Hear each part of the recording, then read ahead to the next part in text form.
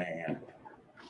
Hey, what's up, everybody? Welcome to the Shake Up. Today we got the Wolf of Longstreet, Wolf of Oaklawn joining us today. So sorry about that. I knew I was going to make that mistake, Chase. I'll be the wolf of any street that you name, man. I'm just stoked to be here. Yeah. Anyways, I go back handicapping with Chase. What, about 2 years on Discord? We probably met. Yeah, that sounds about right. Yeah, playing Turfway Park and playing on Discord, hitting like 80 to 1s at Turfway. Yeah, if you guys watched that video of that, like 60, 80 to 1, I don't quite remember that big highlight video we did. I think it was a 9-8 exacta or something like that. Yes. Chase was one of the players in that room, and Chase's biggest argument of which one of us put it in the chat first. I was like 30 seconds before you. We still never worked that out. I'm going to claim that until I die, man. If I beat you to the jump, I'm claiming it. I'm still not sure on that one, but anyways, so welcome to the show, Chase. Thank you. Do you want to go by Wolf of Oaklawn or Chase? Which is easier? You can just call me Chase, man. It's okay. It's a mouthful to answer to or to ask anyone to call me, so I'm cool. Chase is my government name, so that works. All right. And if you got anything, I know I've said on the other shows that you've been all over the place lately, making all the rounds. If you got anything you want to plug, feel free. Don't be shameless. Just throw it out there. Chase, if you don't know, he's also on the wrong lead. Yeah, on the wrong lead. We'll actually be on later tonight, 8:30 Eastern, 7:30 Central. We're gonna be live playing Canterbury and Emerald Downs. Tomorrow, I'll be on with America's Best Racing at 3 o'clock Eastern, 2 o'clock Central. And I started doing a new podcast with a guy from Better Than Vegas, XFL Gym. It's called The Gymnasium. You can find that on Spotify. And all over the place. Yeah, man. And I've seen you everywhere at least once. It's I just hope bill collectors don't catch on to my social media presence, and I'll be good. Yeah, no service servers or anything. That's right. So how long we got for this first? So we still got about 16 minutes for this race. This one looked pretty straightforward, I thought. I know you play Belmont. You play Belmont quite a bit, right? Because I know on your Better Than Vegas, that seems to be where you're doing all your picks at. Yeah, when it's not Oaklawn, I'm pretty much trying to focus like exclusively on New York tracks, on Belmont, on Saratoga, Aqueduct whenever it gets later in the year. Yeah, I know the track, know the jockeys, know the trainers, feel like it gives me a little bit of a leg up, and I'm just at my best when I try to focus on one track, it seems. Okay, so you do try to focus on one track, one circuit, kind of. Yeah, unless it's just like a big stakes day or something, I'm pretty well going to just kind of focus in and just kind of grind it out with claimers as opposed to chasing pools across the country. Yeah, so we got all the regular people. We got some new people. Wolf the dog. I haven't seen him for a while. Marco Lou, Attila. On the wrong leads in here. Who is on the wrong lead? That's got to be a cherry drink then, right? Yeah. The one that uses that name all the time? Yeah, that's him. That's what I figured. Lee's here, Jay. And I know you probably know these people probably, a lot of them probably already know you a bit. Yeah, I mean, definitely Rolf the dog. That's my boy Tommy in Boston. And then if we see Disco Partner in here, Garth Butcher. I recognize Jared Bush from the On the Wrong Lead streams, Euclid Racing. Yeah. Oh, that was the next question I was going to ask you. You can see the chat and everything, right? Yeah, I can. We are using a new software, by the way. Let us know if the sound is okay. I decided to go this way because every other time on OBS I've been having problems. So I'm using StreamYard for the first time. Man, it looks sharp. Yeah, it was actually way simpler than the other one to hook up and everything. Right. I was surprised. The other one had a lot more learning curve. Yeah. But anyways, I'll just start. The bias at Belmont last week, the inside won 73% of the races. It was a wrong time to say you weren't trusting a bias out there. We kind of called it the last time we were looking at Belmont. So my handicapping is all going to be towards the inside until I see something that, until they beat me over to head against it. But that's what I'm focusing on. That seems, I mean, that's what I noticed too. It seemed like maybe during like a Belmont day, the inside was still doing well, but whenever they got into the stretch, they seemed to want to be off that rail a little bit in the stretch, but they were pretty well close to it, back stretching in the turn and everything. You know what, Chase? I got a real theory on that. So a lot of tracks I use post positions to determine the inside. I know a true bias person would say, hey, if the 8 horse gets the rail on a good rail day, he benefited from the golden rail. Right. But I've been doing this, chasing the biases for about 25 years. Yep. Right. And I came up with the theory that a track is not uniform all the way around the circle or oval, whatever you want to call it.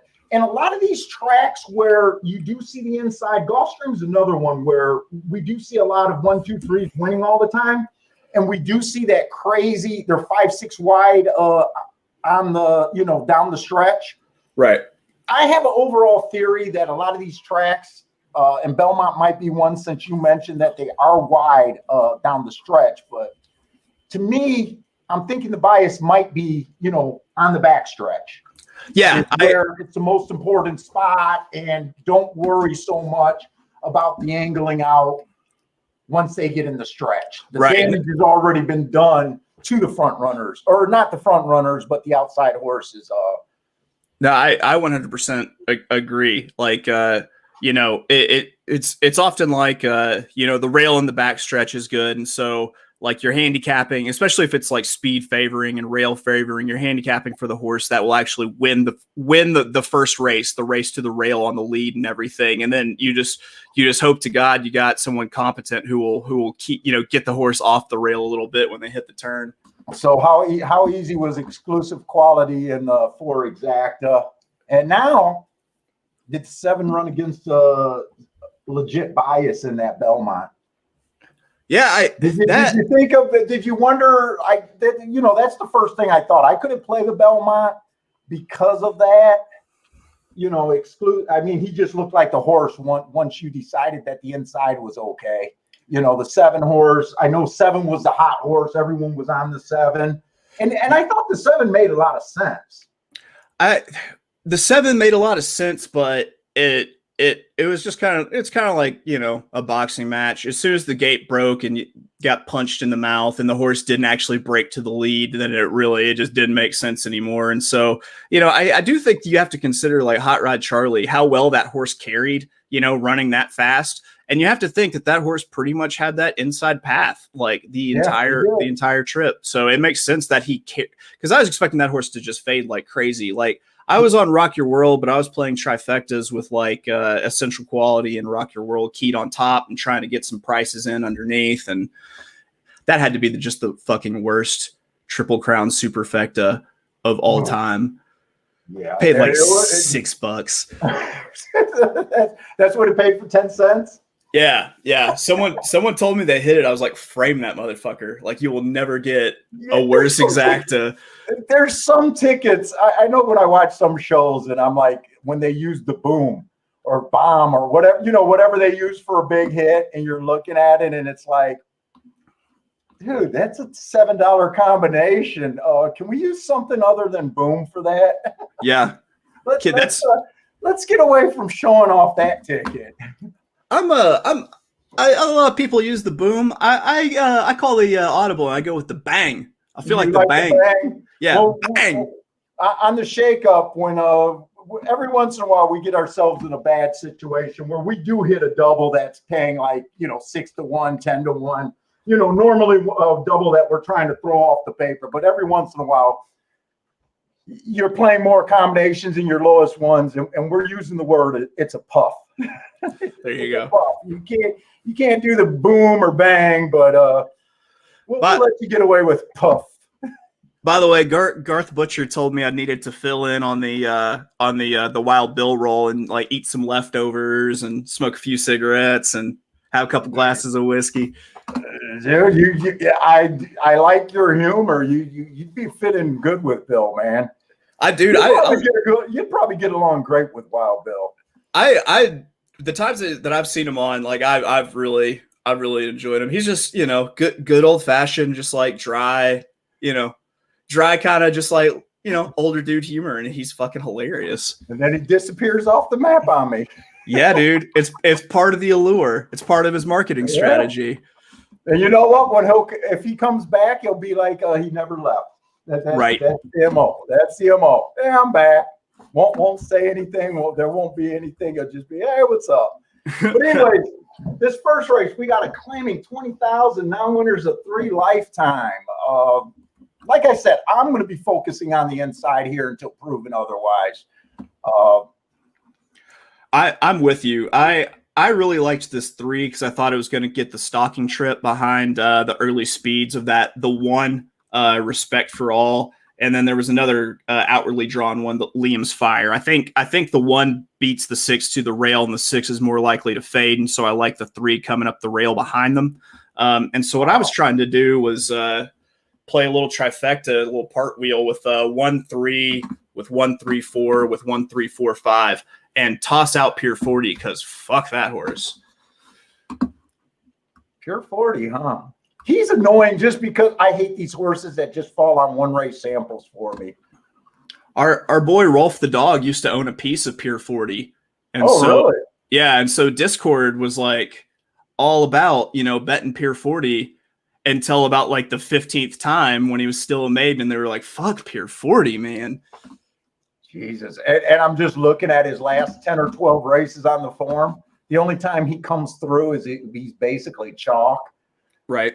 Yeah, which is not, unless you can do something else with them, they're not the kind of horses that are very helpful. Right. Yeah, that horse is just dead to me. Like I gotta bring up the video. I don't even know where we're at. So let's see. I'll just say who had good marks. The 1, stalking closing day last time he ran, he earned a heart. That stands out. It's good to get the inside today, but that was on the turf. What is this? This is a dirt race, right? Yeah, we're it's a dirt race. Mile and a 16th.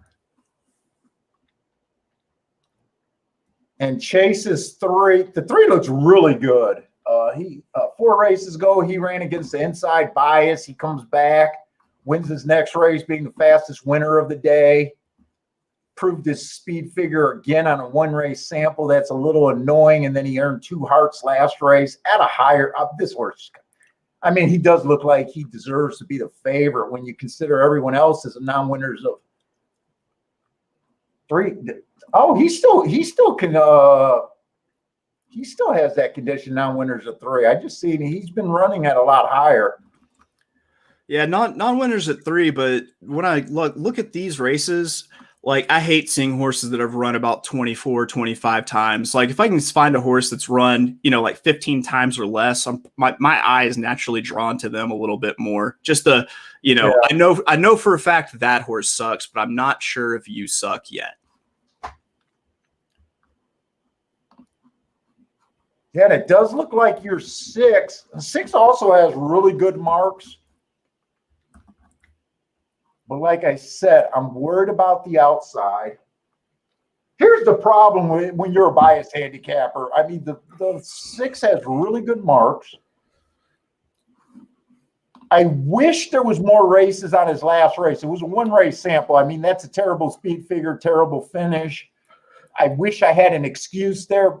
But he's almost worth the 16-1, isn't he? If he can... I say yes, because if he can beat this 1 out, get clear and get over, then he's, an outside post, but he's taking advantage of that inside bias. And at 16-1, I'd take that shot every day.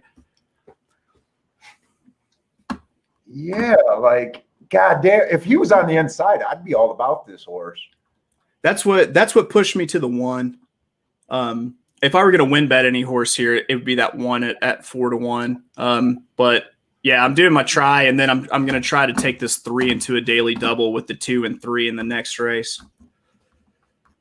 I'm almost leaning towards I want to watch a race. They did not run yesterday, right? Today's the first day of Belmont this week. Yep, first day of Belmont. They got a ton of rain last week, and so it's just been drying out. So, I mean, there's a good chance that this is a completely different track first thing. Yeah, my first thought of bets that I'm considering is like 3 on top of the 1, 2, 6. I don't even think I got to look those up. Other than the 3, 6, I'd to think that there's any value in that exact. I'm thinking the 3-1's probably paying 10-1 or less. And the 3-2's not going to be any more than that. I would think. Yeah, it's only paying double digits for the $1 to the 4 and the 6, and like I'm all over the 1, the 4, the 5, the 3, and you know it would have to take the 4, which I kind of thought is a horse that just might kind of sneak in for the try to bet that exacta, and that. See, they wanted to see some tries. We got Chase on for the tries, maybe some pick 3s or something else today. But what's going to hurt is that I play better trifectas when I'm kind of fucked up, and I'm stone cold sober today, so they might be a little bit off. Hey, you gotta save your drinking for on the wrong lead. You don't want to be at a big disadvantage this evening. That's right. That's right. Are you guys doing a tournament? I just seen like a $20. I see your advertisement for the show tonight. Is that like a little mini tournament between the guys? We haven't set up any like tournament rules or anything. We've done like a $50 bankroll, like first to 1,000 thing before. Yeah, I seen that. Mark won that one. I seen him go big on an exacta. That cheater, he talked us into playing Delta Downs, which was like his honey hole. Delta Downs too.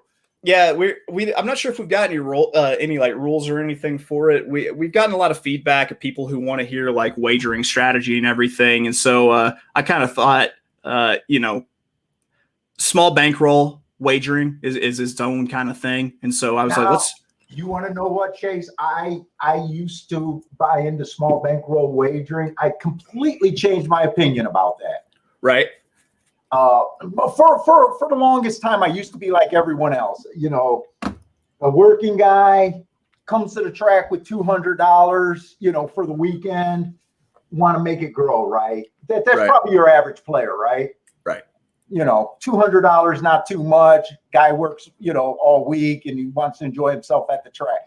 So for the longest time, I used to give the advice, not on the stream, because this was well before the stream. This was just when I was at the track. It was kind of like, divide it up to a bunch of $10 bets, try to make something happen, right. Kind of nursing it along. Then I don't know how it hit me. Maybe I was listening to a stream or something. And I kind of changed my attitude. It was handicap the races, try to make 1 or 2 real plays with the whole fucking bankroll. If you blow it, you go back to work like you were already going to do. Right. It's much easier to go after, a lot of times, you go to a track and you hit a daily double, but if you hit it for $1 or $2, all it really does is give you enough money to play the next race or 2, even if it pays 100 to 1, right? Right. It doesn't really do nothing. And I started realizing the power of being able to hit, a $10 or $20 exact or double, turn it into something, then worry about money management when it's actually a bankroll. That's kind of, I actually try to keep just like a smaller balance in my ADW, and that's because like I just set a threshold. Everything that comes in over it is just like a withdrawal back to my bank account, and just try to manage it that way. But what I'd like to do is try to jump on it early and try to finance those big shots for later. So like, if I had maybe if this was the second race and I'd hit something big in the first, and I see that the 3-1 exacta is only paying, 3-1, 3-5 exactas are paying like $7-8. I'm hoping that I've got enough so that I can try to hit that for like $100 exacta, just like, 3/1/5. And, so you're saying you try to build it up small, but if you get some by mid-race, middle of the race, late day, you're willing to throw it in. Yeah, like I have kind of that kind of way.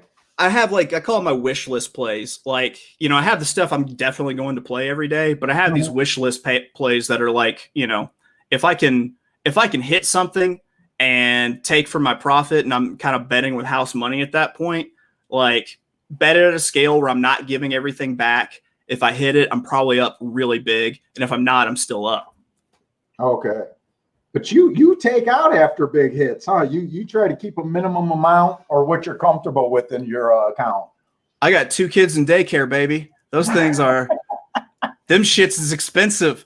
I take out quarterly. I take out quarterly. Because my plan is let it sit. They're in the gate. Bender, Jared's here. All right, so they are loading in the gate, and it sucks that we can't show the tracks. Right? You haven't been anywhere where they got away with showing the races live anymore, right? The only place we ever got away with it, and it was just for like a couple weeks, was on America's Best Racing. They had a deal where Nairo was letting them show aqueduct races. Okay, that was a special deal. Yeah, Steve B, I hit that 1-1 double for $30. I think it paid like 80 to 1. Whew. So that was Sunday that you're talking about. That was my only play of the day. I was only in for $40 before that. And if that 4 won the photo in the 9th race or the race before, I would have had a handful of nothing. Wow, that's interesting. 4 hits the lead here, huh? I kind of shocked this 4 got out to the lead. Here comes the 1, though. You played this. 1 was your win bet, right? Yep.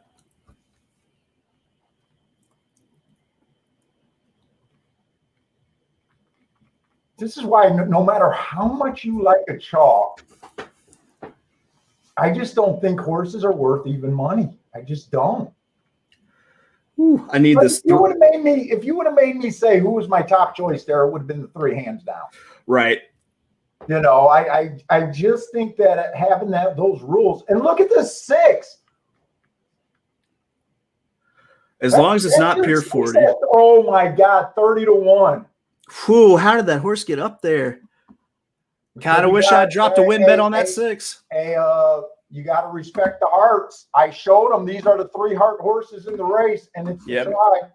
Yeah, man. And Chase, you don't buy into my hearts. Chase did his own handicapping, and he talked about the 6 being a threat, but he wasn't buying the outside. 30 to 1. That I said he was worth a play at. We thought he was worth a play at 16 to 1, and we let that get away. Yep. This show started out as a failure. Chase, not setting a good precedent for myself, am I? Yeah, you by the way, the last guest was Bender. I don't know if you caught that show. He just went wild and basically went 100%. I want to say he went 3 for 3 in his daily doubles. And I want to say the lowest one paid like 30 to 1. Wow. Now, we were agreeing on a lot of them, but because he was a guest, he took a lot of the credit. And actually, he rolled for a lot longer. So Bender was the hottest guest we've ever had on here. But he was one and done. Right. You can't even come back on after a day like that. Yeah, you just got to walk away from it at that point. Let's see. That 4 got the lead. The 6 kind of. By the way, I know some people in the chat room hit this without a doubt. Oh yeah, absolutely. Because I know there's people that don't buy into the inside outside as much as I do, and they just play the damn marks. Yeah, I want to see the replay. I want to see where everyone was through that. The speed duel with the 3 and the 6 never developed. Yep. I never really seen the 6 until he was in the lead, but I can't really see the I got the small little player up there. I want to say it was the 4. The 4 was hard sent. The 4 went a lot quicker than I expected that 4 to go. And then the 1-4 just kind of dueled each other out. And the I want to say the 6 maybe just kind of hung a couple paths off their hips and just kind of waited and went. And man, he ran big. He didn't know he was 30-1, did he? Well, he shouldn't have been. There's no way he should have been. Like I said, I wish this was not a one-race sample. Right. I do like to be conservative on the first races of the day, especially when I'm looking to play a bias. Like if this was Gulfstream, it might have been a little bit different. My mentality is a little bit different. Sure. But this is a horse, won 4 races back, comes on a bad rail. The rail was bad that day. I gave him an asterisk. He comes back. He earns 2 hearts. And then he runs on a race that I can't explain. And he goes off at 30-1. This horse should have been played at 16-1, not it's just bad. Man. And then I know some guys hit that. Jared hit it. 6 was 3 wide the whole race. Oh, I keep trying to take my cursor, so I can't scroll up and down the chat. So if I don't see, okay, that's different. I'm trying to get used to this software at the same time. Hey, what's up, Javon? And I know person's told me I'm saying your name wrong. I think it's Jovan. I can't remember what he told me, but I do apologize for saying your name wrong. They should just be honored you're saying their name at all, Pop. Stop. Dude, we got a good group of handicappers, man. We've got a show where about 70 people are with us at all times. It's pretty much the same crew. We got to respect the handicappers in the chat room. That's for sure. Oh, yeah. Oh, yeah. Let's see. Well, that does not do much for the inside of the track theory. No. Let's see. Moving to turf. Dude, how do you have 3 heart horses? They hit the try, and you're sitting on your dick with a 30-1 winner. I got to see what. That's terrible. A $234 trifecta to kick it off in the first race. $164, $1 exacted to kick it off in the first race. All right, and here's the replay. So it looks like it was 1-4-6 going for the lead. 4 got the 6. 1 was always in second, and then 6 kind of fell back about 2 lengths off the lead there. And 3 was wow. Let's see, was the 1 inside of the 4? Yeah. Okay. He looked like he was on the rail the whole time. I'm pretty sure, it looks like he's inside of him right now. I think that 3 just kind of let the race get a little too far away from him, and then ended up kind of rushing up into traffic, and then just took all of his momentum away. But that 6 was definitely widest of all of the 3 speeds. Yeah. And then but I don't even find that now the 3 has not been showing speed like he has been. Like his first 5 races on the form, it looks like he's all or nothing. Right. Then he rated a race. I don't know. Maybe they thought he was I don't know. I wonder if these quarter mile times are right, because it was showing they ran sub 23 seconds to the quarter in a 8.5 furlong race. And if that's the case, then I mean that 1 was out there on the lead, and maybe that rail carried that 1 a little bit further than he actually should have gone. Well, I'll tell you what, I don't jump off. So right now I'm thinking rail. And like I said, for the meet, I don't know if you know this, but for the meet, it's like 63% of the races. For last week, it's like 70. Both of those are insane. So I need to at least see a few more sixes win. I wish the six didn't have those hearts. Like if the six didn't have the hearts and the triangles being the fastest winner of the day and just being too fast to win the other race. Right. Like to me, this horse factored other than, just thinking, wait a minute. I'm looking at the 3 when I said that. Okay. He did earn the 2 heart. Like to me, he shows on paper. I almost wish the 6 was a poorly marked horse, or at least just an average with no excuses. I mean, he figures you throw out that 44 speed figure, even the speed figure guys could get to him with the 84, 86, 85. Yeah. And you guys know I'm not a big speed figure guy, but I am talking about him a little bit more. I'm trying to push my marks. Oh, by the way, I know you said a lot of you gave out a lot of plugs. Are you still doing your picks, or is that just at Oaklawn? Yeah, I've still. Because that's the place that I did not hear you plug. Yeah, justpickwinners.net. I still got my tip sheets going there. I'm covering New York tracks until Oaklawn starts running. Yeah, a couple other guys with me. One's guy from Discord, Amazon. He's covering the West Coast, and then I've got another guy, DJ Vasquez. He's actually a quarter horse guy, but he's doing a Churchill for me. He's like a groom at Sunland, and so he always just comes through with these crazy, just great quarter horse tips. Really? Yeah, good guy, really good guy. But yeah, we're there. We do it's $5.99 for full card analysis for the full day. So we don't charge an arm and a leg, and we stand by the product. Okay, cool. So what do the marks say about the inside on this outer turf track? Okay, so the turf at Belmont, and these turfs where they have an inner and a wider, I told people before, I don't separate them.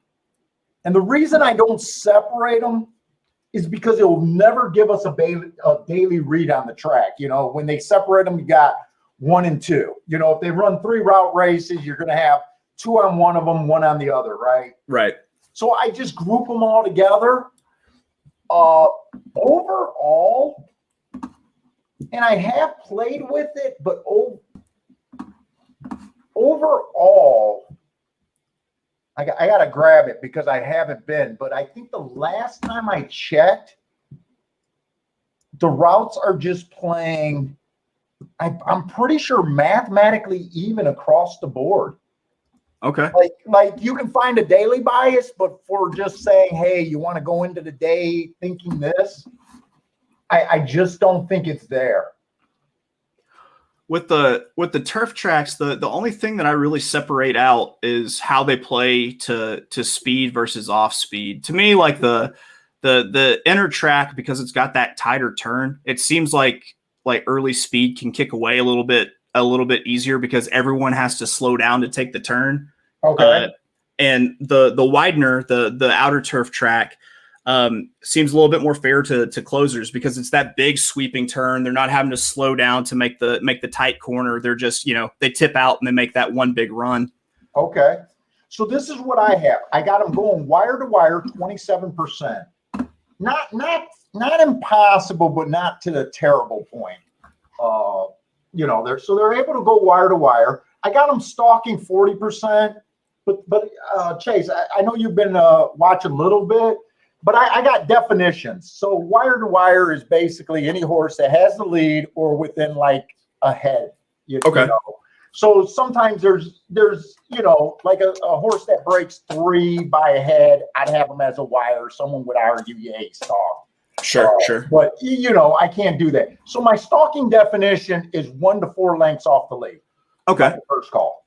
Okay. So you always expect to see, a little higher percentage there because there's just more ways to win. Right. So that's kind of intact. I do have them closing coming from 5 lengths out or more is my closing definition is 33% of the time. You know, we're not really that far off in how we kind of gauge that. I kind of think of my pressers, stalkers as kind of like around like the two to 3 lengths back. Okay. You know, like about 4 lengths back plus is what I consider to be, you know, like okay. So you would call a speed horse a horse that was in second by a length. Yeah. You would kind of say, hey, I think that's on the speed side of things. Right. Yeah. Okay.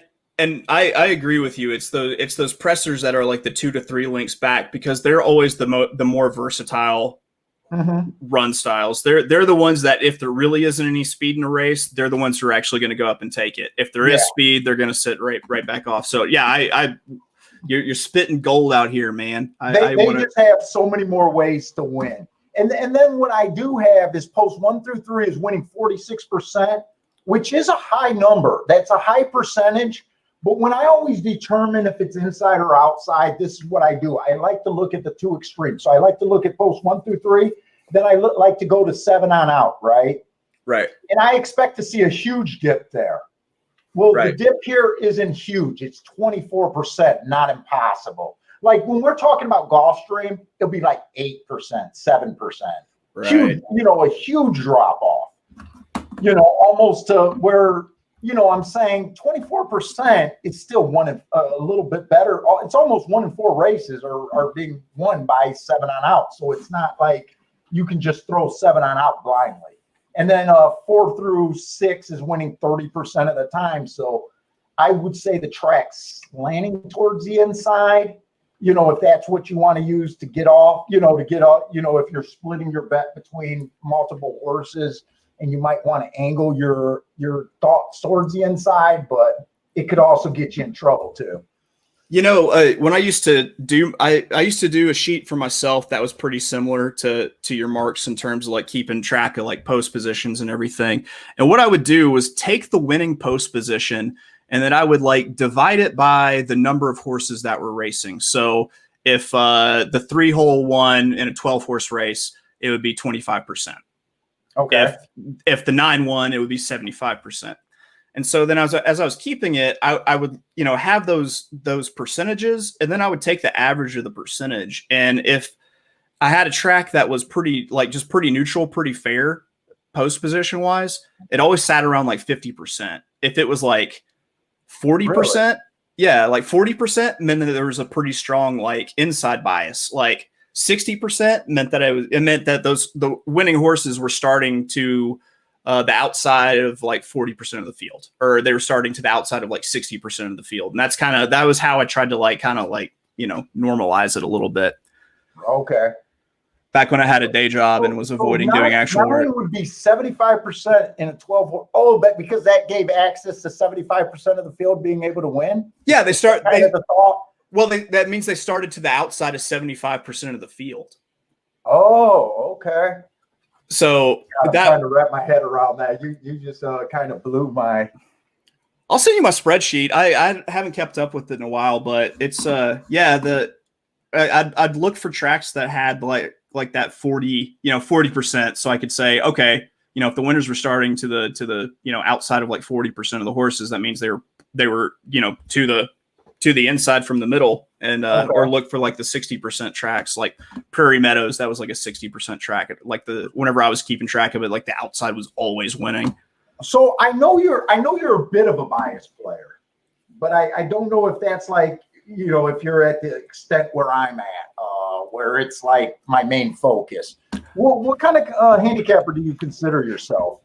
Are you just by the book with a little bit of tweaks, or are you? What are your factors that you're looking for the most part?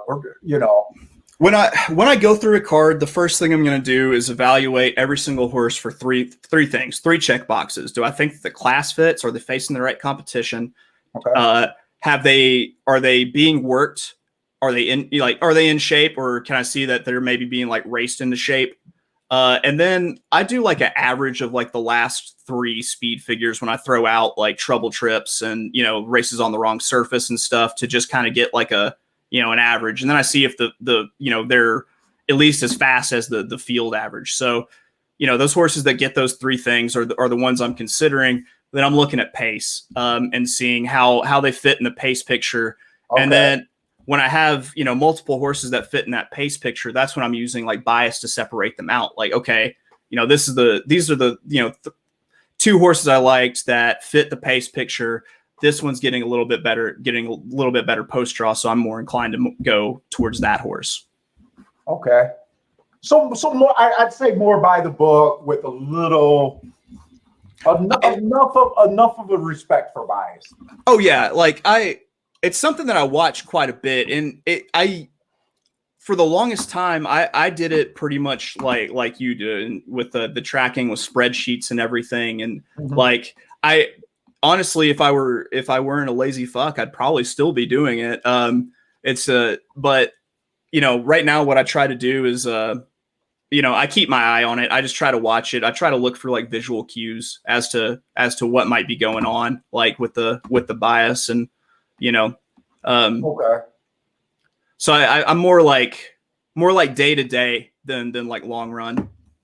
But not writing them down so you can remember. So it's 50-50 or whatever your memory about a horse coming back. Was he hindered or helped? You might not have that information, but you look at bias throughout the day, willing to make that adjustment kind of. Yeah. And I will, like, when I'm looking through it, when I remember that I see like a horse that was running against a bias last out, I'll say, oh, okay, they lost that one, but they had the excuse they were running into the teeth of a bias. Like, there were a couple weeks at Belmont where like early speed on turf was just killing everything because it was just dry as a popcorn fart. Yeah. And when I look back at those races, I'll say, okay, well, this was a closer running against a speed bias last time, so I can't be too hard on it there. Okay. But that's only as good as how your memory serves you. I don't have that good memory anymore. And I'm going to tell you the truth. I never did, actually. I rocked a little bit too hard in my early 20s to go by my memory like I do. So I'm going to warn the guys, I'm not going to be able to follow chat partially because I have a guest on today, and we just want to do some talking and getting to know Chase over here. The other reason is I can't pop up my chat, and they have a single screen here, and I got to hide that screen so I can do my see the odds in the races. It's so freaking distracting. That is one thing I don't like about this software. So I'm sorry, guys, but I won't. I probably are going to have a harder time following the chat today.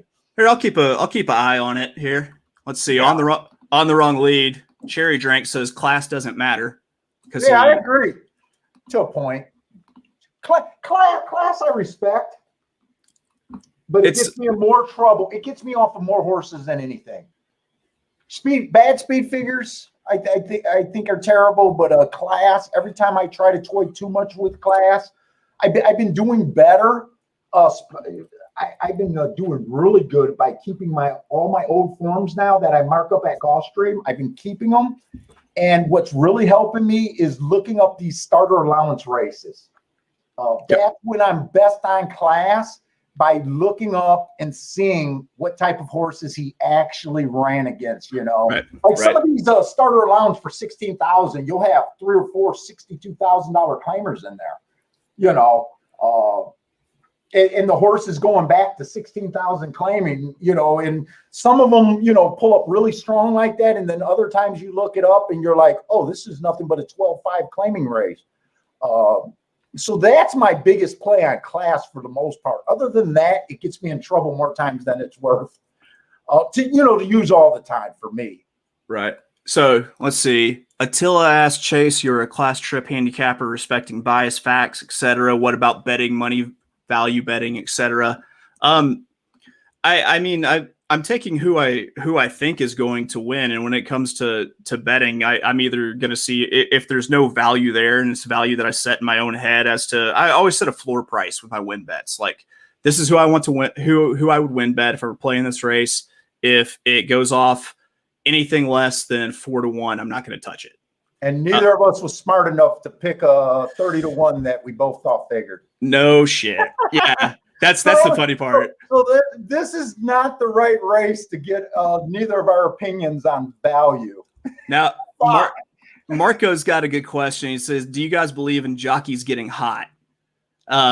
Marco knows my answer. That's for you, Chase.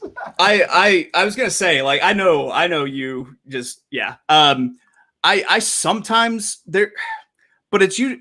I don't know if it's.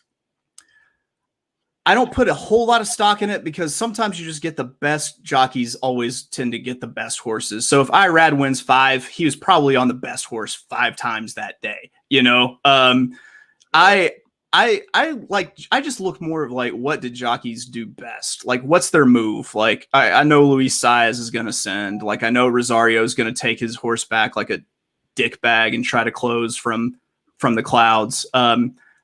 You know, I do sometimes try to like look at the hot hand and say that person's been riding really well, but it's not just like a major factor for me. Yeah. And Boulder wants to know, where are you today, Paul? I'm at Gulfstream. No, I'm at my house. I don't like, I always try to control my background with a green screen. So I just I'm at the house like I always am. I just picked up a picture from, it looks like Gulfstream, one of their private rooms. I'd never seen their private rooms before. Like, I'm sure if you move, there's just like a glass table with a pile of cocaine on it from the looks of that place. Nice. They got a couple TVs, a fridge, nice couch and tables. It looks like a sliding door going out to a balcony area. I've only been to Gulfstream 3 times on a single trip, and we did not make it into this room. I think this room is like $800 just to sit in.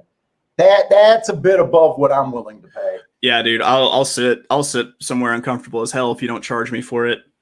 Yeah, I was a box holder at Arlington, but you know, I was there every day, but when I still weren't that much. When I had a day job, the company I worked for had box seats at Oaklawn that no one ever used, so I could usually get those, and I don't have that now. So God, did you claim that as your private box? Basically, I could see you just there every day off. Yeah, pretty much. Like, did they have the greeter and the person that sits you and your own player guy? Arlington had all of that. We, you know, the wait staff knew me, the seater, the greeter knew, you know, everyone sits you, the guy that handled people that put money through the window would come up to you every day. Right. Oh, it was fun. Yeah, we didn't have, there's one person who would sit at the top of the concourse and then like be like, where, you know, when you see your tickets, and they might show you there. And it was usually just like, you know, Hot Springs is all just like, it's all just like retirement. Like it's Oaklawn is run by old ladies. Like it's, and if they weren't there to like seat you, if you got there earlier, then usually they would just come and like check your ticket and make sure that you're. Let's see. Jay says jockeys like Rosario can get so hot once in a while, you sort of have to consider it. Jay, I don't disagree. Like I said, it's not something that I'm going to factor in strongly. Like if I see a 30-1 shot with a jockey that's technically cold, you know, the way you, I mean, I've had this talk with like Mark from On the Wrong Lead before of like, you know, that trainer's only hitting like 7%. It's like, yeah, but when I catch them in that 7% that they hit, it usually pays pretty well. So I'm not going to be scared off by that. Here, I'm going to go over this race a little bit. We got a mile 25,000. It's been fun talking with Chase, and I'm getting behind. There's one horse, early pressing day, slow last race. Bad rail stalking closing, 2 races go slow average. He just looks okay to me. Like I said, every running style kind of fits here today. Speed might be the softest, but not impossible. I'm just looking right now for who has the best marks. I'm hoping to get I think I'm going to be more interested in Churchill in the later dirt races today. Let me see. 4 has some really nice marks. Last race, he went fast in the pace. 3 races ago, bad rail stalking closing day, earned some hearts. Speed figures look a little on the flat end. Usually when we see hearts and triangles, we expect the horse to improve or at least run his last couple figures. This horse should at least run a 70, which might still not be good enough. Based on that last race, I would easily forfeit my left nut if you told me that 2 had a bunch of hearts on it. I love this 2. Yeah, 2's annoying. The 1 race sample last race, 2 races go stalking closing day. didn't get in position. I'm a big believer, and I want my closers to get within 3 lengths of the lead at the top of the stretch to be in position. Nowhere near it on a track that he should have been able to run on. He was second average 3 races ago, but that was on the dirt. This is still a turf race. I'm not sure he wants the turf. I think so. What I saw was in his only turf race, he had a pinch start, and I think this is one of those need the lead horses that will just quit if it doesn't get it. So I do see that pinch start you're talking about. Okay. What I'm hoping for is this horse to just break and send like hell with the, and you mentioned the 1, 2, 3 being pretty good. So I'm win bet on this too. And then I might box it with the 3-9, 2-3-9 box and key box. Now I think the 3 looks appealing. He ran out of bad rail last race. 5 got some good marks, who looks like he could do something. Let's see. Jay says he was really waiting for Paul to bring up the 7 or 8 at Belmont. Fuck, the 9 got great marks at a higher level too. Oh, that's your favorite. 8 kind of ran against the bias last race. 2 races ago at Finger Lakes. I don't keep track of that. 3 races ago, stalking closing day, tried to go wire to wire. Earned 2 hearts. I actually love that race. But, I mean, here's a horse where I expect him to run kind of his mid-70s at the very least and could possibly take a step forward. But it does look like it'd be a pretty hard reach to beat this 8. Because I don't want to hijack your show, Paul, what I'm going to do is I need you for Belmont. Actually, when you said you wanted to do this, I almost canceled when I seen Gulfstream wasn't running today, but I knew I talked to you the week before, and as soon as you said you were available for today, go ahead, man. Okay, well, I'm going to try to read the comments for you since you got the screen cut off. So if I get too long-winded reading the comments and we need to get to talk about horses, just let me know, man, and I'll skip on. Oh, feel free, man. It's comfortable. It feels good right now. There we go. Nice and it sounds good and everything, and they're enjoying a little bit different of a show today. Let's see. Joshua asked if I do any tourneys. Yes, I've done tournaments online and in person. Rolf the dog asks his betting trainers an elementary opinion. This 2 got out cleanish. 4 got the lead. Who was this 4 horse? Oh, that's the horse with the. Whew. Don't make me be soft and watching these horses with great marks win at high prices. Don't make me get silly. That'll put me in a dump if I just pass a 66-1 winner and a 30-1 winner. That's like right. That's like close it down. You can't recover from that. They went pretty quick. I think this 3 and 2 might be sitting pretty good trips here. Let's see. Marco, am I excited about them extending the Oaklawn season by a month? Now that I know that they're only going to do 3 days a week, I am. 4 days a week just tears me up. What, you saying you don't like 4 days a week? Dude, I take so long to handicap that by Saturday, I'm just gassed.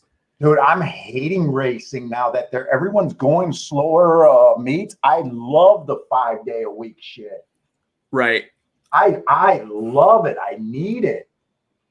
I really do need it. This 9 is just romping. And I think the 5, the other horse that I was kind of talking about, will get second. I think it was the 5. Yeah. Inside might have got it. The 1 might have stuck in. I don't know what you're looking at. Might have. I said might have. I didn't say for sure. Man. Dude, I got terrible vision. If I'm seeing better than you right now. Oh, all the On the Wrong League guys will tell you I fucking see what I want, man. When it comes to I 100% see it for my horse every single time. Well, if they overplayed the 9-3, this 9-5 could be okay. Five's at 13-1. I think 3 might have got the bob. I can't tell. It's very close. Dude, is it that close? When they showed the low angle, it looks like 3 might have. I'm blowing this up. It looks like the 1 might have ducked its head in right on the wire. Was I looking? Oh, you know what? I think I did not see the guy in the yellow. Okay. All right. I did not see the guy in the yellow. I can't tell. Yeah, that is close. I was looking at the guy in the white, the guy that finished 4th. I did not see the second one. All right. My vision stands up as being one of the worst in the nation. Yeah, that 2 did exactly what I was afraid of. It did not make the lead, and it just quit. It just packed it in for the day. Well, as soon as I seen the 9, I was like, "Oh, this race doesn't look like the 9 just looked super tough once I seen them." Euclid says, not a boom, more of an annoying noise on that exacta. Yeah, more of a fart noise. I think if the 9-5 pays 25-1, I think that was a useful exacta. Yeah, if the 5-1, I think it's a useful exacta. Man, if the I thought he won easy. They did go fast too. 108-4, 22-3. Oh, I like this guy's silks, man. I want to design some silks. Dude, I like those 2 cards, poker cards on his chest. I like that. Nice. Handbag. I don't want to own a horse chase. I'd rather own some silks though. Nice. Yeah. Hey, they're always fashionable. I mean, they fit in formal wear everywhere. I'm thinking for the wall, but maybe I could pull off some silks. I want a nice enough watch with a whole diamond face. Maybe that would work with a jockey silks to go with it. See, I want, just so I can see what it says in the racing form, whenever the PPs are released, I want all black silks with like a monogrammed Tupac from the All Eyes on Me album cover. And so the description's like all black monogram Tupac. Nice. Like that'd just be the funniest shit to me for some reason. What was it 9-5? Yeah, I take you're a big Tupac fan. Oh man, yeah, I grew up on Pac. How old are you, Chase? I just turned 36. Oh, okay, you're a bit older than I thought. How long you been playing the horses? This is either my 5th or about 6 years. 6 years into That's it, I think. it, huh? Yeah. I really got a late start into it, but just like jumped like head first. Like I'm so crazy ADHD. If you give me something with like all these numbers and stuff, like I will just like hyper focus on it and obsess about it and stuff. And so it's just kind of the perfect storm. And yeah, my mom's birthday. Did you do any other gambling before horse racing? Was gambling always in your blood, or it's just a horse racing thing? Oh, I mean, I'd shoot craps. I'd play blackjack and stuff, but it wasn't a huge part, especially because where I live, like, especially back then, like you had to drive like a couple hours to Tunica, Mississippi to go to the casinos. Okay. Yeah, I grew up. I started with horse racing. I lived in a household where there was no gambling and stuff. But I even then, I don't know how I was drawn to it.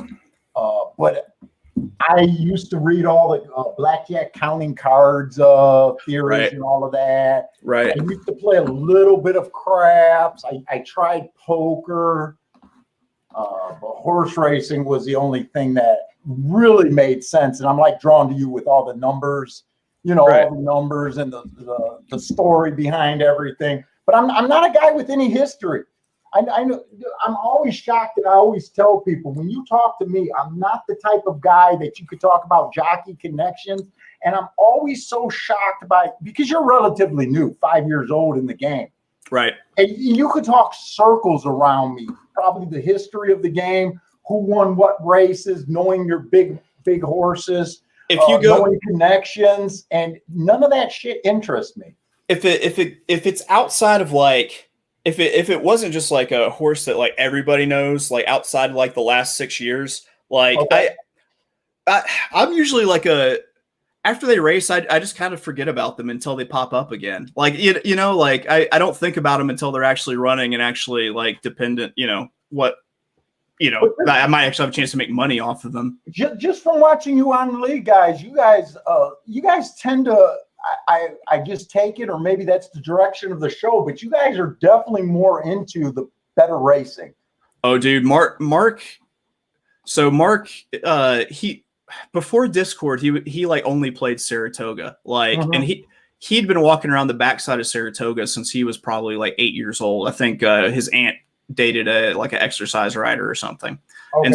and so like, you know, he's a little bit older than me, but he's got like 30 years in the game essentially, and so he's a fountain of knowledge when it comes to like different horses and different connections and stuff, and like. I remember it, but like I only remember the stuff that's like pertinent to me. You know, Yeah. if it involves my money, I'll remember it. Yeah, so that's what I get from him too. He's a big, definitely a big Connections race kind of deal. Ticket structure guy. Oh yeah, he loves the speed figures and ticket, and can talk. He can talk connections all day long. And oh yeah, he wants pointing horses in direction, which I have no skill. Like he's probably one of those guys. Like, so when I always admire those guys that can watch maiden special weight race, just at Gulfstream, and know, yeah, that 2-year-old's on the path for something, right? Or that 3-year-old's on the path. I just mark my stuff, and to me, they all just go to the next claiming. I don't even look for him anywhere else, but he definitely seems like a guy that could recognize, oh yeah, that horse is on the trail. Get him early, spotting talent. I don't have that. And not only just like the, okay, that horse is bound for a stakes race. He'll tell you what stakes race that horse is going to pop up in next, And I'm so intimidated by, once we get to 62, really it starts before that, but once we get to $62,000 claimers, I tend to try to avoid those races. I want to stay in the shallow waters.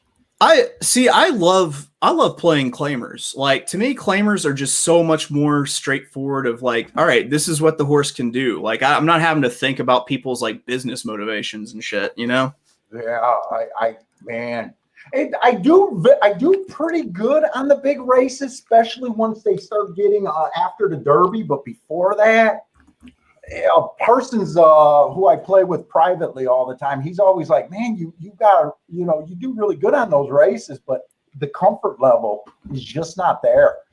It's 3-year-old horses, they're just fucking head cases, trying to figure out, what a 3-year-old's going to do next time after it runs a huge race. Now, I will say, like, essential quality, that horse looked like the best horse in absolutely every race but the Kentucky Derby. You know what? I even played him in the Derby. Yeah, I even used him in doubles. That's who I was all over. That was my horse. I think I used 4 horses. I used him. I used DeBoss or whatever. Forgive me, I don't know these horses' names. I don't want to know their names, to be honest.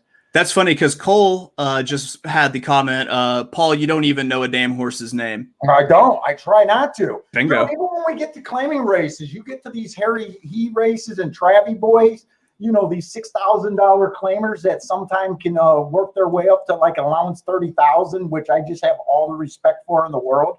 Right. Dude, once I start knowing their names and guys start sending me the email, Travie boys in the race, now all of a sudden I got to look and see them. And more often than not, I'll sit out that race even when I think I have the winner. It's just knowing their names and feeling like I want a horse to win because he's been good to me or because I respect him. To me, it's just a terrible way for me to play my game. I just can't play that way. Oh, dude, I can't race when I know too many of the horses' names. I'm like, I can't deal with it. So the On the Wrong Lead guys give me a ton of shit over the horse Combatant, because I can't tell you how many times I lost money on playing Combatant just because like I liked the horse from like a race, on President's Day at Oaklawn a couple of years back, and then I give up on the horse and the horse wins. Yeah, that's when they win. Yeah. Now this next race is just going to be a 4-horse field, maybe a 3-horse field. Yeah, down to 3. 2-year-olds. This is a good time just to shoot the shit. And if we got any comments, I'll even bring the comment board up here just to catch up. So are you going to be able to hang out with Churchill? Because I know you got a crazy schedule today. I'm going to try to. I might have to kick off after about the 4th here at Belmont, but if I can stick around, I definitely will. Dude, you're welcome. Even if you want to shoot in and shoot out and come back in, you're more than welcome. Okay. I am gonna pop off for a second to grab a drink. I'm just gonna stop my camera, so you don't have to like take me out or anything. But I'll be right back. Okay. Let's see who's here. Oh yeah, Dean, Woodbine is starting. I am going to track Woodbine. Without a doubt, I will be tracking Woodbine. I've even thought I might have to give Woodbine another serious go because I'm actually losing tracks. I'm not gaining tracks. I'm worried about what they're doing at Gulfstream. I'm hoping that they're not going to affect too much. I'm hoping, from what I understand is they're ripping up some of the turf race track, and putting poly in between the turf and the route. Dude, we might lose that sprinter's bias that we love. If they fuck with the dirt race, we might lose the inside that I love. Dude, trust me, I believe in it so much. I am actually worried. Like I said, I lost Turfway. Turfway, I had a winning year last year, but it was nothing like I usually win at. I got to find some more circuits that I can count on. And I might be willing to go back to Woodbine. Yeah, but I am excited to see Woodbine back, or Canadian racing back. Hey, what's up, C Money, Cole? Who else is here? Frankie's here, Marco Lou, Justin. I hope you guys are all enjoying the show. It is a little bit different, but let me know how the volume is. If the volume's really good, let me know, because I was really worried about this. I'm using new software. What's up, Owns Me? And I cannot scroll up and down the chat, so I don't even know if you guys already chatted. I like to greet everybody, but I don't have as much freedom here. Oh, C Money, you did a stream for Emerald last night. I would have liked to, dude, shoot me an email. I would have definitely checked out your stream. Clark, what's up? I found some apple pie moonshine. Shit's gonna get real. Oh boy. So I mentioned I worked for a liquor distributor. That's what I did for a day job before COVID. Right. Before COVID, before I just do this now. And I have so many just bottles of just like random shit liquor that like no one likes and no one ever wanted, but like I've just got tons of it, So yeah. That was the apple pie moonshine was that. Sounds good. I do like moonshine. It's I can't drink beer, but I do like liquor, but I'm not a educated drinker. What's funny is like the more I was in it, the more I realized that I was a portfolio manager for like a beer division, and they had all these like fancy craft beers and stuff. And it was like, not only did I just like dislike the guys who sold the craft beer to us so much that I was just like, fuck it, I like Miller Lite. I drink Miller Lite. That's it. Just basic. Yeah, I never got into beer. I remember going to high school parties and people trying to peer pressure you into beer, and I just couldn't do it. and they couldn't really peer pressure me because I was boxing back then, and there's only so much teasing you can do. Right. Right. It's like, oh, okay, Paul. Yeah, okay, we get it. But as soon as I discovered mixed drinks late in Right. life, and I love Long Island's and that kind of, just a whiskey and Coke. But I always say I should drink more. I often forget. I forget to drink. I'll tell you what. Like I don't drink a ton of beer, but when I do, it's usually during a football game, and before I realize it, I've had like 12. Like it just sneaks up on me, and usually it's because I'm a sad person because I'm a Razorbacks fan. Well, I see you're going to have to be big in football if you're doing that show with what is it, Mike? XFL Jim. Oh, XFL Jim. Sorry about that. I love that guy. He is great. It sounds like football never ends for that dude. He is all about the XFL now, the USFL, man. Yeah, he's a fun guy. Like he's awesome. I love that guy. So do you like talking football and other things more than horse racing, or or you're just one of those guys who could just shoot the shit on anything? Little bit of that, but I mean, I was a featured columnist on Bleacher Report for a little bit, writing about Razorback football and stuff.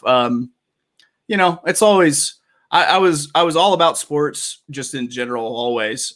Before I got big into horse racing. What was that? Do you bet sports? Occasionally. They don't have legalized like online sports betting here yet. They've got you could go. I could drive an hour to Oaklawn and drop a sports bet, but if they can get something online, then I might dabble. It's just there's no value in it. Like compared to this, no value at all.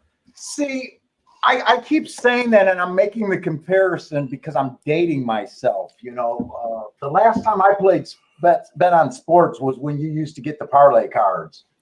Oh wow! Back in the freaking early '90s, and I had a bad beat where I landed on a tie for a nice ticket, and I don't see the value in it, but I have been I've been looking at it, but not to the point where I'd ever play sports. But I do notice that these parlays are completely different. You can team them. It's almost like a fantasy football parlay. Oh yeah, have you seen that where you could take your receiver if he scores a touchdown, that could count as one of your. So they're different, and the odds are looking different. I don't know if I'm wrong about just saying that there's no value. I'm just used to the you pay the 10% juice and you double up, right? Kind of thing, and that I think is the stupidest way to go, right? Especially if you're $100 or $200 a game better. If you hit 55% of your game, are you going to get enough handle in to make more than 5% at the end of the year, and at $100 a game? I don't understand, and I know I don't have a threshold to bet thousands of games. That I honestly am a bigger believer in knowing where you fit in with your betting. It seems like if you want to be a sports bettor, that you need to be that like super big bankroll. Like I can bet 500 a game and it's not going to bug me. But the other thing is, even like you talk to a lot of small guys, who are at the $100 a game level or $50 a game level, and they're just saying, I'm trying to build up a bankroll so I could be at $1,000 a game. And the thing that I always laugh at, or I just sit down and smirk about, because a lot of times they're younger guys, like cousins and that of mine that I talk to. And I'm like, even if you can show a profit, let's just say at $50 a game, right? It doesn't mean it doesn't mean your mind would work the same way at 400 a game. Right. And that's what people don't understand. People always say, why do you live at your $20 doubles, or every once in a while it'll be a $40 or $30 double? Because I'm comfortable enough at that level that it gives me the flexibility to bet creatively and bet my opinions. Like, betting, even I know that, dude, if I start betting $100 a double, I might leave that horse off that matters. or you know what I'm saying? Like, I don't know if I'd have the same success at a higher number. It's not that easy. Right. Like when I play, if I will play like a $100 exacta, if I play $100 exacta, that means I have that race down fucking cold. Mhm. Like I know exactly I know exactly how that race is going to end. And it, you know, if I don't get it, it means something went wrong. And I'm going to go ahead and just play those. Like Okay. I like, but it has to be like after I'm up, you know, like you said, like you're a pay yourself every quarter. I'm a pay myself once I get above a certain amount, but like, it's not considered above that certain amount until like after the day's over. So like, that's, you know, that's my flex money where I'm trying to flex on folks and hit those big exactas. And it worked for me at like Aqueduct and stuff. And, yeah. Well, you got a bigger threshold than me. I've been playing 30 years, and I don't think I've ever, not once, played a $20 or $100 exacta or double. It's only when I have super strong opinions, and those don't come along that often. Like, I have a maximum win bet I can do, and I'll go years without making it. I'm years like you. Without making it. I usually hang around the like. I'll piddle around if I'm not just super interested in a card, and I'll bet the base amounts. When I know I really like something, that's when I'm probably betting at a base of like 5, 10, 20, you know, around there in terms of like my exactas, my win bets, my doubles and everything. If I feel pretty, you know, really strong, I might throw out like a $50 double. It's so rare that I ever hit that $100 threshold though.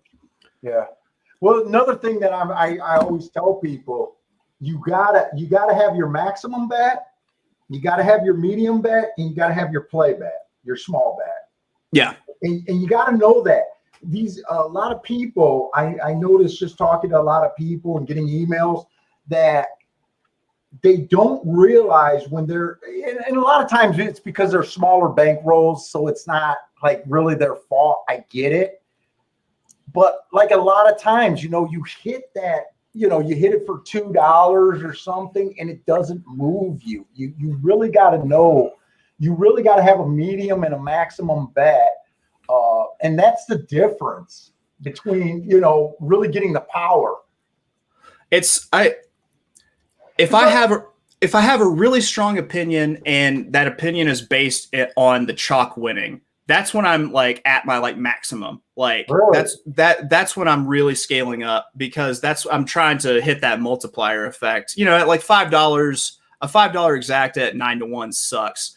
A $9 exacta, you know, at a you know, say 20, 50, you know, $20, $25 base, that's pretty good. Yeah. But if I have like a horse that I like, that's like a huge value, that's like, you know, 7-1, 8-1, I'm getting like 20, 25-1 plus in the exactas, I don't have to bet quite as hard and I can still get, you know, around the same results. And, you know, but if it's a strong opinion, I might still flex up to those bigger bets. Yeah. Let's see. Yeah, people, like when we hit a $30 double, if you hit that for $2, you know, you kind of got to play the next race, right? Right. You know, right. $60, no one wants to end your day. But if you're just able to play that for $20, you know, 30-1, you know, you're $600 and you could get out of the game before the game grinds you down. Right. You know, you could be done. You know, you might have bet $200 to hit it, but you're up $400.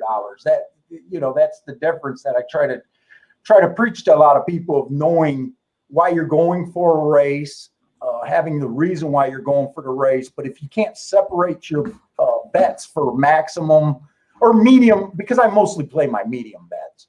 Right. I'm just about, it's just how, you know, it's how strong is my opinion and where do I think I can suck some value out. And actually, I think I'm getting value here with this 4 at 5-2 in a 3-horse race. I love this 4. This is my top pick in this race. All right. It's a Todd Pletcher. You don't mind first-time starters in baby races? I don't. I do really well with them typically. What do you look at when you're looking? Because I have absolutely zero game in this department. Of course, I mean, I look at what the how the trainer does with them. But I also look at, this is when I really get into depth looking at workouts, like how fast are they working. I will look at the pedigree, but I don't go further than looking at like the on like the Brisnet Ultimate. They have like the sire and dam stats and stuff like that. So I'm looking for a dam that's dropped. If she's had horses that have made the gate before, she's dropped multiple winners. She's a proven productive mare that has dropped multiple winners. So you are a bit of a workout guy, though, huh? I mostly I'm just making sure that they're being worked out at like a regular pattern.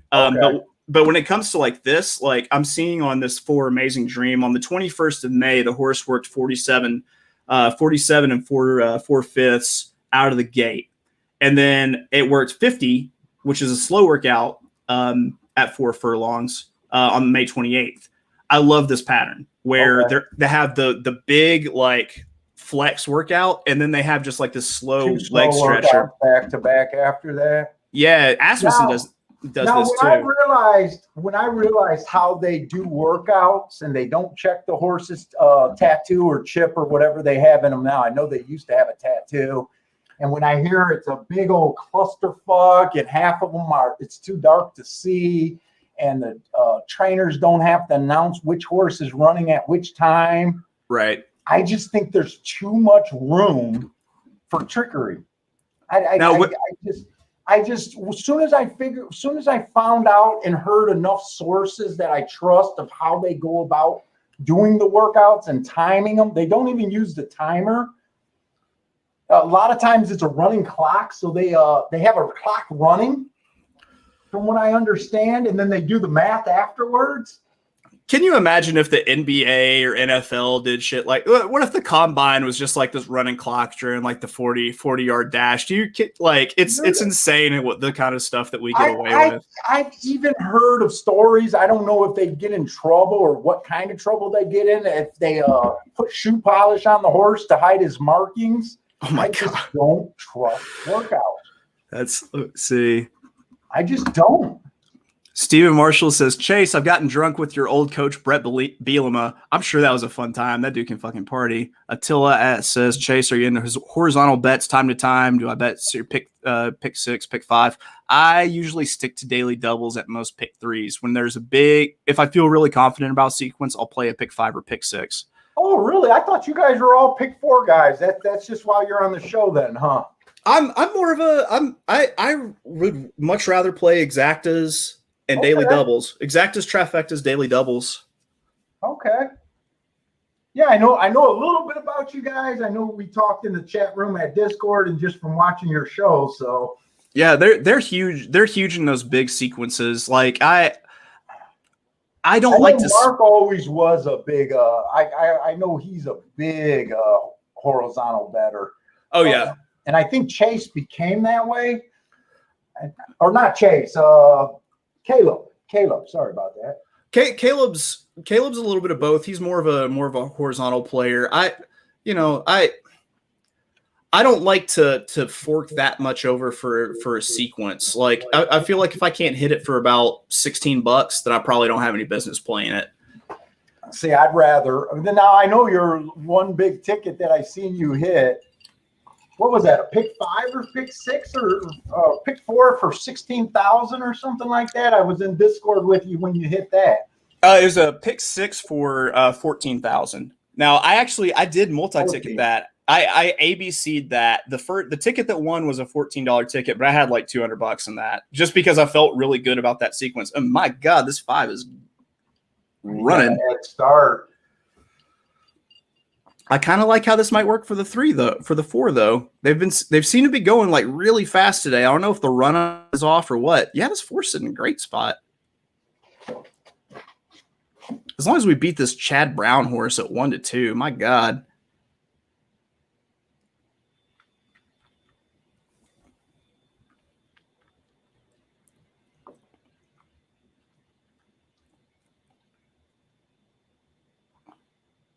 Oh, this 4's done. Yeah, 4's done.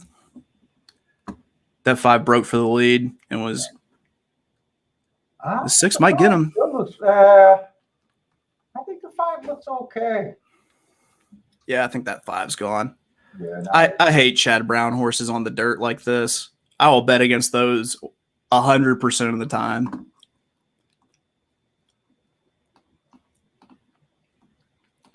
Marco, you're right. That four sure as shit wasn't closing. Gee, and the public just 3-horse field, 1-2. Let me get at it.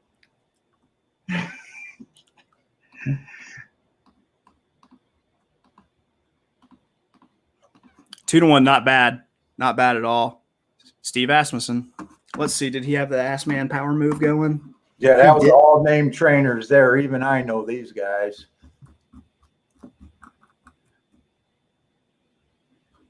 See, so that 6 gerrymander, he had what I hate to see with horses. I hate horses running off of bullet workouts. Hate them. Okay.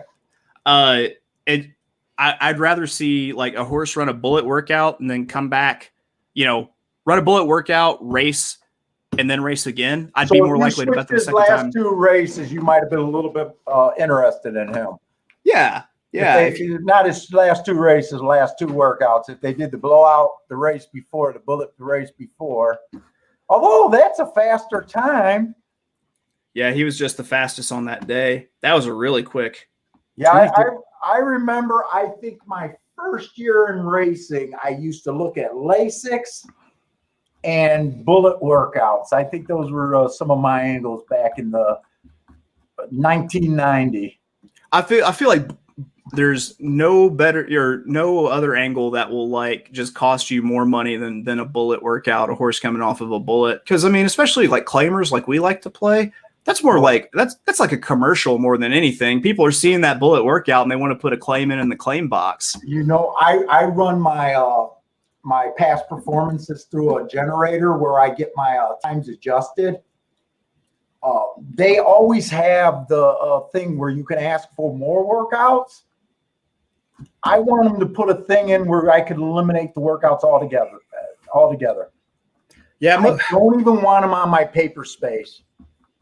Most of the time, I'm only going through to say, okay, have you been worked like every 2 weeks? Yeah, I think a lot of guys are doing that for patterns. But then what happens when the trainer brings a horse out and you hear stories that he came out before the clockers got there, which they're allowed to do, and that workout just is not on the paper. Right. Yeah, the non-published workout. Like even when you believe that, or he takes them off and goes someplace, I don't know. Or the workouts that are at like a private training facility, or I just don't buy them. I get what you're saying. You just want to see some recency. You like the patterns. Yeah, I just most of the time, outside of like these baby races, I just want to make sure the horse is in shape, that they actually care about the horse and they're invested in it, and that they're not just like, all right, fuck it, I guess we'll run this horse today. Yeah. So we got 6 furlongs on the turf. I don't even know what they're doing over there. I want to look up. Let me see if I can slide this down.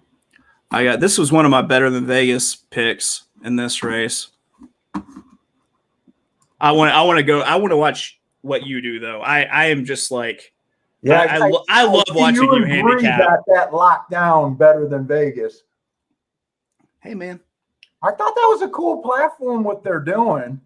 I like it too, because like what I've been doing is I there's accountability to it. Like I'm going through and updating like, how I performed and everything. I noticed you've been doing that, but I as soon as I seen that, I was like, oh, that's a good idea. I like that. And then I went to the sports guys because there's not too many other people doing it, just you and Bree. Right. And yeah, not everyone is doing that. So I do think that's pretty cool. The thing that you're at such a disadvantage and horse players are, and a guy told me this, it's so much easier to fake this being a sports bettor than a horse racing guy. A lot of newcomers at horse racing, they watch you play and they think because you say you do this all the time that you're supposed to be giving out 50, 60% winners, and it's so damn unfair. They don't even understand it. And guys that give out sports picks when there's only 3 different results, you're either going to push, lose, or win. Right. It's so easy to get a name for yourself and be able to fake it. It's just so damn easy. I think if you're a horse guy and if you can pick one horse per race and say that horse is going to win, and if you can hit anywhere from 25 to 33% of those, then you are 25 is a little bit on the low end, but like 30 to 33%, one in every three, like you're killing at that rate. I couldn't do that. And I know a lot of guys style is that one horse or race. I can't function on that. My favorite tournament in Vegas, I know you said you played a few tournaments. The reason I love that Orleans tournament so much, the Horse Players World Series. Yes, it's a win in place. Mm-hmm. They do have a win and only one too. The format changes. They have a spring, summer, and fall when they were going, and sometimes the format changes. But they do have one rule that I love. So you got, I want to say 16 or 15 plays a day, right? Mm-hmm. You can Dutch.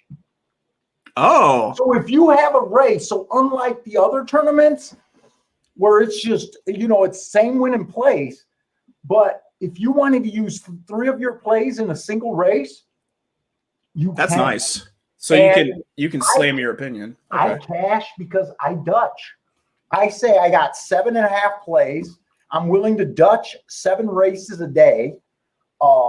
And I do very well in that tournament. I haven't won it yet. The best I ever came was 12th of it, but they pay down to like 30th. I've cashed quite a few times in it, but I love that rule because I think most players Dutch.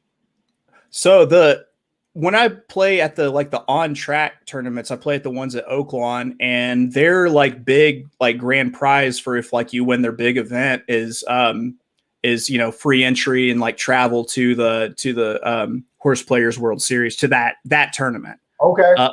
But the way that they did it was, what's funny is I think they say it's $20 mythical bets where everyone else does $2. I think it's just like, that's true, but it doesn't matter. Yeah, it's for the home run derby factor of it, just like, oh, look at these big scores. When it's basically what you got to do, you got to earn basically $100 a day. Yeah, to be close to the money. But it doesn't quite work out that way. You have a big day and a bad day, kind of deal. It's still the same thing. About $100 if it was $2 win in place. 20 is man. One of those tournaments at Oaklawn, I led it until about like the last 3 races of the day, and this was when I was maybe about a year and a half into handicapping. And I'll tell you what, like through the course of that day, I needed a Xanax, I needed a hug, I needed a cigarette, I needed an emotional support animal. Like it was just so stressful. There's nothing funner than being alive in a tournament. There is nothing funner in my book. I'm with you. I went to Vegas. So back in the day, the Orleans tournament used to be bigger than the what's the big one now? The handicapping challenge. The NHC, yeah. Yeah, it used to be bigger than the NHC. And when they started, they tried to compete. And one year they had it on the same weekend. So they had a rule where that's a 3-day tournament, and the NHC used to be a 2-day tournament. Yeah. So they started a day early. So I had to be there for the first day. And then the second 2 days, I was allowed to call my bets to a proxy. Bill went to me with me to be my proxy. Right. I was in the top 25. They both had the exact same final day. Right. Going into the final day, I woke up that morning knowing that I was in the top 25 in both of those tournaments, and I was alive for like $1.2 million. And I could have chewed the table. I could have chewed the legs off the crap table. Right. Bill was like, dude, you got to just go in there and give yourself a handy or something. You're fucking a mess. It's funny. I completely choked, and in hindsight, I should have went in the bathroom and did myself a handy. It's whatever. I remember reading the thing for the Oaklawn tournaments, and like, you win a berth to the HPWS, and I was like, hot Polish wife swappers. I am in. Count me in. Dude, you gotta go to that the Orleans one if they ever get it back. You can't call yourself a horse player if you don't go to that. I swear to God, it's awesome. Let's see. I see Rolf the dog who's in chat. He qualified for the NHC last year. He played in it. Hell, he was qualified for the BCBC, the Breeders' Cup betting challenge. See, the BCBC, I never even tried because it doesn't fit my style. See, that's more my style. That's how I would rather play. But here's the thing. I know if I worked at a 10,000, let's just say I worked it into 20,000, where you got enough to go for it. My mental state, I'd rather not play the last race and keep the $10,000. Right. I'm not a guy that would make a $20,000 bet. See, or even a $10,000 bet. To me, I'd take the Rolex and walk away, and it just doesn't fit me. So the only way that I would play in that is one, I don't know, invent a new artificial heart and earn just fuck you money where I can put $10,000 into it and not be a thing. Or if I win my way into it. And my feeling is if I win my way into it, do you have your friends that when you go to the track, they're like, okay, here's our money, just bet for all of us. That is the most stress. I've worked like that before.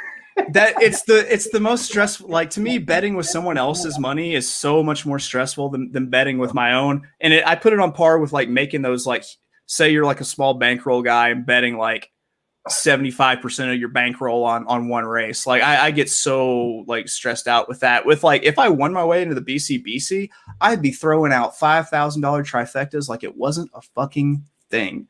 Just boom. See, even if I won into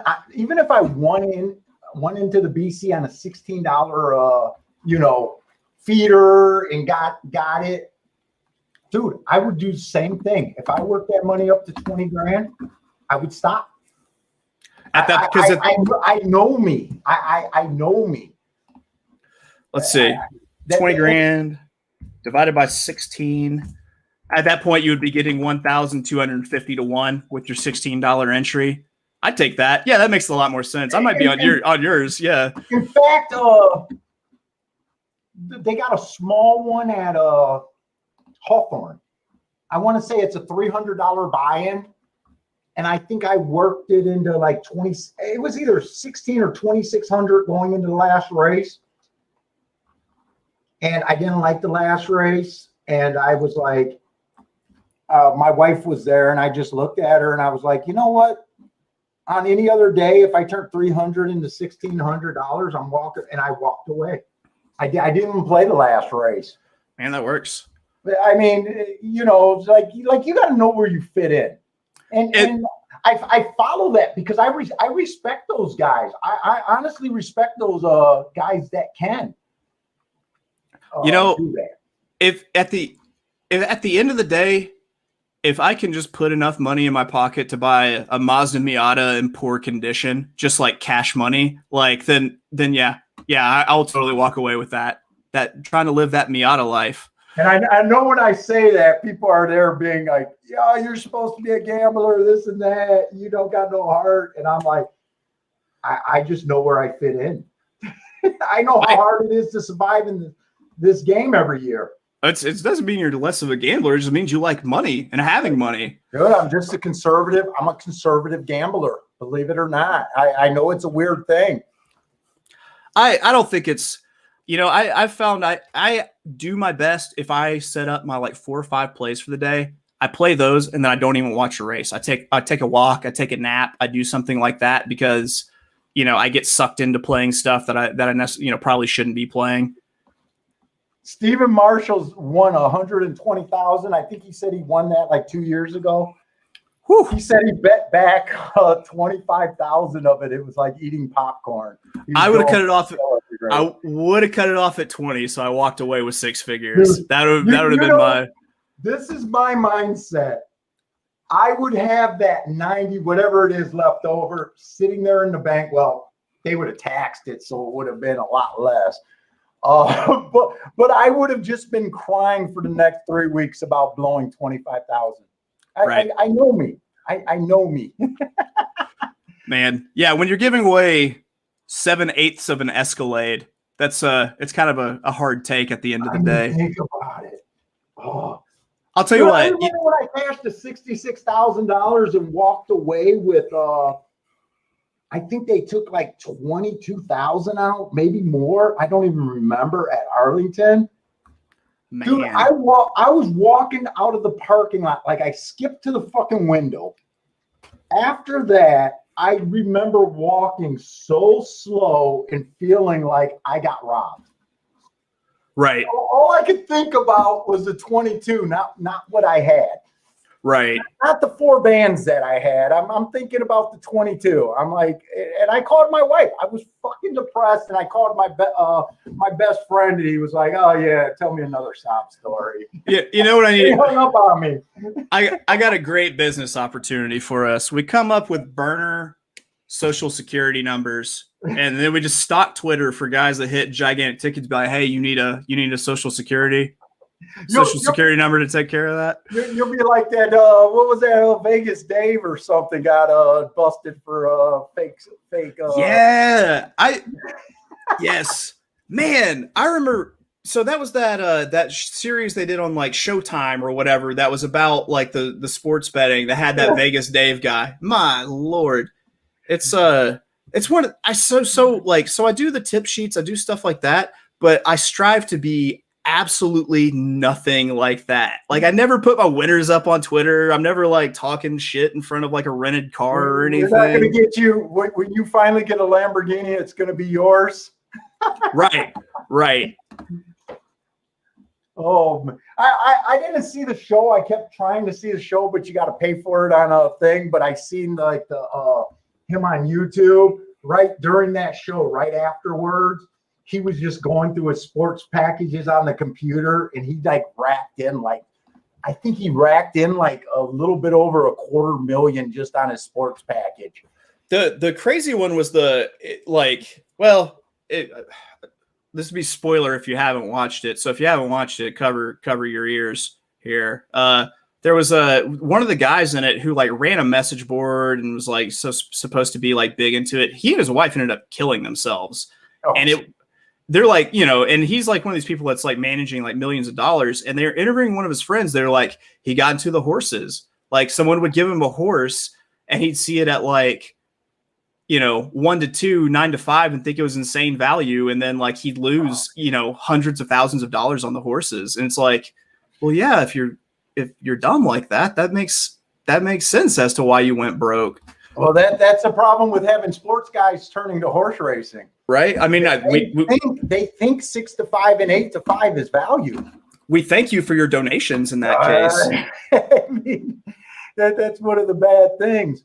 All right, we got this race. Let's take a look. Do you got any picks here? I think you said this was one of your picks for today. Yeah, the 6 furlongs on the turf here. Uh-oh. I can't tell. I think Chase might have just froze up. He couldn't handle the pressure, maybe. Is there a way to fix this? Fuck, I hope I seem to still be working. Well, hopefully Chase will join us back.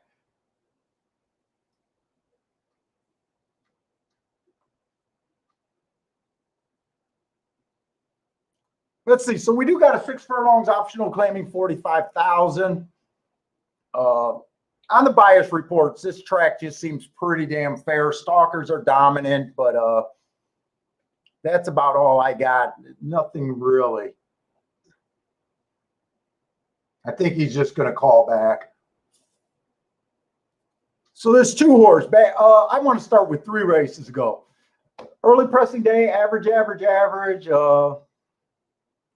2 races ago, average match strides with the slowest winner average. And last race, bag rail, he wasn't near it.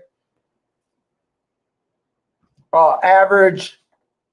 But he's been running the same like 80 speed figure.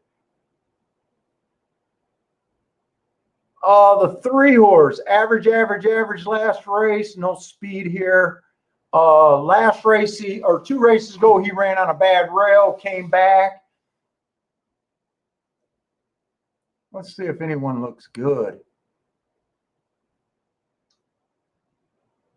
4-horse, average slow, 3 races ago. Had a bad rail stalking closing day. 2 races ago, he was off the rail, so no problem there. Average. And last race, he went too fast to win, but that was at a mile.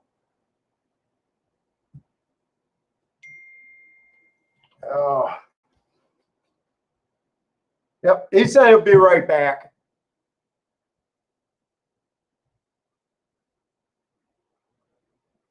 Let's see, the 6-horse, slowest winner of the day, 3 races ago. Then he hit a speed favoring track, which he was a stalker. I like that asterisk. And last race was a speed favoring track. He didn't run at all there and was eased. What kind of odds are we getting here? Let me just see where the favorite is. Hopefully I got the right scratches.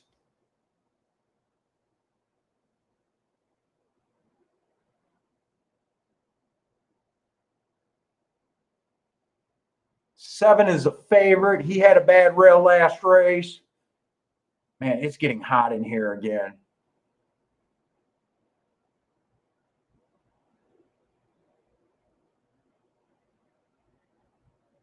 I don't think I'm interested in the 8.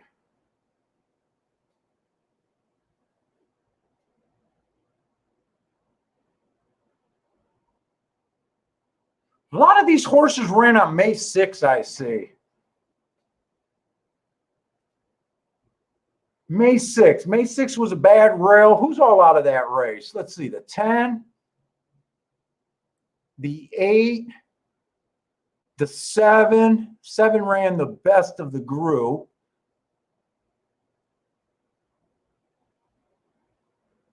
The 3 was even in that race. He had the bad rail. I might be willing to play this race. The 2's coming out of that race too. I love these rematch races. So is that everyone?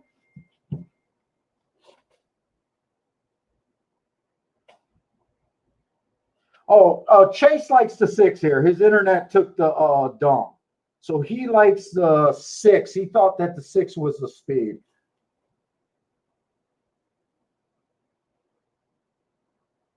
Six is a horse that I'm a little interested in just because of those 2 biases, but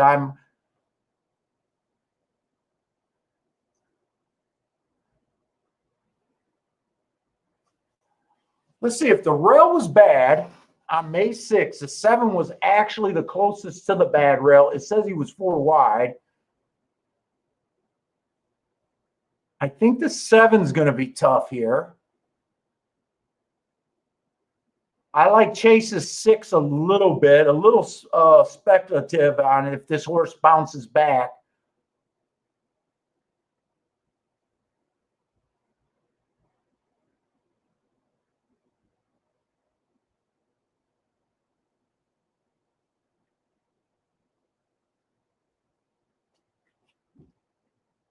My third.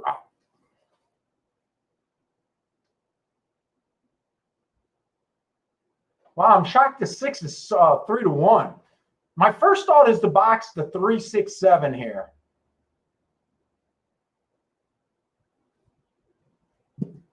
Let me make sure. I haven't made a bet yet today, so let me just get Belmont's here. That we're in the right race. Okay.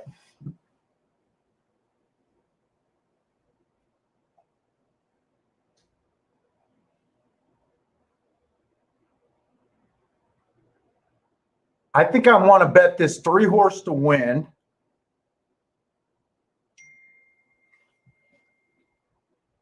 Let's see. Chase likes the 6. He likes the 6 to win, and the 6 and 7 to the 7 next race in the double.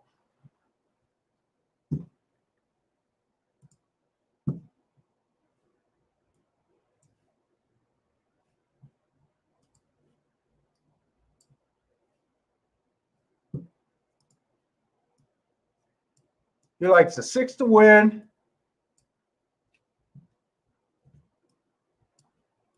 Six and 7 to the 7 and a double. That's what Chase likes. I'm going to put a C right there. All right. We'll make the C look like that.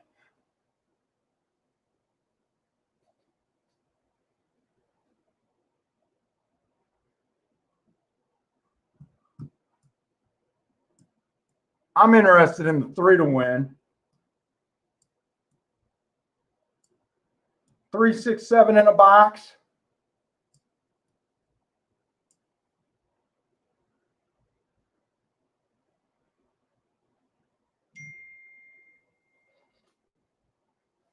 Oh, he's back.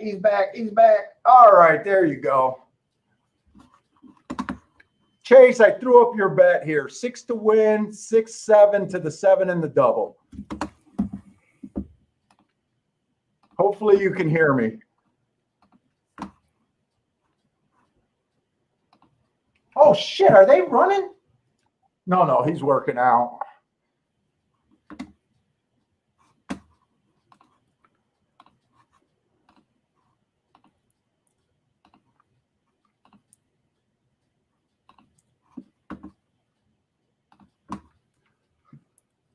All right, there we go. Couldn't hear you for a sec. There we go. Okay, cool. You're back. I don't know what it is. Like right at this time, every day, my internet just shits all over itself. Okay. I'm going to take a shot. I'm going to take the 3 to win, and I'm going to do 2 exacta boxes. 3, 6, 7, and 3, 4, 7. And I was the 6 to win and then a 6, 7 to 7 daily double. I wanted 4 to 1 out of this 6, but I'll take 7 to 2.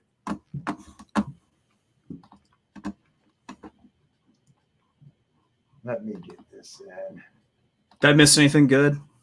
Not really. I was just kind of figuring out what I liked.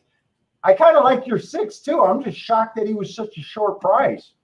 I thought 6 looked like he could be a long shot here because you really got to explain his last race. I got him running against 2 speed favoring tracks, so I think he was worth a play there. I think the 7's going to be tough. Other than that, this is just the May 6 rematch race. Yeah, I was 6, 7 here. Let me see. I think I might have had a more elaborate.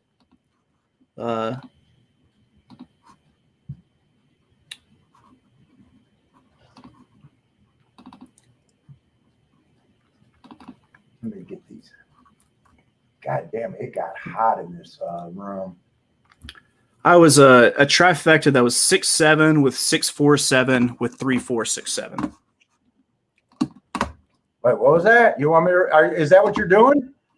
Yeah, the win bet, the daily double, and then 6, 7 with 4, 6, 7 with 3, 4, 6, 7.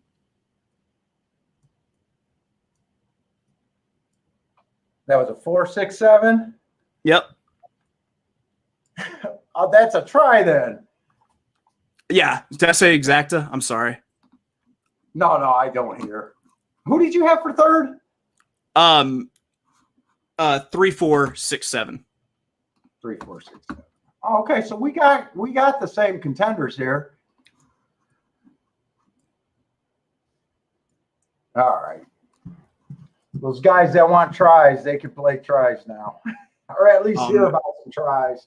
Man, I love the trifecta so much. I said at the start of this year I was gonna open up the purse and do some pick threes and tries, and I don't know if I played more than 2.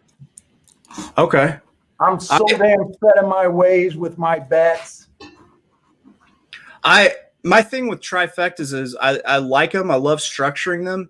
I figured out I have to be more selective with when I play them, because if you don't hit them, it's just death by 1,000 cuts, you know?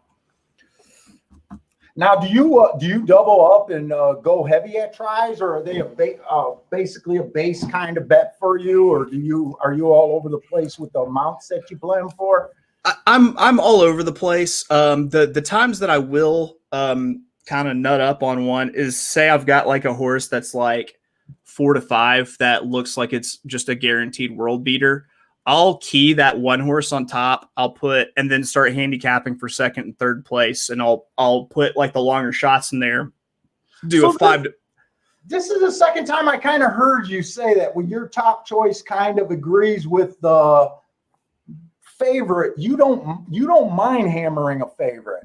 No, because I won't hammer it to win. I'll hammer it on top in exactas and trifectas, because that's my way of turning like a 4 to 5 into like a 8 to 1. Yeah. See, I usually just made a video 2 weeks ago. I keyed a 20 or a 1 to 2 over a 27 to 1. Boxed it and keyed it over. My first thought was just to bet the 27 to 1, and then I kept thinking about it because the 1 to 2 figured so much, and I thought I got away with stealing. It came the 1 to 2 won, and the 27 to 1 came second, and I couldn't believe I got 43 to 1. Right, right. On a two. My first thought was just to do a basic 20 to win on the 25 to 1 shot. Is my normal thing.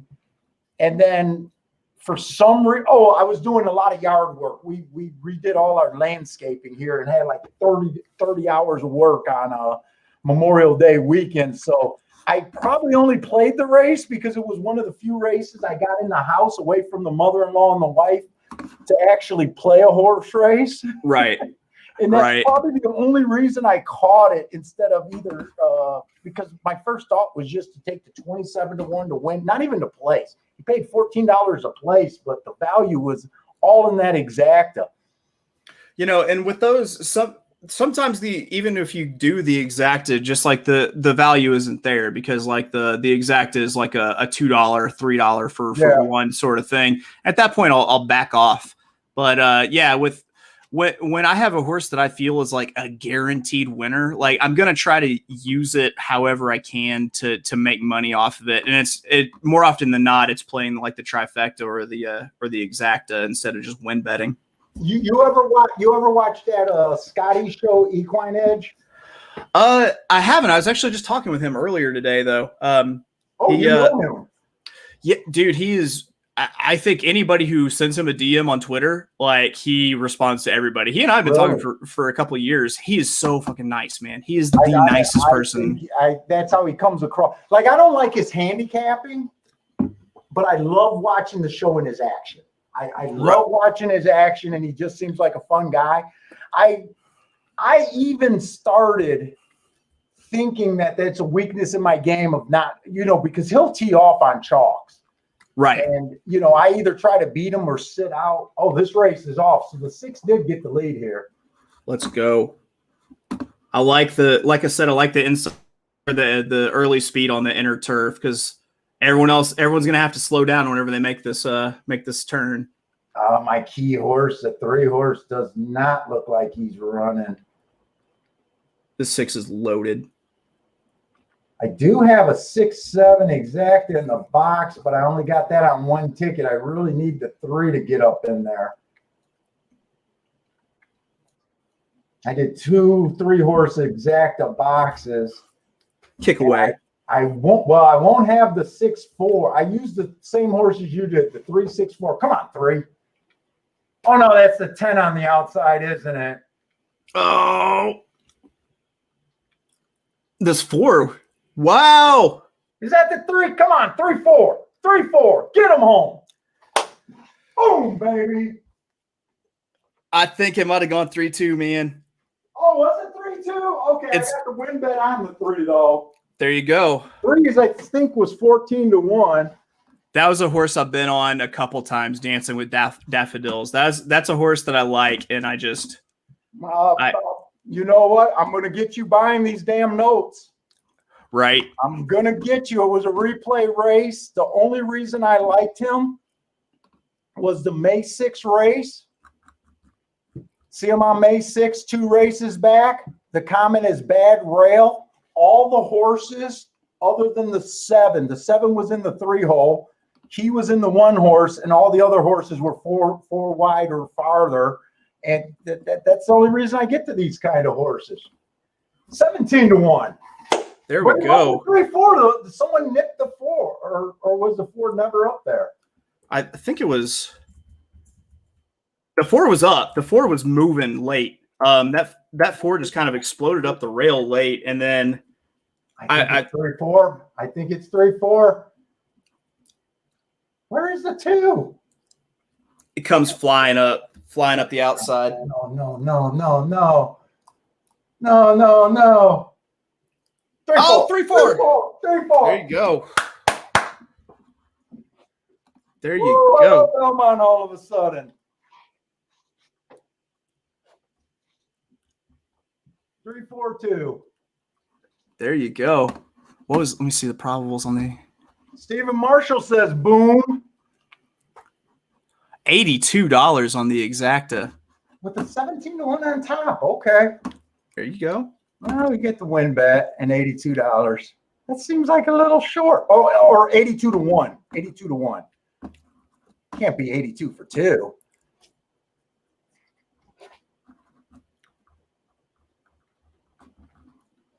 Justin got a boom. Stephen Marshall looks like he got it. Thanks, Paulie.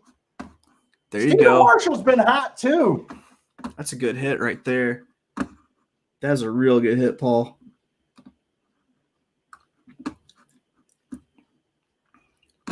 Dude, I just wish it didn't take fucking 40 hours of note keeping to hit shit like this. No joke. Dude, I'm so jealous of guys that can just fucking come out and play and do well. And just look at the form, right? I mean, I think they're at a disadvantage, but sometimes you get to the point, God, you got to do all these notes just to get anything. I'm just a believer in him. That's all. Man, it works for you. There is no need to deviate. That is for sure. And I'm still bugged about the 6-horse in the first race. Right. I'm still bugged. I'm still bugged about it.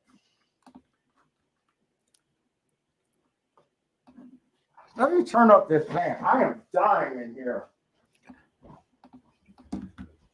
Whew. Hopefully that won't be too loud. Dude, these colonials, man. My AC is just freezing downstairs, but these second floor rooms are just brutal. I got these hot ass lights that just by the end of a show, I'm sweating bullets. Is that for your just to be on the stream? You got extra lights? Yep. Yeah, I got like 4 lights here too. That's not helping either. But it's like 90 outside probably today.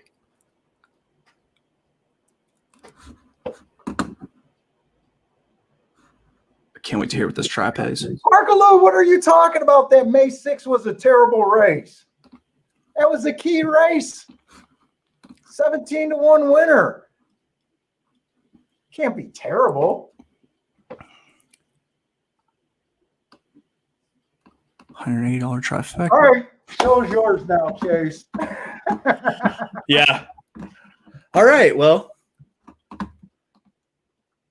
while Paul is out buying all sorts of new extravagancies, I'll be here giving out bad bets. Paul buys out a new T-shirt. I live such a hermit lifestyle. Oh yeah, I have to remind myself to leave the house these days. It feels like Dan Harding, nice. 1750 on the exacta for him. Woo, nice. Nice.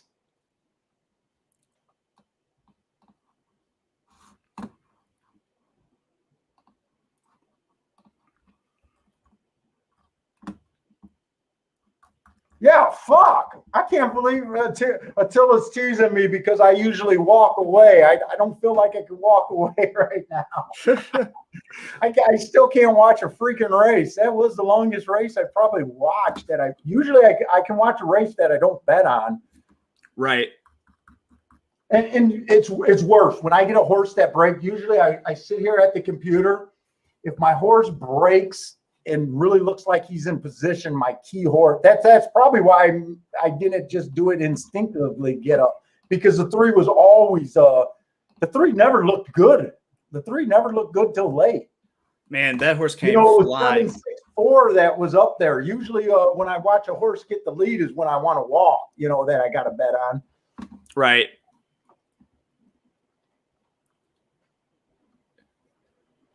Wow. Yeah, Vinder, you're right. I've been talking about that Rolex that I earned a few years ago, and I still have not bought a real watch.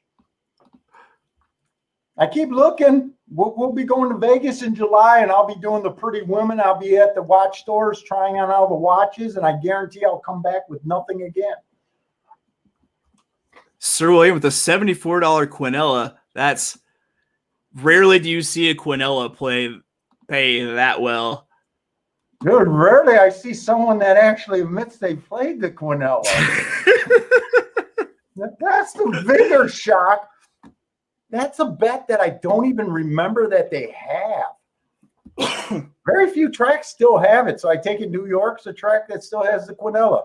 But it's only on certain races, I think. Like they only a couple of them. Let's see. Can you do a 3-horse Quinella? I think so. Do you call it just like an exacta box? I think so. Oh, okay.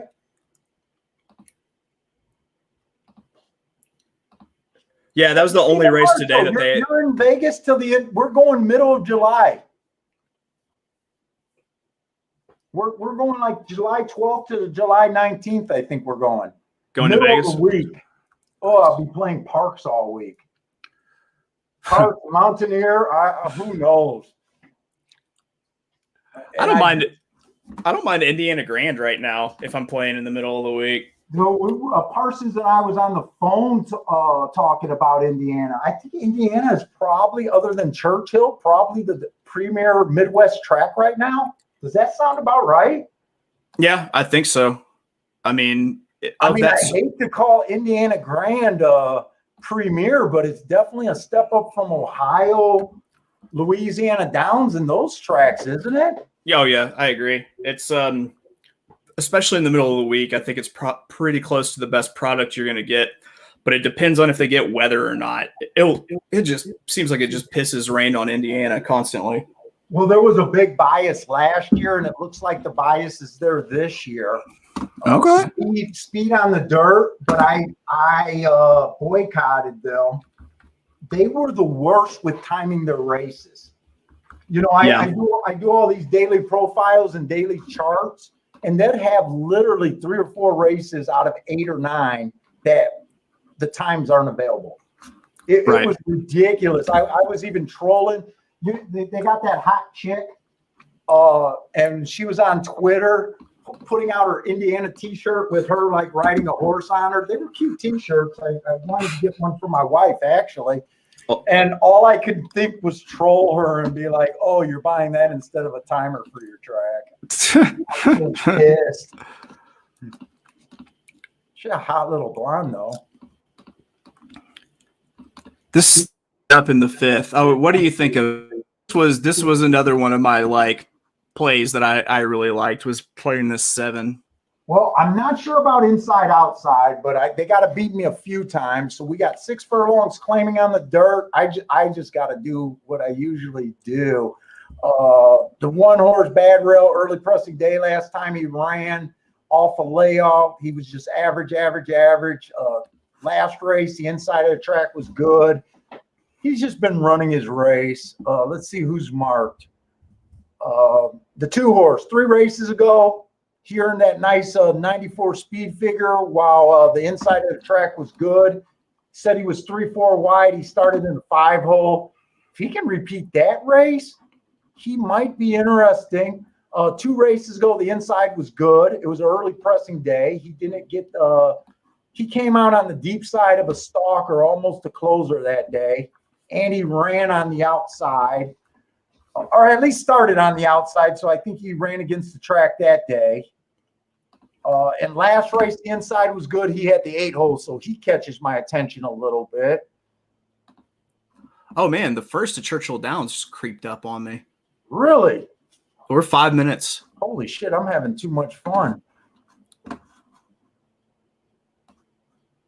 The 3 looks interesting. He's been like matching strides with the fastest winner.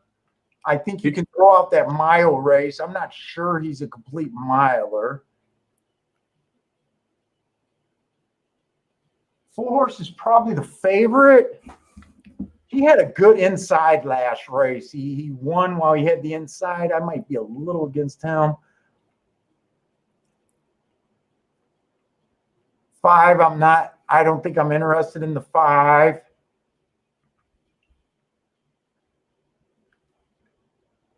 Seven's coming off a huge layoff, a year layoff roughly.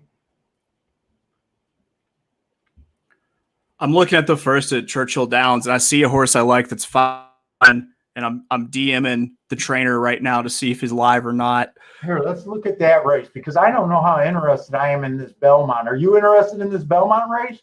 If the odds stay great on the 7, then I am. I really like this 6. Oh, you don't mind that? You don't mind the layout? He does look tough, doesn't he? The 7. It's just a question. To me, the 7 is just a question is if he's healthy. I'm glad I'm getting the price because the price makes it worth the gamble on that 7. I think. Like I'm betting. I think the horse will win. The gamble is can it win off of a 1-year layoff? But I thought it looked tough. I hope that they're not just dumping the horse, but even if they're dumping the horse, sometimes those horses are still just the best. To me, 4-1 is the price to almost. I'm kind of agreeing with you. 4-1 sounds like the price where he's almost worth the risk to find out. If he opened up at 2-1, 5-2, he'd be on my. To me, I'm just so price sensitive. And I know you guys sound like you're price sensitive a lot, like 4-1. But if he was lower than that, it's not.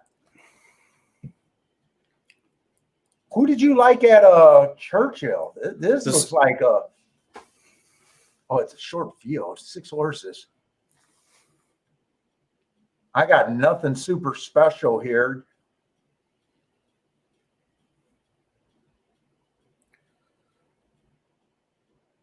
This just looks like a race where my notes don't give any extra insight at all.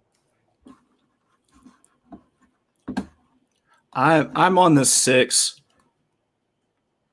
I just got 6 is intriguing. He's not the best marked horse, but he's probably the most interesting marked horses. He ran against the bias last race. His last 2 races, I think he wasn't allowed to run his race. It's a sprinter stretching out, and I think that this pedigree works for the distance. It's a looking at lucky horse. I'm not sure who's the speed here, and I don't think it's actually going to be this 5. Who Briz tells me is with the E5 is going to be the early speed coming in. Looking at these fractions, it wasn't really going quick. This 6 was burning at the quarter pole in these sprint races that he was running in though. So I'm hoping that this 6 just kind of tries to take him all the way on the stretch out. You know what I do for a sprinter stretching out? So I hate routers dropping. I hate routers shortening up. Uh-huh. But I do like sprinters stretching out. I think that's a good angle. And this horse as a sprinter, I think he's a stalker. But what I do for sprint to route is I move him up. Right. It's not a guarantee that he's going to have the lead, but I think he's used to a faster rhythm. And a lot of times a horse that looks like this can get the lead. I think this horse at the very least is interesting. And he's he's 6-1, huh? Yeah, I'm going to win bet this, and then I'm going to do a 6. I'm going to do a 3-6 over 2-3-6 exacta. I think this race just breaks down to the 2, the 3, the 5, and the 6. I know that's 5 horses in a 4-horse field. Someone was telling 4 horses in a 5-horse field, so I'm not saying much. Someone was telling me that one of the trainers I talked to, he was telling me that on these Thursdays and Fridays, that Churchill Downs is just geared for speed. And so you can bet early speed pretty consistently. He's actually the trainer of this 6.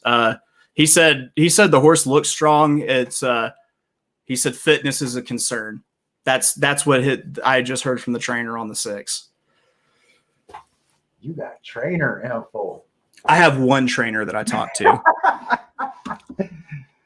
Now I will tell you, this is a mile race. I thought 1 through 3 is winning 49% of the races. 4 through 6 is winning 34. There's no outside horses. 7 on out. This is only a 5-horse field. 7 on out is winning 17%. So this is a track that early in the meet, there's only been 76 races. Does look like it's pointing a little bit towards the inside. There's a little bit of drop, but you're not going to be in the 7 hole. Here we go. The 6 Speed and stalkers are the dominant running style. That seems to be pretty much, you can guess that on almost every North American racing on the dirt, though. Right. That's just what it's geared for, right? Right. Now, the sprints look really good on the inside. Last week, 73% of the winners came from the inside. 44 for the meet. They're about to hit the turn. This 6 looks live. Oh, shit, they're off. Yeah, they're about to hit the second turn. Oh, fuck. I'm sorry. Oh, it just checked. Get your feet back under you. Oh, the horse has completely lost action. What happened?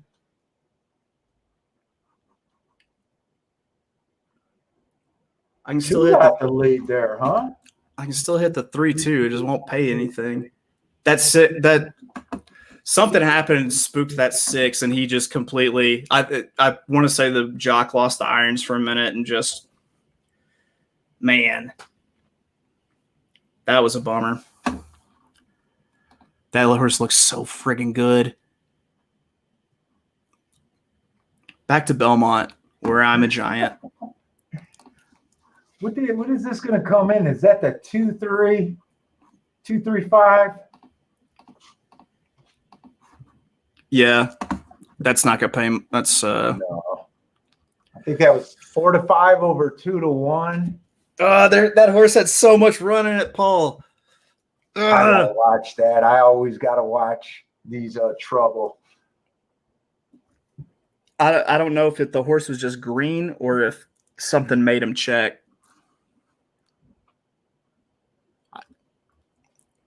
Man, I'm getting great prices on what I want at Belmont, at least. Who do you like here at Belmont? Oh, you like the 6. That's right. The 7 off the long layoff. Seven layoff horse. Because I was a 7 with 4-6 exacta. I'm definitely win betting at 4-1, and then I was a 7. Let's see, I had a daily double play. A 7-9-12, 7 with 9-12 daily double. Let's see what the daily double probables were. I'm throwing up Chase's place here. The 9 scratched out of the next one. Oh, it was 4-12. Sorry, so 7-4-12 in the daily double, which 23 to 1, 7-4 in the daily double. 19. All right, I could work with this. I need something. I need to bail out. I need to get out race. Oh, that looks like an interesting race, the next race. I liked the Mike Maker in the next one, but I've played on that turf speed a couple times and it just hasn't held. What, at Belmont? Yeah, it seems like the early speed, because I thought whenever they hit the stretch, I thought that 6 was going to clear in the last race, and he just folded up. So and just thinking back to there's only been one other turf race. I'm probably being a little too premature diagnosing. Well, I did say that for the meet, it's like, what did I say? Like 25%, 24%. It's not great. Speed is not great there.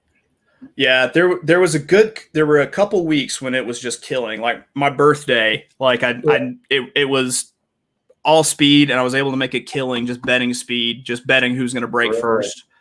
I'll tell you what.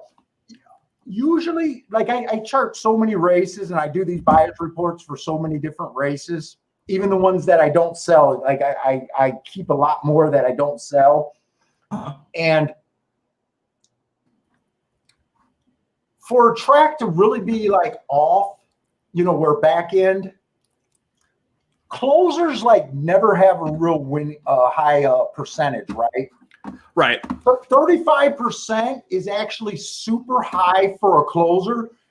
And my theory is when the track is backing up, a lot of these closers, closers are able to be in that 4 lengths where I just put them as stalkers.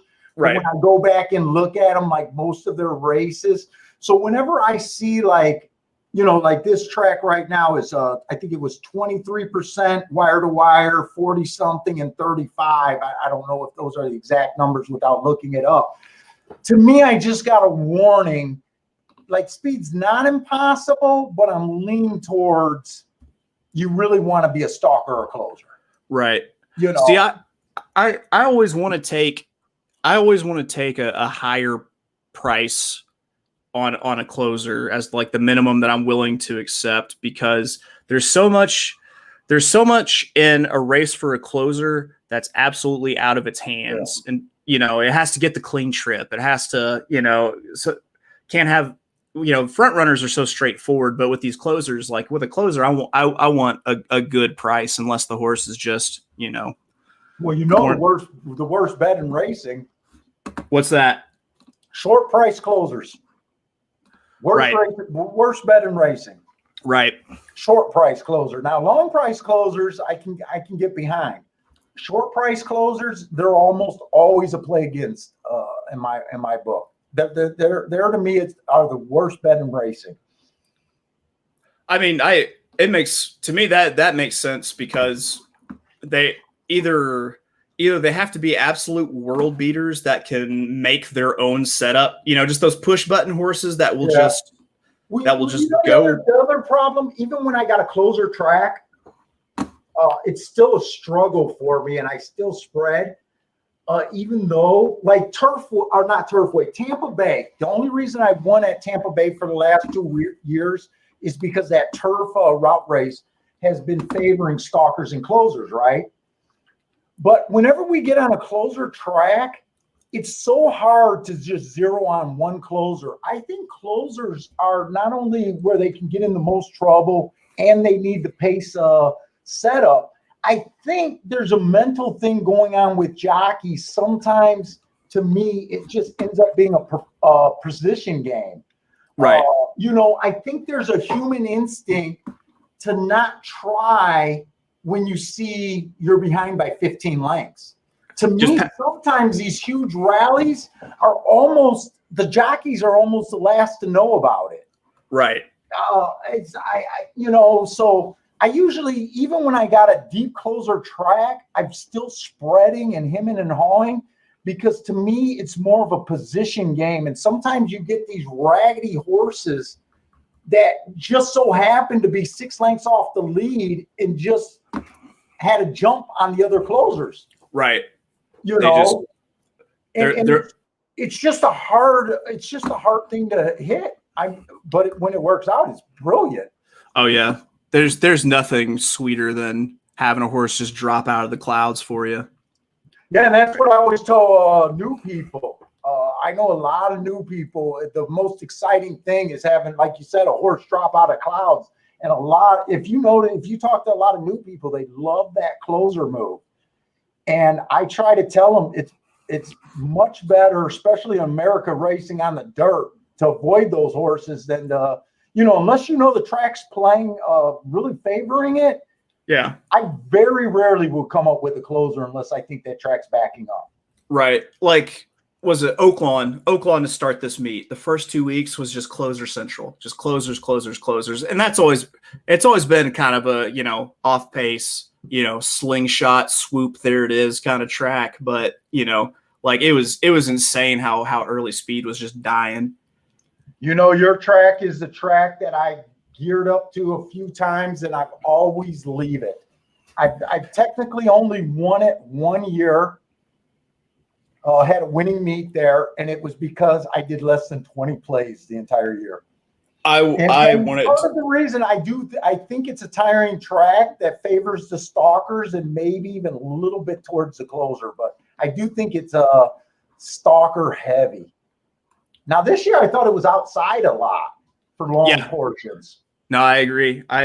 I've always, it seems like in the 6 furlong races, which there are always just a ton of those in that meet.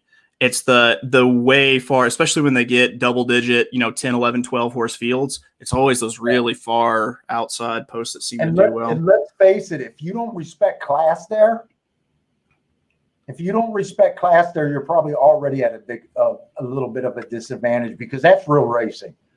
Yeah. And you know what I'm saying? Guys are able to drop, and the drops make sense. It's not, it's necessarily unhealthy or a negative drop all the time. They make sense because the pools are, the purses are so big. I'm going to try to take a leak before this race goes to post. Okay. Time me. Here we go.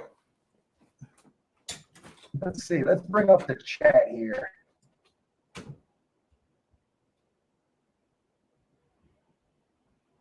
Yeah, Grandma, I always overanalyze. What's up, Grandma? Hey, Danny, what's up? That looks like a new name, Danny Anthony.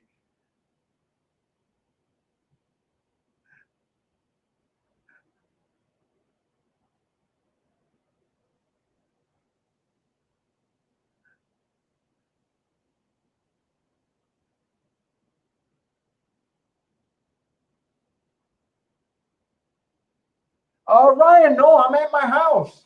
I just got a green screen on here, so I just got a picture of one of I think it's Gulfstream Park's VIP lounge or something. Probably a private room at Gulfstream.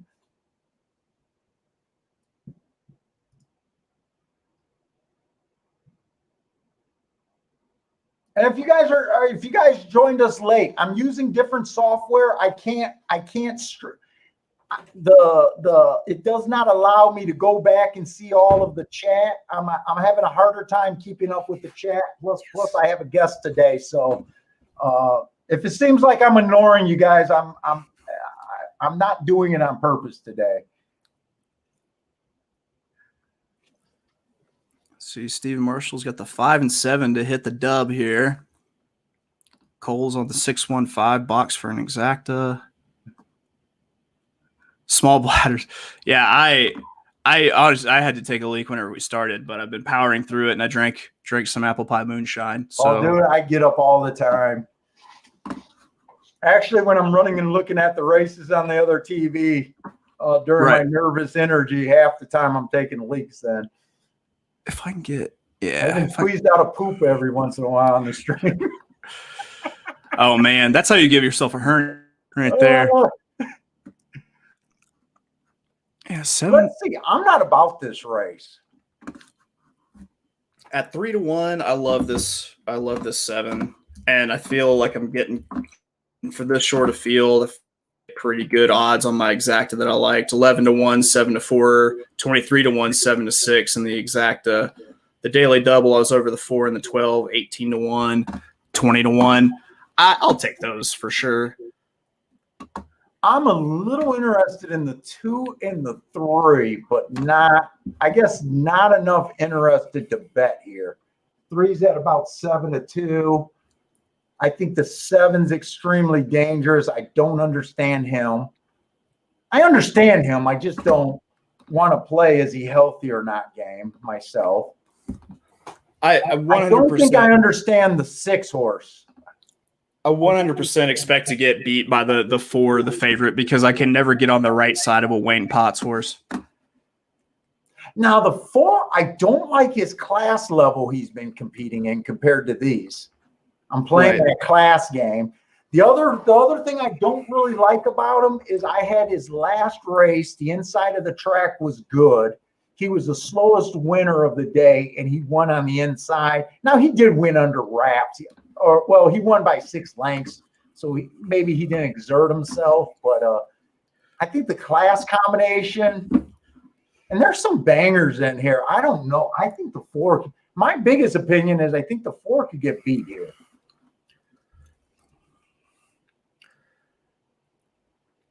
There we go. Kendrick, send that horse. I'd be a little interested in the 3 and the 2, but like I said, not enough. And they're off again, so the 7. And remember, we started the show thinking that this track might be favorable on the inside. I'm still leaning towards that in the back of my head.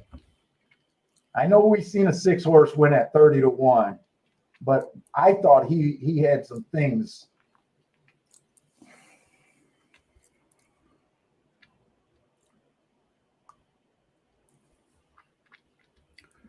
I don't like how Belmont. Oh, there it is. I do see the times. 22-2 at the quarter.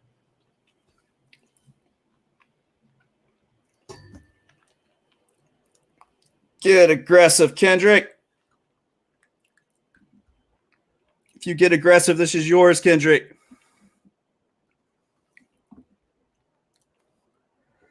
Get this one the hell out of the way. Get up, 7. Get up, 7. Get up, 7. Get up! Oh! What? Ah! That was the Finger Lakes horse. Was that the 6-1-7 maybe? Get that fucking one. Get out of the fucking way, He-Man Harkey, you piece of shit. Yeah, I don't know. This is a second 1 horse that I feel like the track might have carried him farther than we thought. God. Remember, you said that with the 1 running second in the first race. This 7 should have been clear. Then the 4 comes over, pushes him to the inside. The 1 just stays in the way the entire time. God bless. That was frustrating to watch. Yeah, you were live there. And another outside horse winning. I'm definitely not feeling like the inside is automatic. Yeah, no, I agree. I do feel like the 1 got kind of carried. Like, did you see this 1 getting the lead over these horses? I didn't at all. Full salute. I thought. I mean, he has had the lead before. The 2, but they've always been slow leads. Was the thing that turned me off on that one. It was like, you know what I find looking at Belmont's and Aqueduct's freaking times are just such a freaking turnoff. They're like, every race looks slow to me. And I know they're not. I know it's the surface, but I agree with you. Yeah, you know, 23-2, 23.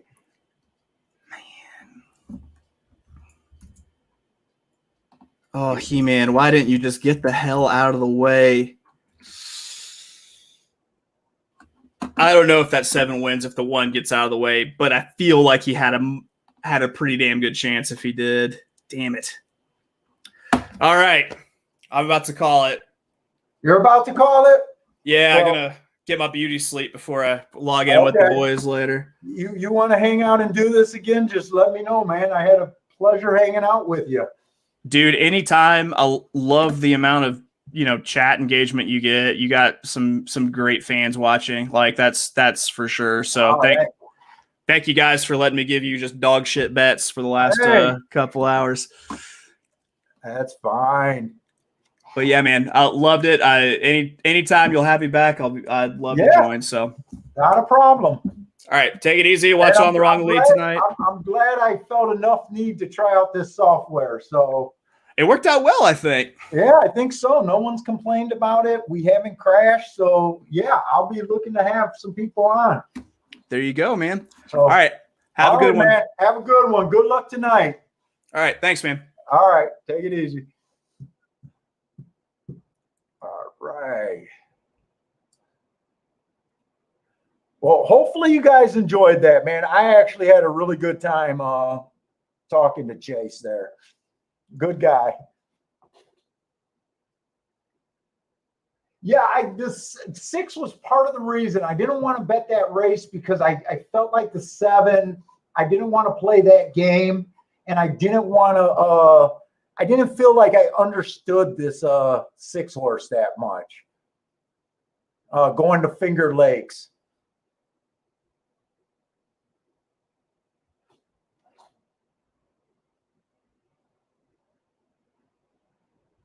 See, Money, I absolutely agree with you. No one can complain like horse players. Horse players got the all-time championship on being able to complain about something. I really hope you guys enjoyed it because I really enjoyed having them on here.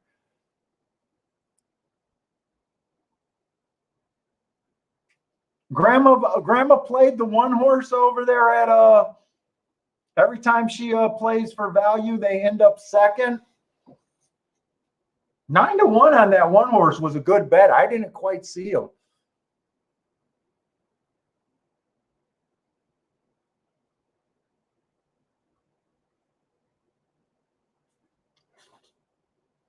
Parsons is alive to the daily double at Belmont, 6-7-12. Good luck, Parsons.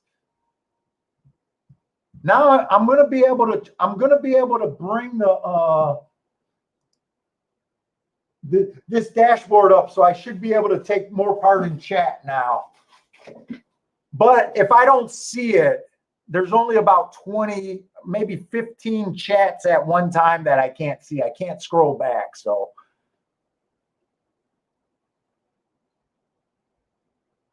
Hey, Joshua, what's up, Joshua?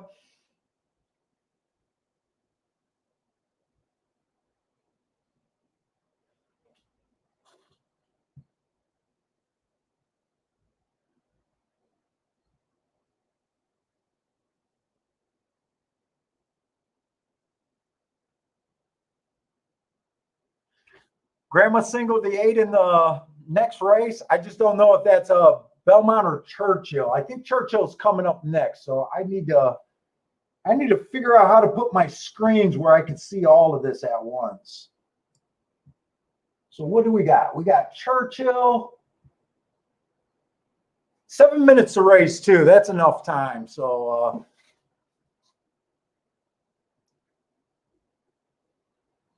we got 6 furlongs claiming 30,000, beating claimers on the dirt.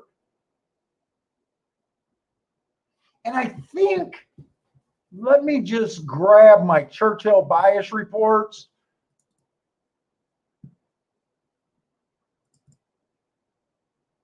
All right, so far they've only had 114 sprints. You want to be in post 1 through 6. Post 1 through 3 is winning 44% of the races. 4 through 6 are winning 42% of the races. It does drop off 7 on out. Speed and stalkers, closers are terrible. They're wiring 41%. That's a big number.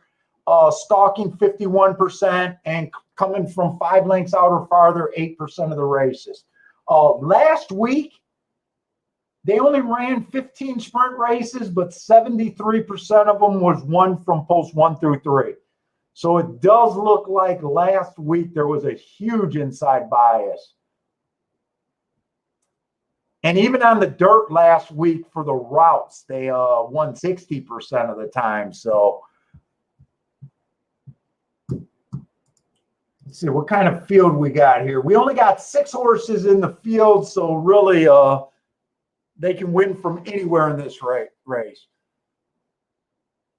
So the one horse, I do have less races marked because I was trying to do both of these cards, and I decided to do show late. I'm glad I did it. So I don't have as many marks as I would like. 2 races ago on this one, he went too fast to win at the second call. That's interesting. Improved his speed figure by 21 points the next race. He was one tick slower than one tick slower than the fastest winner for the first 2 calls. Let's see what else is in here. The 2 horse, 4 races ago, it was a bad rail. He had the 9 hole, didn't bother him. He came out fast average and fell apart. 3 races ago, he was fast for the first 2 calls.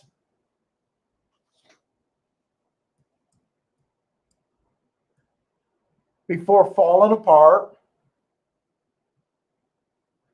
2 races ago, it was early pressing day. He was kind of slow average. What kind of class was this? 30,000 beating claimers. So this horse right here, I mean, he just looks like he's been running his thing. Probably just capable of doing a low 70 speed figure. The 3 horse, 3 races ago, speed favoring track. Didn't get off to a good start. Gave him an asterisk. 2 races ago at a mile, it was an inside speed day. He was a speed horse. Probably got to the rail, I'm guessing. Fastest winner of the day. And last race, he matched strides with the fastest winner of the day before tiring. Overall, he looks like a router to me. I don't like route to sprints personally. Let's see what else is in this race.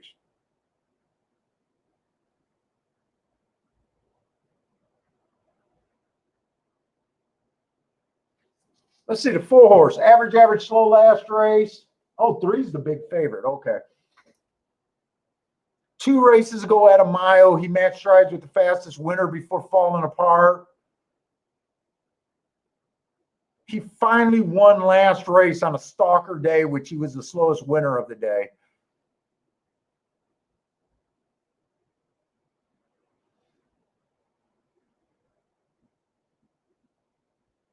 Oh, I'm messing up my board.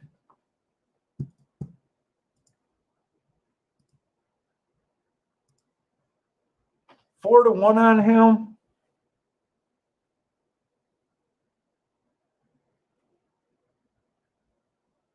Let's see, the 5 horse, 3 races ago, ran on a bad rail and he was fast. Comes back next race, 1 race sample. And then he almost wins last race.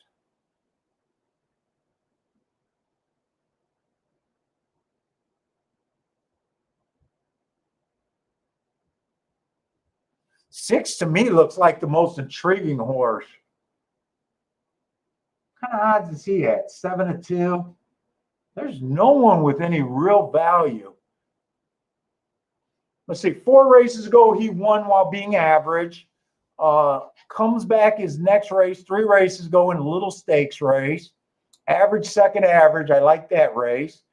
Then he comes back on an early pressing day. Looks like he just completely missed the break. I gave him an asterisk for that race. He kept running at the end. To me, I think this horse deserves to be favorite.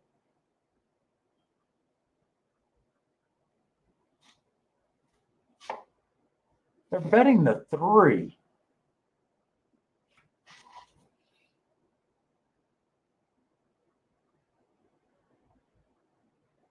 I don't trust this 3. He looks like a fast router. I don't trust him.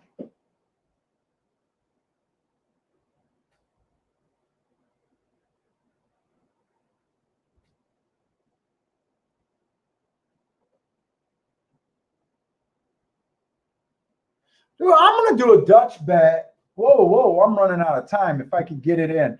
I'm going to bet the 1 and the 6 here.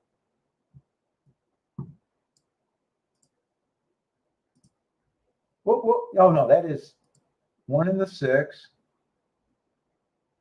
I'm going to keep it light, only $20 though.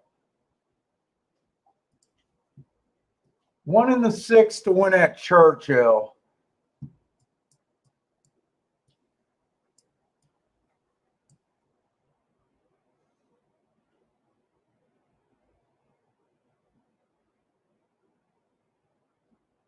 Dude, I like the 5 better than this 3. I think this 3 is a false favorite. I probably shouldn't have said that, but I honestly feel like I think he's a false favorite here. I think I'm going to have to take Bentley to the bathroom right after this race. Hey, big guy, you want to say hi to everybody? Come on, why don't you look? You got a shower yesterday. You look all handsome with your new collar. Say hi. Yeah. Oh, you such a ham. You such a ham.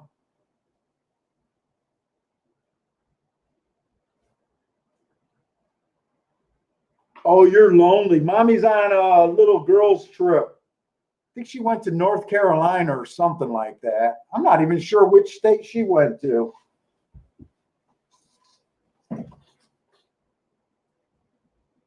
One got the lead. I'm happy about that. Although 4 is closer than I'd like.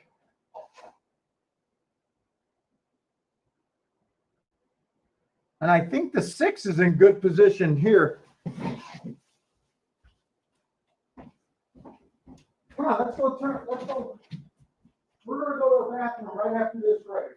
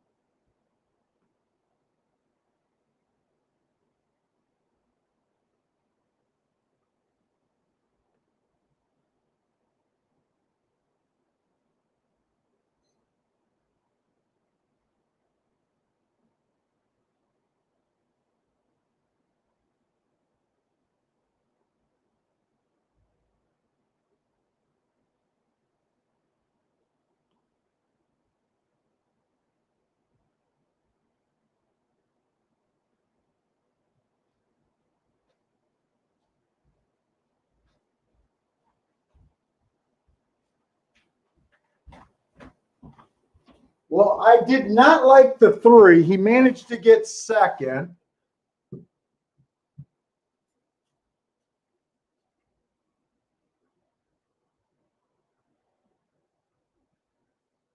Four ends up winning that race. I think the 6 got third. I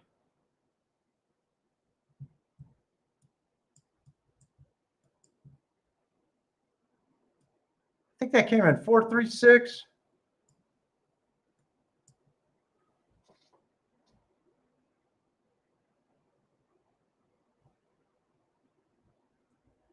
Yeah, I guess I seen the scenario where the 3 wasn't going to get the lead, but I didn't think of him. Those horses were tired down that stretch.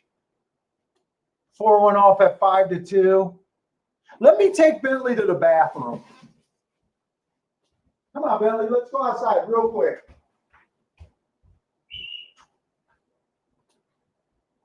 Come on, let's go potty.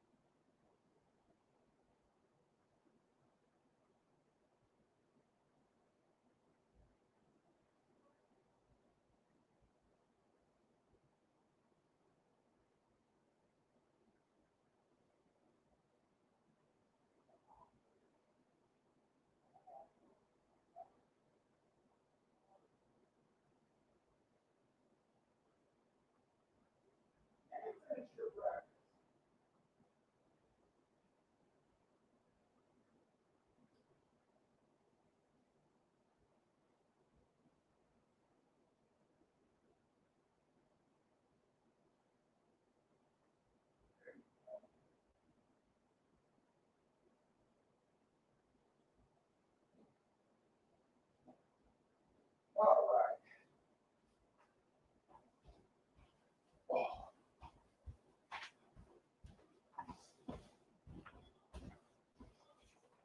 Oh, God.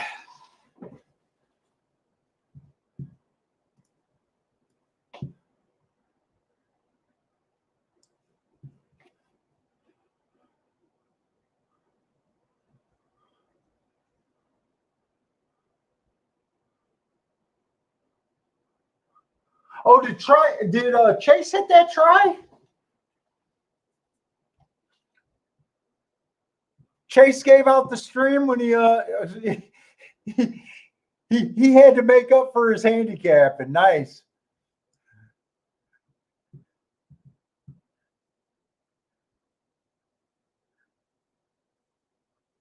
He had a win ticket and the try. Nice.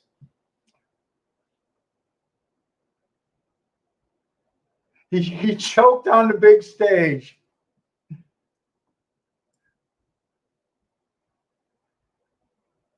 Let's see, Belmont, we got the 6th race. Another turf race.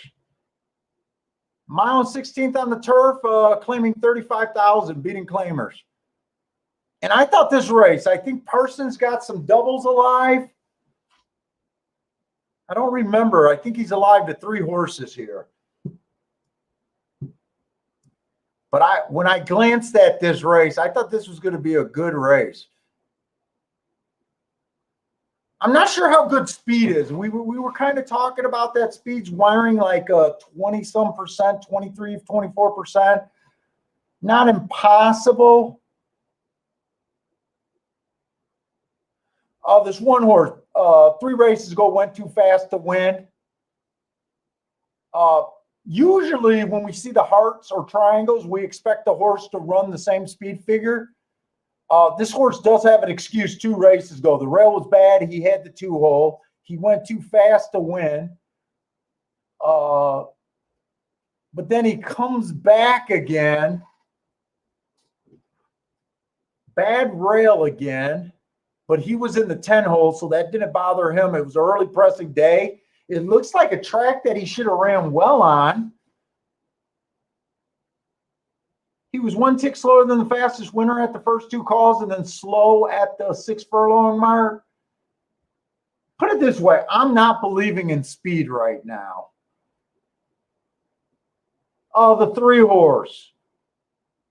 I didn't look up that Gulfstream race. 2 races ago, it was Inside Stalker Day. He was a closer. I gave him an asterisk. He kept running. Finished 5-by-1. Is that the favorite right now?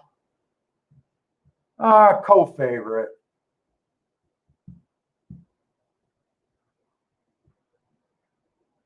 The 4, slow last race while stalking. Next race was a stalking closing day. Got in position at the top of the stretch before tiring out, just being average slow. Been running at a higher level.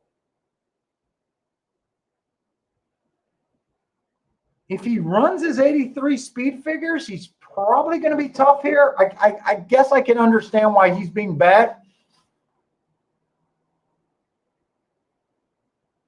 This 5 horse, three races ago, got a speed favoring 6 furlong race. Slow that day, but an excuse. Last race, he tried to turf. Like I said, I don't think speed's been real great on the turf. That was a 1 race sample, but I kind of like that race. And then last race, I don't think I'm feeling him. Let's see, the 6 horse, 3 races ago, not available. Last 2 races were at go, or 2 races ago and 3 races ago were at Golden Gate. I honestly don't know what that's supposed to do at Churchill or at a Belmont. His last race, Stalker Closer Day, that's exactly what he was. He was fastest winner of the day. Usually on the turf, when you earn triangles while closing coming from far off, he was 6 lengths at the second call.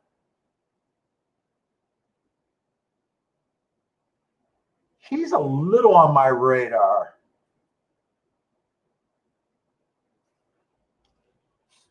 Seven looks like he's going to be a speed horse trying turf here. I'm just not buying speed horses on the turf right now. 10-1. That's actually a fair price on him.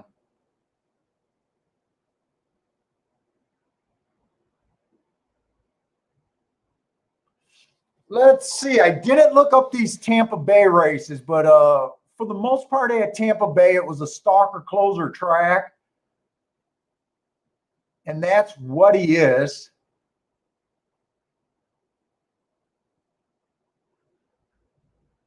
His last race at Belmont was an early pressing day. He was a stalker. He went average, slow, was still in position at the top of the stretch.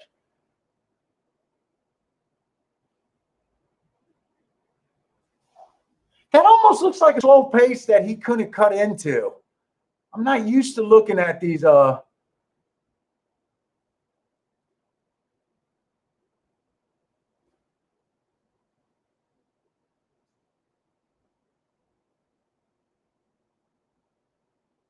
Levin's coming from a Gulfstream.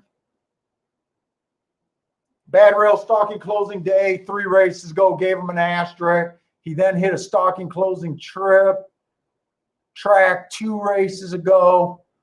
Starter allowance races. I might want to look up to see how tough those races were. Let's see, I don't want to run out of time. I want to get my overall thoughts of this race.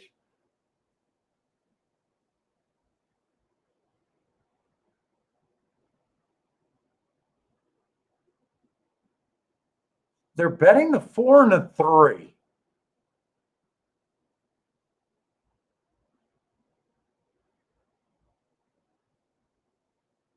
I can definitely see those two. I don't want to be on the lead. I think there's enough speed in this race.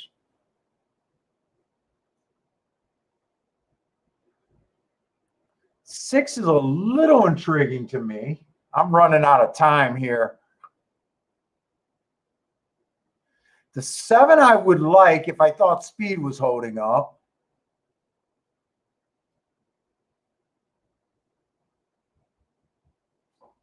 He's 8 intriguing here.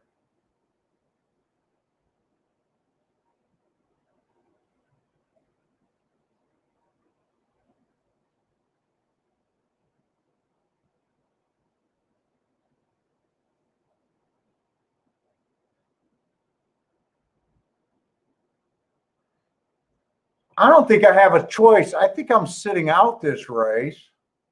They're already in the gate.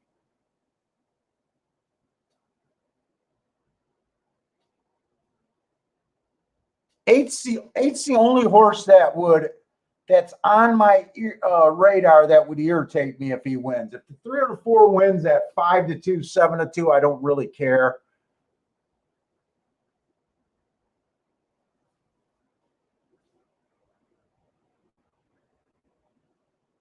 I got enough time to look up this Gulfstream. Why am I having so much problem with the clicker?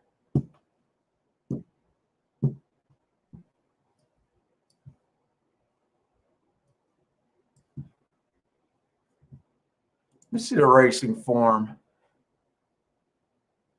May 17th.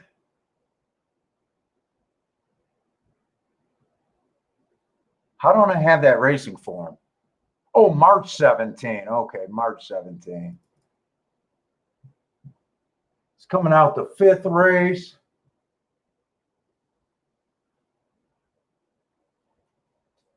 Let's see, there was some $35,000 claimers in there, a $16,000 claimer in there, a A $62,000 claimer. That race looked like it came up pretty tough.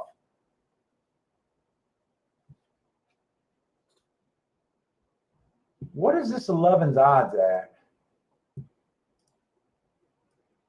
Let's see. I got to even get to Belmont. I'm still at Churchill.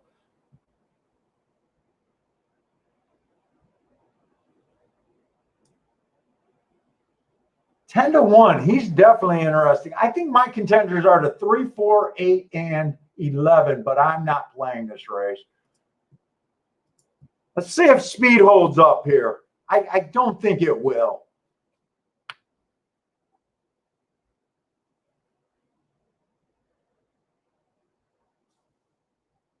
Why is this guy on the 11 choking this horse when no one's in front of him?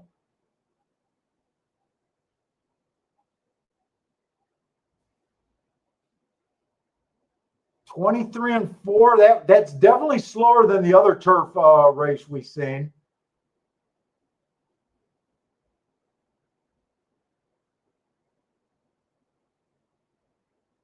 Four is close to the pace. I thought 4 was going to be coming off the pace. I didn't realize 4 was going to be that close up, huh?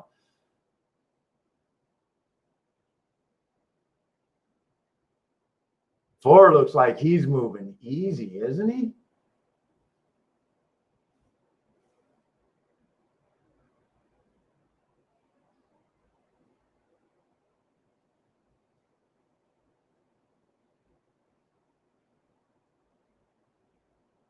Because this 11 got something. I can't tell if the 11 has something or he's just up and down, and when they straighten out, he's not going to have anything.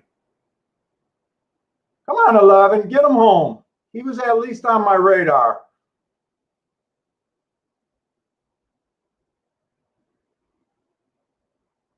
Oh, the 12 is still in front. What's wrong with my eyes? 12, 11. I think Parsons had that 12 in his double.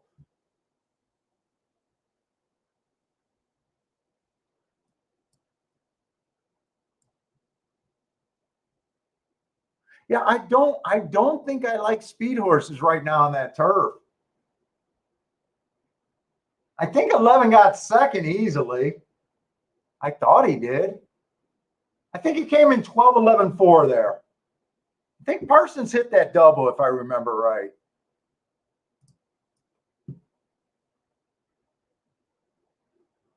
Oh, Chase called that one too? Outside closers? Hey, what's up, Elliot?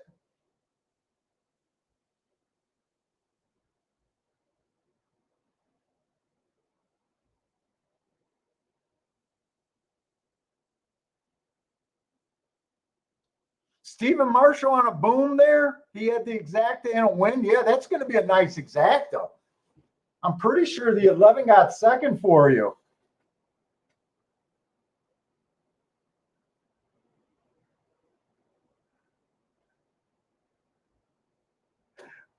Chase is cooking chicken nuggets and giving out winners now. Nice.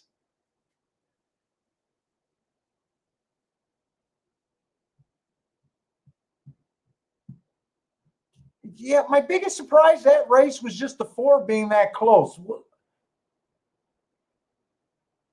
I don't know why I'm surprised by that. He has been close to the pace before. He's actually wired a couple races. Huh.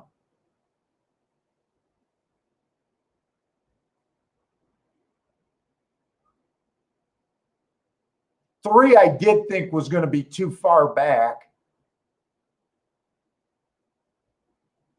12 wasn't really on my radar.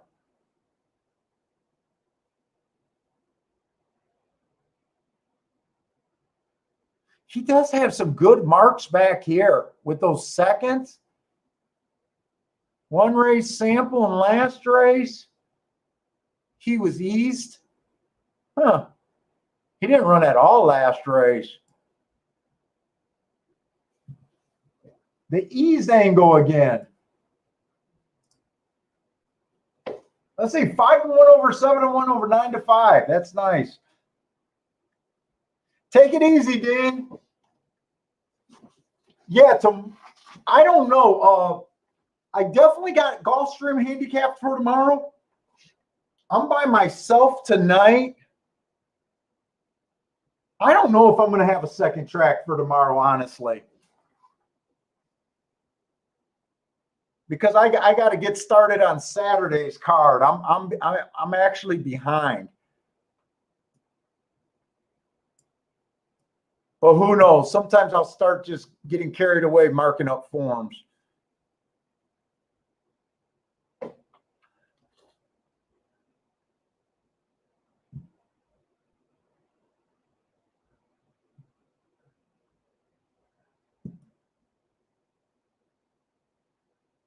Yeah, and I'll put out the reminder if you guys want. On the Wrong Lead is doing Canterbury tonight. I know some of you guys are interested in Canterbury. I think they're coming on like 7 o'clock tonight.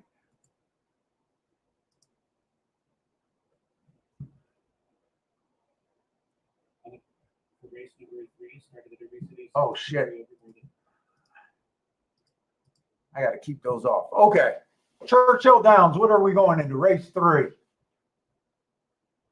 There was a lot of scratches in this race. Is it a 5-horse field or 4-horse field? Let's see. 1, 2, 3, 4, 5, 5. Oh, maybe a 6-horse field. 1, 2, 3, 4, 5. Okay, I can count to 6. I honestly hate it when we have a race like this and I got to work through all these scratches. Let's see, we got 5.5 furlongs, so I'm taking it they're off the turf today. I don't know why I don't know that. They must be off the turf.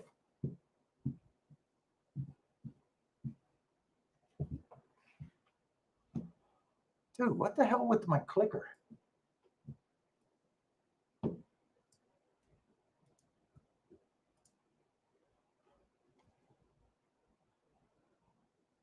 Let's see, Churchill 3rd race. Yeah, they're off the turf. I knew it, but I didn't want to trust myself. Let's see, the 4-horse is going to be on the rail. Last race, bad rail. He was in the 7-hole. Didn't bother him. Average, match strides with the fastest winner, average. I like that race. 2 races ago, I didn't look up. But 3 races ago, he was the fastest winner of the day at Indiana. The 7's going to be in the 2 holes. 3 races ago, he was slow, average. Got in position at the top of the stretch, finished 6 by 2. 2 races ago, inside of the track was good. He was on the inside. I would have liked to see him run better than that. But nothing really went wrong because he comes back last race, runs the same speed figure, average or slow average, still got in position at the top of the stretch. I don't know how I feel about the inside being good and him not running on a day that I don't know how I feel about that. The 8 was in that same April 30th race where the inside of the track was good. He went too fast to win. He's 5-1.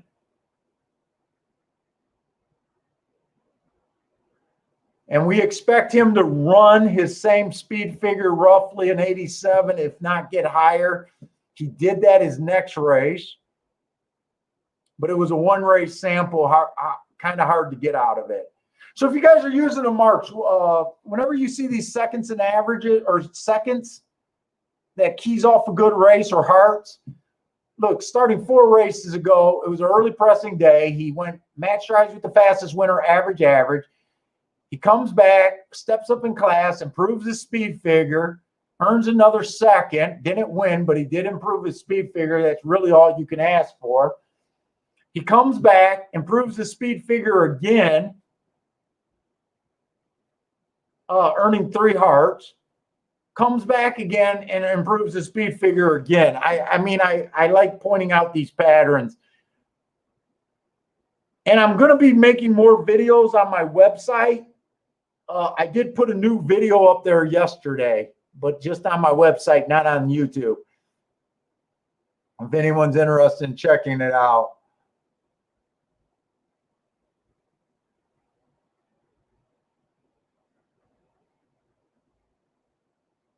So the 8 and the 10 both ran the same race on May 15th.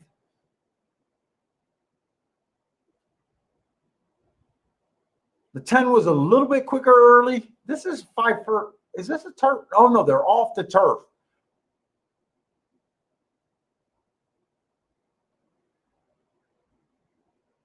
So if you like the 8 horse, you got to kind of like the 10 horse.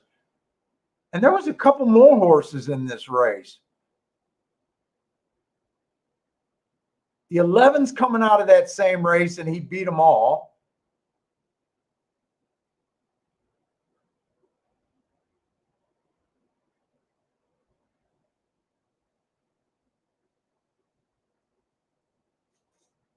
"12 is 3-5. Why is he 3-5? I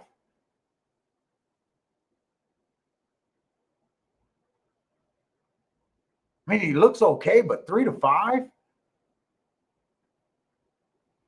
Last race, middle of the track was good. He was in the 6 hole. I don't know. He ran with the bias.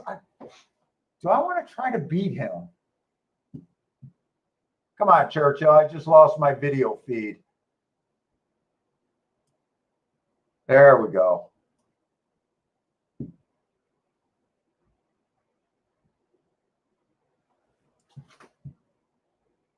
Danny asked, can the 4, I'm trying to determine if I think this 12 is beatable here. I think there's enough horses in this race where I'm definitely not sold on the 12 at 3-5.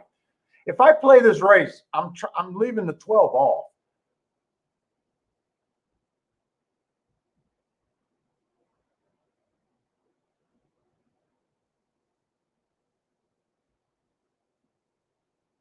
Let's see, the 4 horse.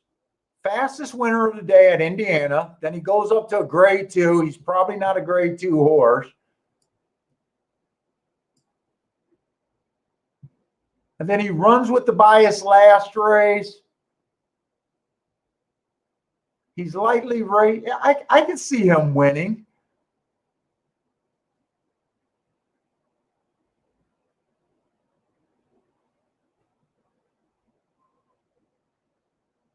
I was mostly intrigued with the 8 and the 10 horse.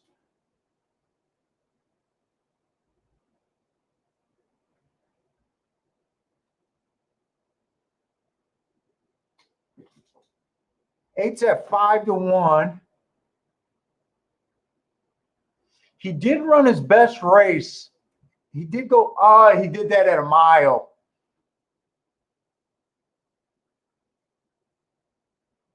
Yeah, you know what? I was intrigued with this 8 horse, but overall, he does look like he could be a router. I don't know if I trust him right now. 10's at 17-1. That's my extreme value.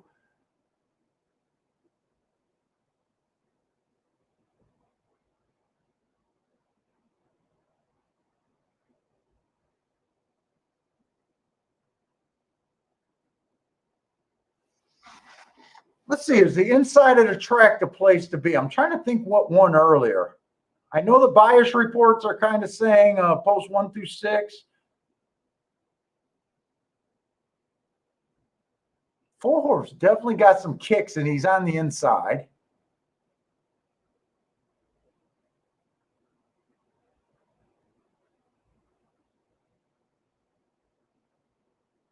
I still can't determine if I think this 12 is vulnerable or not.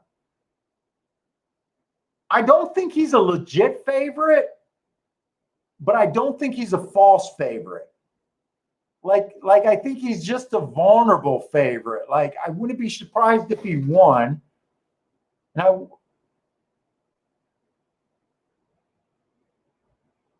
I wish I had clarity of thinking if he was false or not.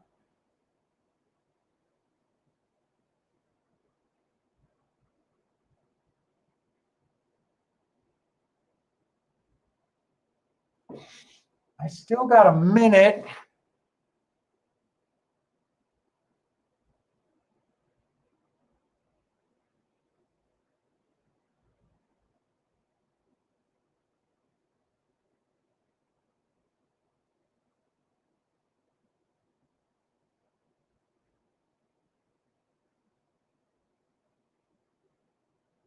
Oh, I think I want to do something with this 10 horse.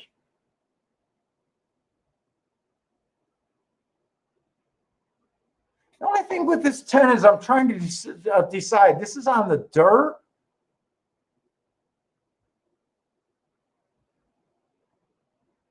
I'm just wondering if he's more of a turf horse.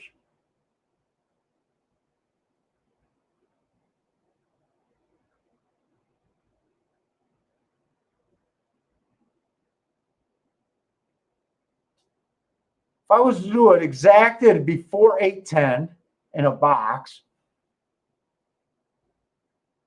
But I feel like that's a little dangerous, not knowing what I really think of this 12 horse.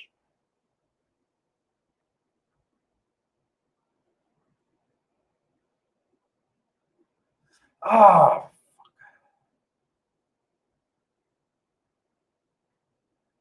I think I'm sitting out this race. I think I'm sitting out this race. I think I talked this race to death.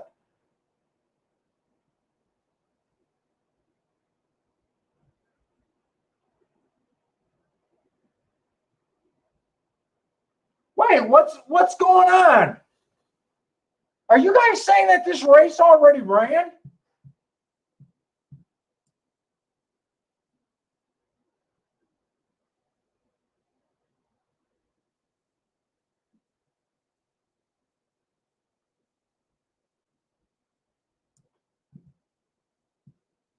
Wait, are you saying this race already ran at Churchill? No, come on, don't.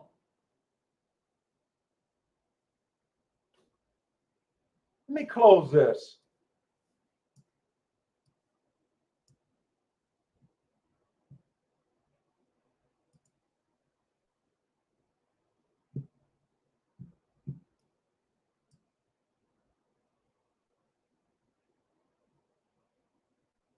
You guys know I'm talking about Churchill, right?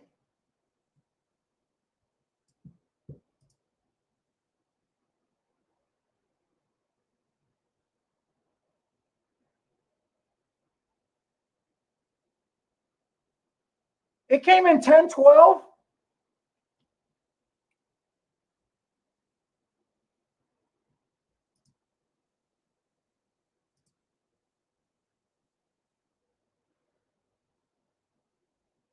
Dude, I'm doing, how long ago? How much of that talking when the race went off? I can't even get Churchill up right now.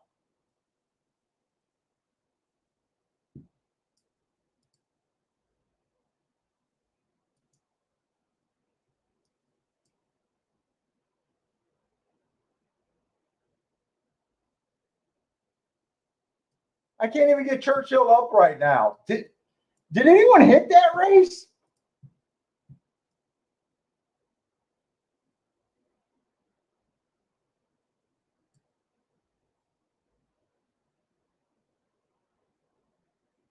Paul, don't worry, you were going to sit it out.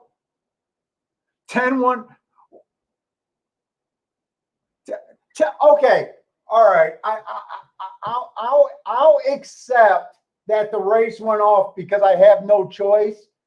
Just, was I talking about the 10 before he won is all I want to know.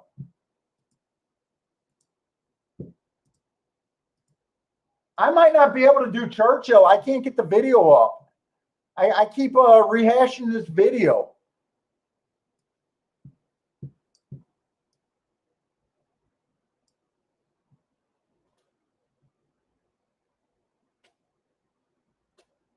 Okay. At least I was handicapping him before I knew the race was off. Was he 17-1? Fuck. I'm handicapping my fucking ass off.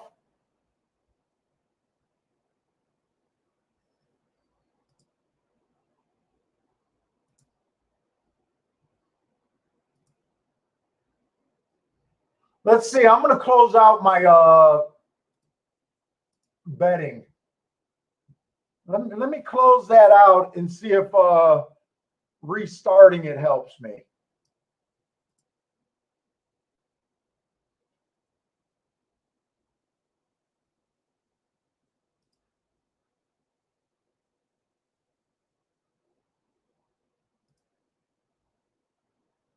Oh, go suck a dick. It came in 10, 12, 11. And 10 went off at about 13 to 1, 14 to 1. Am I at least going to be able to see the replay? I'm trying to see the replay of that right now. Well, sorry about that. Hopefully, I don't know. Hopefully I was giving them out before the race went off.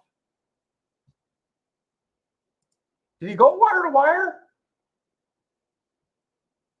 It looks like he might have went wire to wire. Right now, I do got my player working.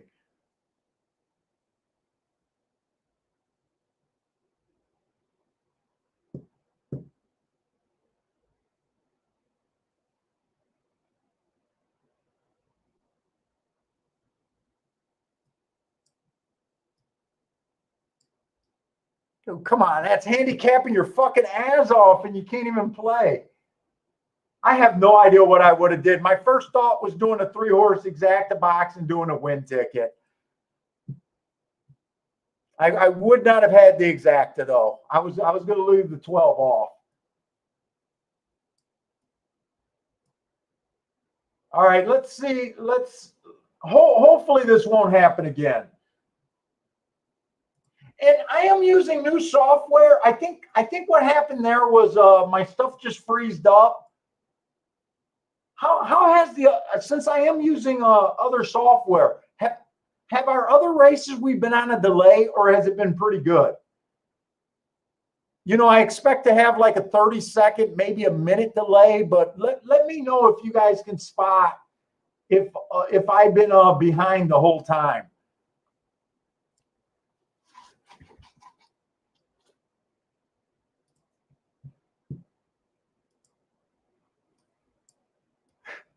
I'm talking about a race that was over for 3 minutes. Get the fuck out of here. Okay, Dan said other races were pretty good. And Dan says he did go wire to wire. Thank you, Dan. Stephen Marshall says, just keep winning. Stephen, were you able to play it?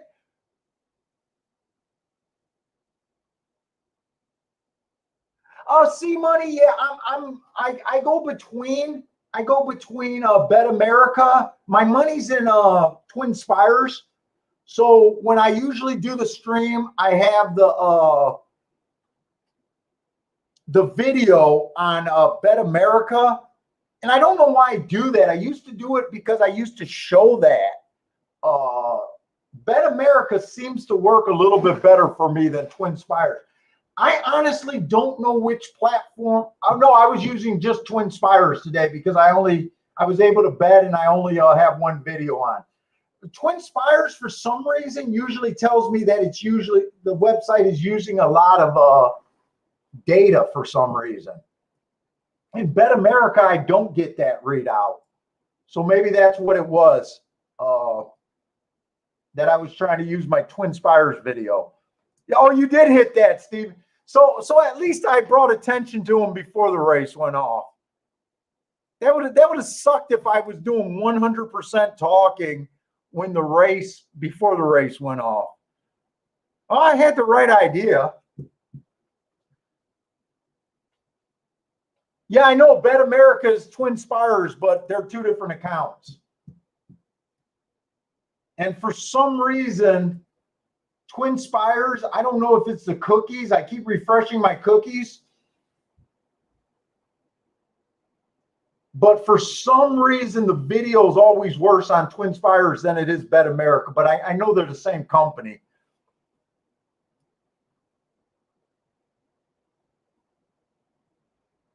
All right, let's look at Belmont. All right. Well, I'm glad if you hit that. Stephen Marshall says he hit that. So let's see. Belmont, we're going into the 7th race. We do have a 1.25 miles. I know I'm going to call it a marathon race. I know it's not, but I don't like these races. It's going to be on the turf again. I don't think speed is doing real well today. So we got allowance 1X over here. And the 3-horse, he's going to be one of those foreign shippers. I don't even know what tracks those are. Let's see, the 2-horse. Last race, I wasn't able to look up. He won that race. 3 races ago at Gulfstream. Early pressing day, he was slow. Technically, I could have gave him an asterisk for that. He came out 6.54, then 7.5 1/4, but I didn't. I already know it's his first race out and he could improve. But I could see someone saying that, oh, it was an early pressing day and he was pretty close to being a closer that day and doing that. So he did improve his next race out. He was coming off as a 4-length back stalker, made a nice middle move, earned a second at the second call. It comes back, wins his next race. Too bad he won it at 50 cents on the dollar, though. Like I said, I'm going to have no opinion on the 3. I'm just going to ignore that he's even in the race. The 4-horse. 3 races ago, stalking closing day. He was a stalker. Average, second average. I think that's a pretty good race. We expect him to earn pretty close to the same speed figure when they run like that, if not improve. So the next race out, he did improve by 1 point on a stalking closing day while trying to go wire to wire, went too fast to win.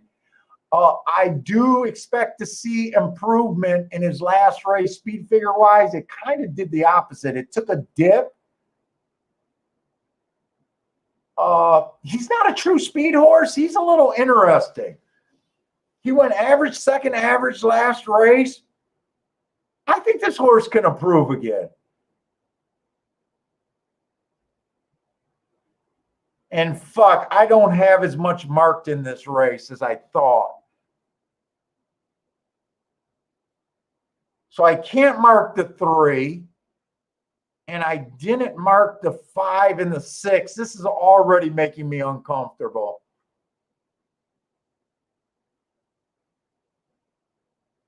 I just can't play without my marks.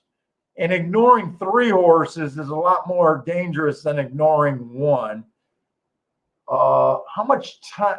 They're already on the track. I was going to say, how much time do I got if I could look them up? I don't think I'm going to have enough time to look them up. They're a minute to post. I'll just go with what I got. I'm probably not going to play this race myself. 3 races ago, this horse was, I do have this horse mismarked. It should have been square, average, square for match strides with the slowest winner, average match strides with the slowest winner. Because I didn't see that he won that race. Oh, he won that race at 97-1. God, that's a boner. If you had it. He comes back, average, average, average. And then last race, it was a bad rail stalking closing day. He was a stalker closer, but I gave him an asterisk for running on a bad rail. This horse does look in. Oh, he's a chalk.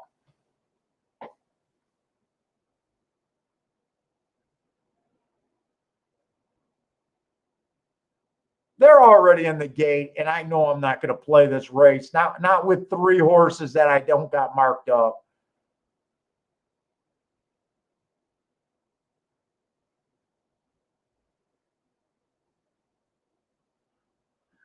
I'm going to kind of use this race. I don't think speed's holding up, but I don't think this 4-horse is a true speed horse. I'd like to see this horse take another step forward here. I definitely think the 7's interesting.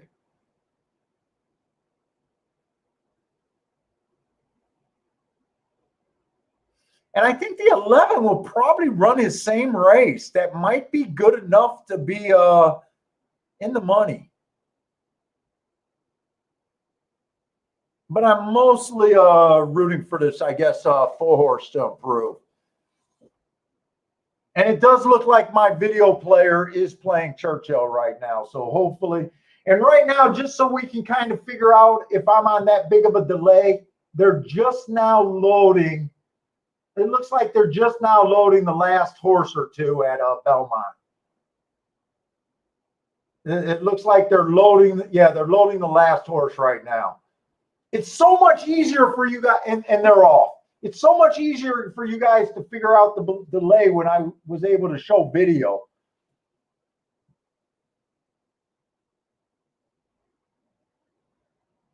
Let's see. Cole's taking a shot with the 11-horse. Good luck, Cole. Dan's taking a shot with the 5-horse. Cole also has the 7, 9, 11 in exacta box.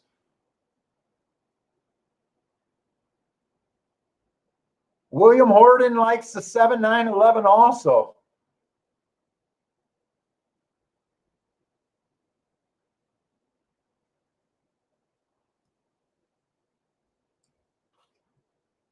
Let's see it. I want to blow this video up so I don't have to squint and go blind. 4 did get the lead, or maybe he inherited after the lead after the 5 backed off a little bit. But 49 and 4, that does not sound fast. It is a mile and a quarter. I don't watch a lot of mile and a quarter races, so maybe I'm wrong about that not being fast, but I'm rooting for this 4 at the same time. I don't think Speed is doing real well today.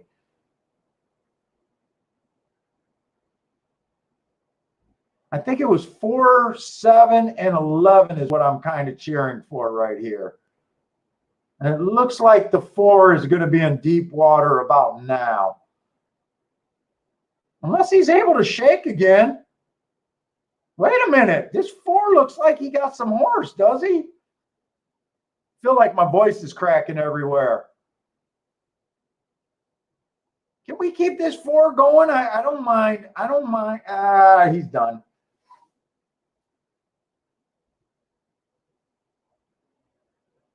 And I think it's going to be oh no, 9. I did have marks on the 9. 9, 2, 9, 2, 3. I did have marks on the 9. Who did the 9 look like? Lightly raced horse. He did earn a triangle. Broke his maiden stepping up.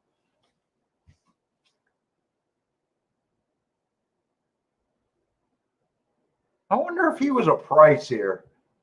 6-1 morning line. He probably was a price. That 7 didn't fire at all.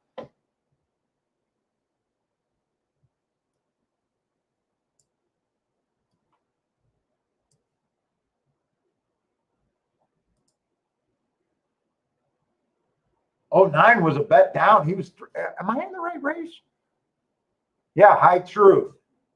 9 was definitely bet down from his morning line.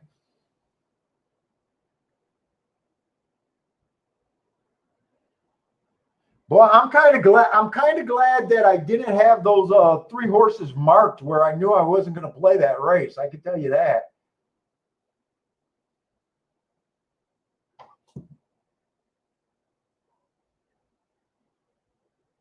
Although none of the you know what? I could have ignored all of those horses, but I still wasn't interested enough in any of the first 2 finishers there.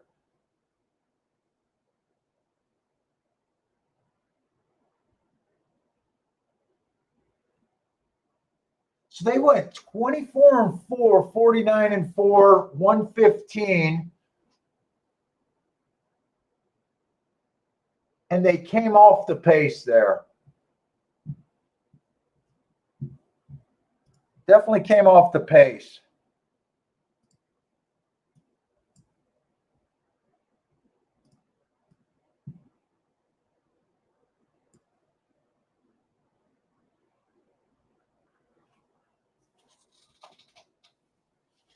Let's see. Chase is saying, I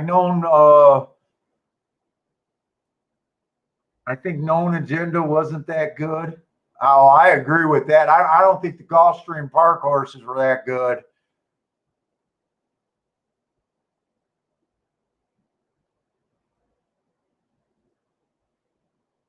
I don't know why the 4 went to the lead. I thought the 4 might have tried to come off the pace like he did in 90% of his running lines. I was kind of surprised to see this 4 on the lead. It might have just been a situation when the 5 gave up the lead, someone had to have the lead, and he was probably next in line. I thought this horse could have been 3 or 4 lengths back. I'm not really going to blame the 4 losing. I mean, I don't think that was a good ride, but I guess I get that ride. I want to watch that replay. I want to see if that's what happened, because I think the 5 had the lead and I think the 4 was just in second. And when the 5 gave out, I think the 4 just decided to be the leader at that time. It might have been a position where the jockey just felt like he had to go, but I kind of would have liked to see this 4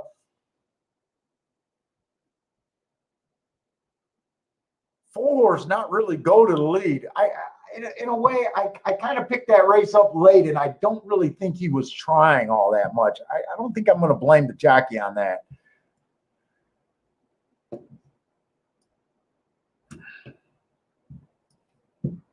As soon as the 5 gave up the lead, and he did it pretty soon. I want to see if I'm remembering that race right. Let's see. I got to get right over to Churchill, because there looks like there's 4 minutes to the race, or 4 or 5 minutes. I don't want to have a disaster like last race. All right, we got a mile claiming 10,000.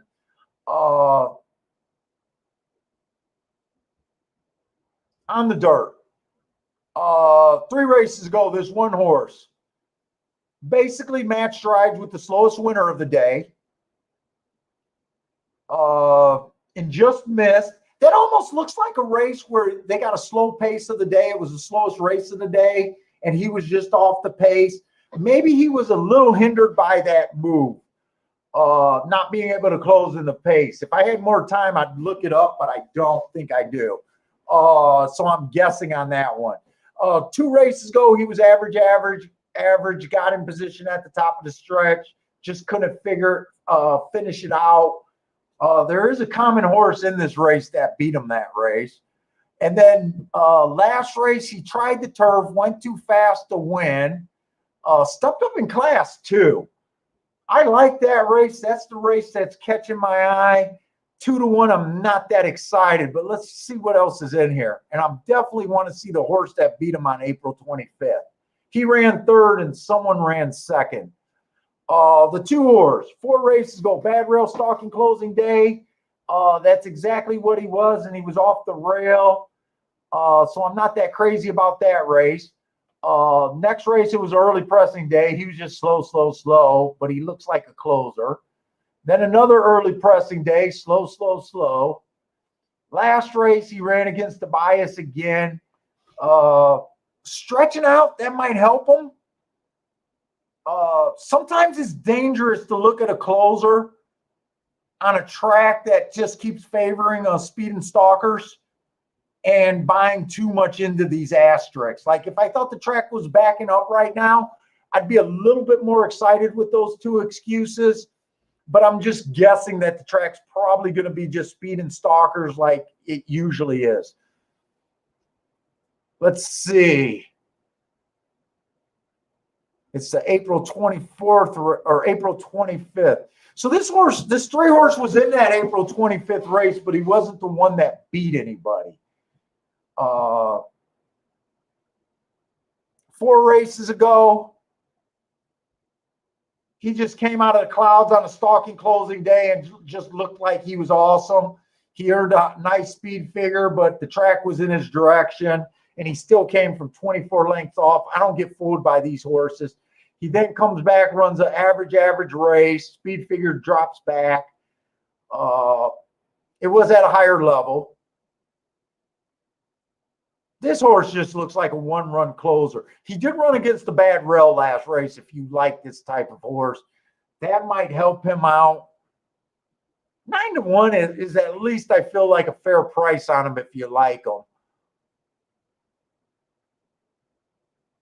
4 is a sprinter stretching out that might be closer to the lead.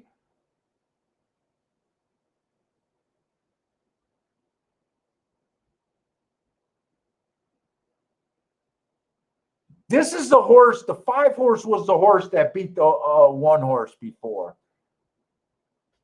His last race when he was average.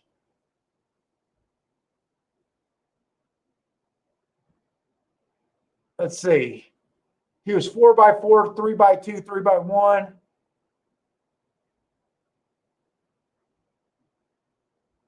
It's the 5 horse. You know, really, they ran the exact same race that day.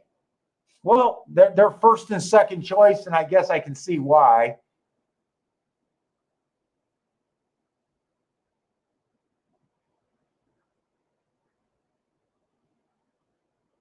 Dude, I wish I had these Oaklawn forms. I'd love to look up what kind of horses were in this starter allowance at Oaklawn 3 races ago. When this horse got a stalker closer track, he didn't get the improvement that you would have thought, though.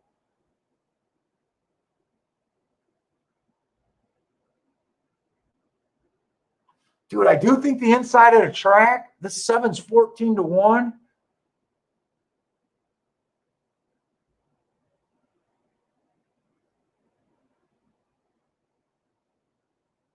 I'm going to do this better in my playback category.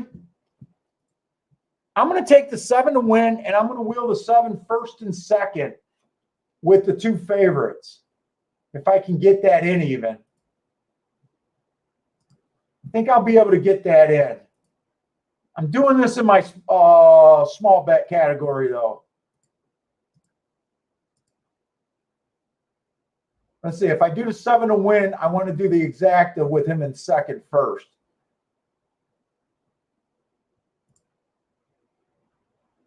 That's 1 and 5. Top of the 7. Oh, I didn't get those. I didn't get the exactas in. None of them.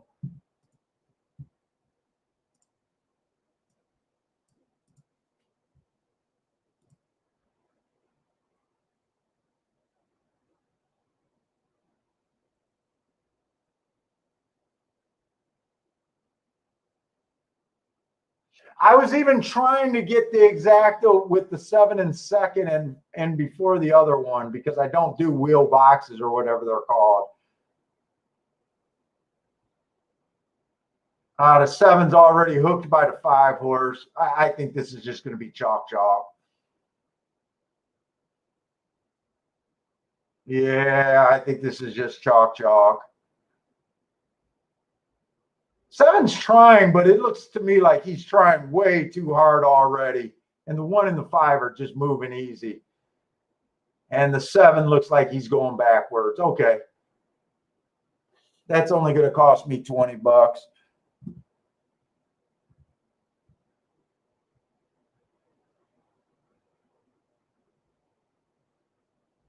If I would have liked the, I don't know how I would have decided to bet the 1 or the 5 to win there. I would have favored the 1 because of the inside of the track and their price was basically the same, but I don't know in what scenario I would be between betting an 8 to 5 and 7 to 5 to win.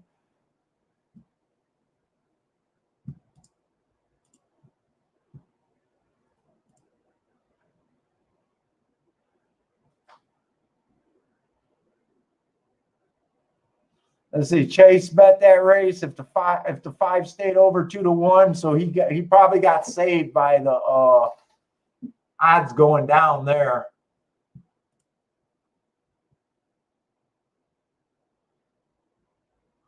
Who was the 4 that got second?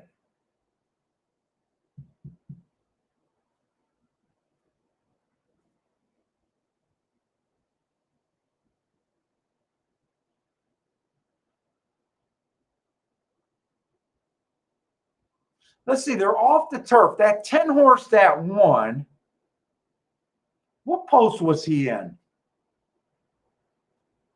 Was he in the 4-hole or under that?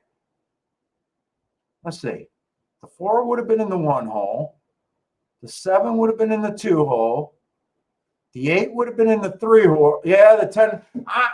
I might be even thinking that this track might be inside. The bias reports are definitely telling me to look inside at Churchill.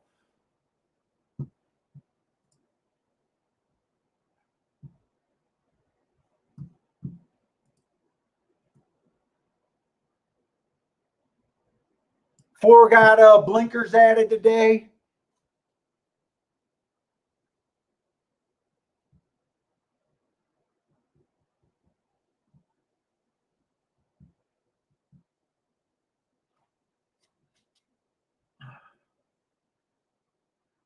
Let's see. 7 had nothing. It looked like it was going to be a 1-5-5-1 exacta.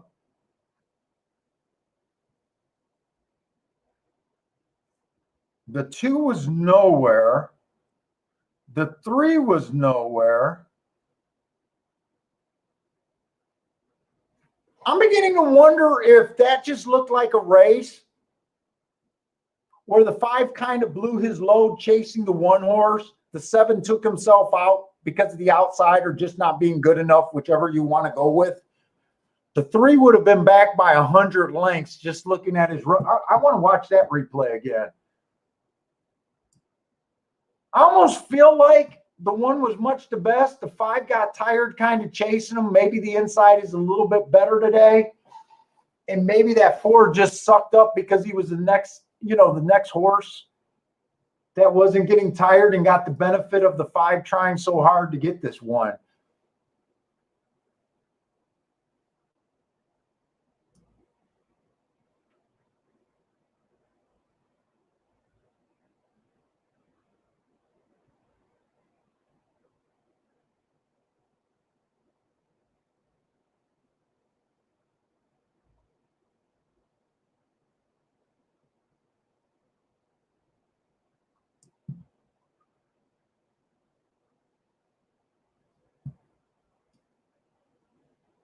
Chase, what time are you guys doing on the wrong lead today? Is it like 7:30, something like that?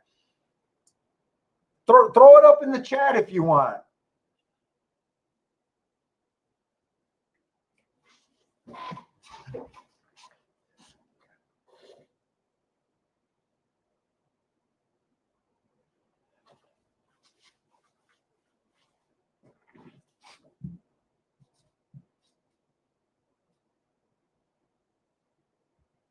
Dude, if I look at if Churchill is really as inside as I might be leaning towards right now, I'm kind of hoping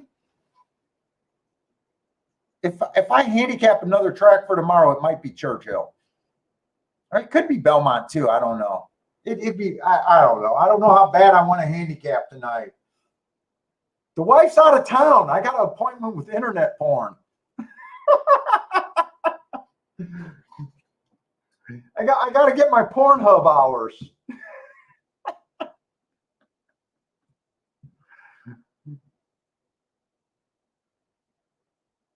Let's see, Stephen Marshall. He needs a 156 in a pick 3 at Belmont. Good luck. Let's look at Belmont.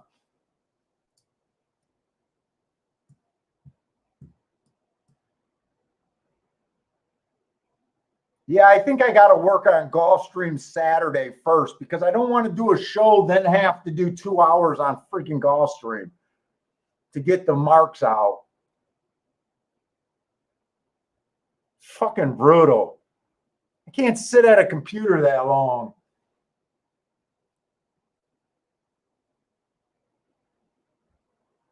Dude, did we really could have had a 30-1 today, a 17-1 winner, and a 13-1 winner today? Is that really what we were looking at today? I hit on one of the 3 with the exacta and the win ticket, but God, that actually sounds like almost a downer. I keep thinking about that 10 and that 6.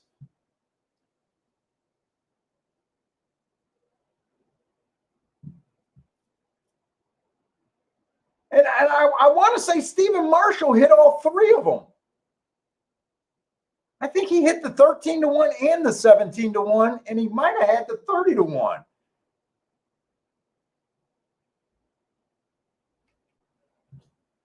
Oh, Christ, Stephen. If that's true, Stephen, you're on fucking fire, man. I think he hit at least two of the three.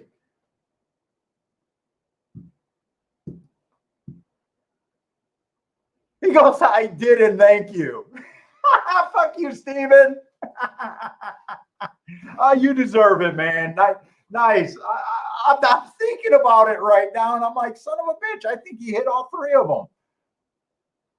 Dude, that's a day, if you were at any tournament in the country, and it was a one-day tournament, you would have won.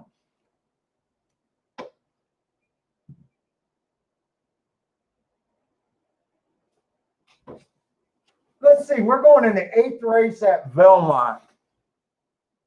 Oh, we got a 7 furlongs on the dirt. 80,000. And by the way, all of these races at Belmont today, I think every one of them, other than I think the one I hit, are all out of my comfort zone.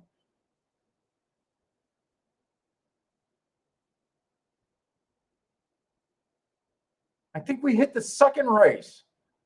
I think that was the only claiming 25,000. I might be wrong about that. Maybe I am wrong about that. Maybe I hit the 4th race. Oh, optional claiming 45.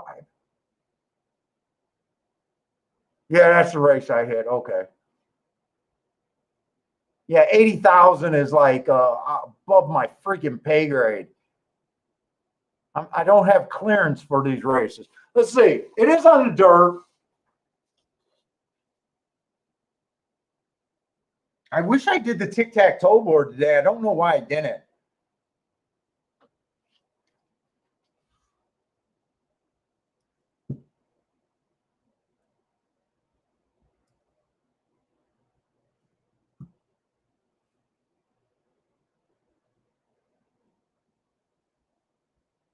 Let's see, the one horse. Inside was good last race. He had the inside and was slow.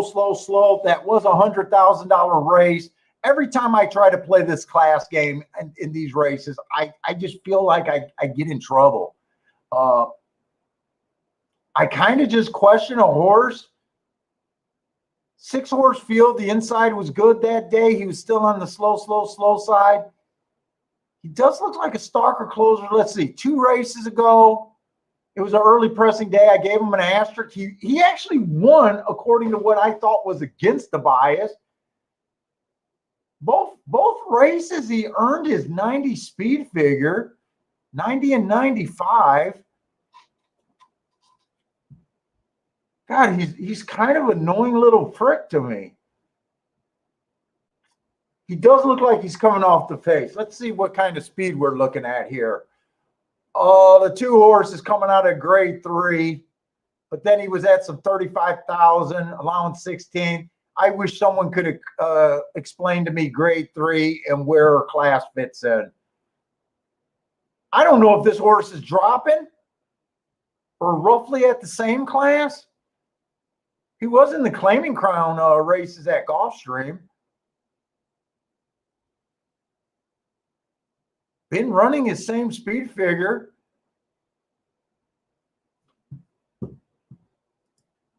Let's bring up Belmont so I can at least see the odds. 3-1 favorite, or 2-1 favorite, so a little lukewarm on him.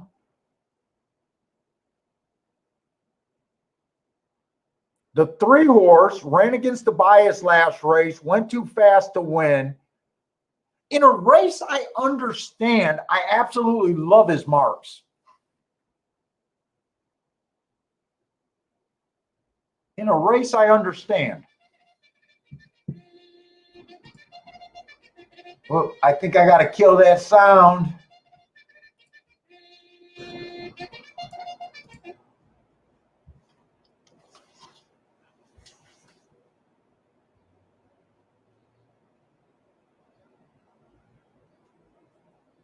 Let's see, this 4-horse, 4 races ago. Inside of the track, he had the inside, average, just missed. Okay, he just was a K hair from winning that race. Nothing wrong with that. He then runs on a speed favoring track.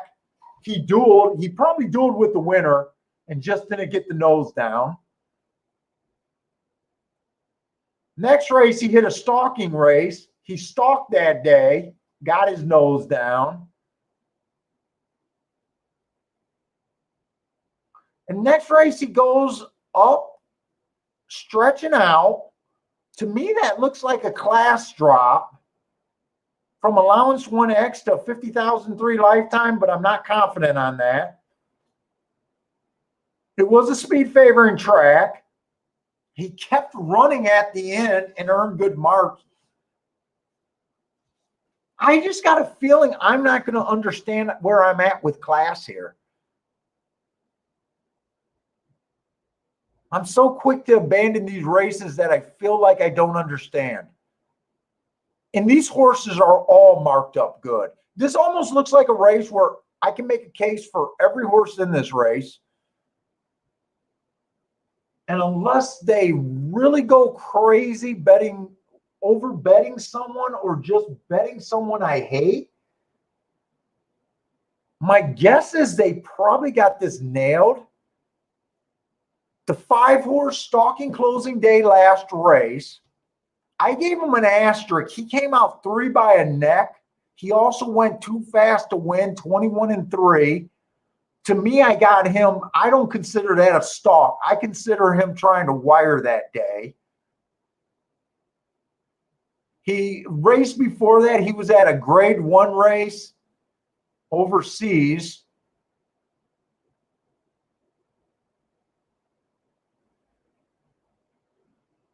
He is the favorite. I don't like this spot. By the way, guys, if you guys are new to the show, welcome to the show. If you guys are Chase's guys, and I know he put out some tweets today, welcome to the show. I should have welcomed you guys earlier if anyone's here that are new. I will sit out a lot of races. If I try to be completely honest with how I'm feeling about a race. I don't believe in just trying to make plays that I don't feel like is really there or are for me. I keep this as close to my personal play as I possibly can. I know some people don't like me doing this because they want action every race, or they at least want to hear where I'm going. But I honestly don't play that race. This is how I play. I sit out more races. I believe a big part of handicapping is the skill of being able to sit out.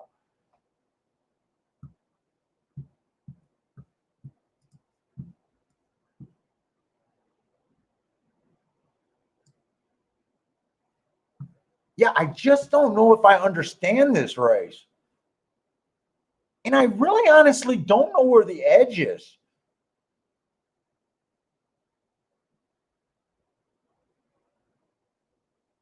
If I had to make a morning line of this race,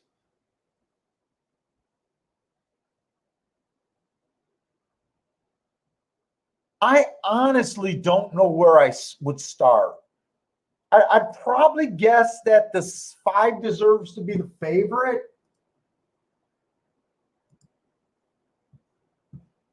And I'd probably have him at like 2-1. So he's not that crazy over bet. He's about 9-5 right now.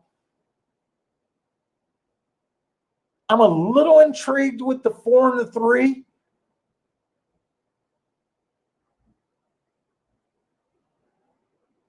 But not enough to bet in a race that I don't understand. 4 and 3 are the only two. Well, 4, 3, 6 are the only horses that offer any kind of value.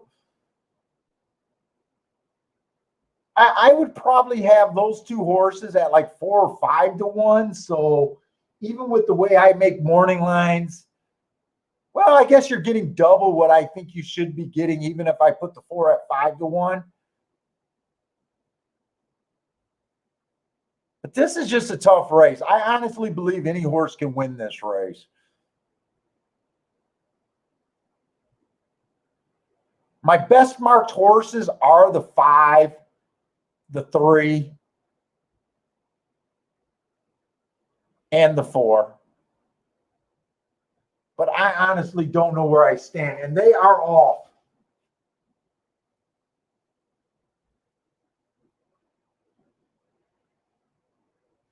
Looks like 5 is going for the lead, and the 2 is the dueling.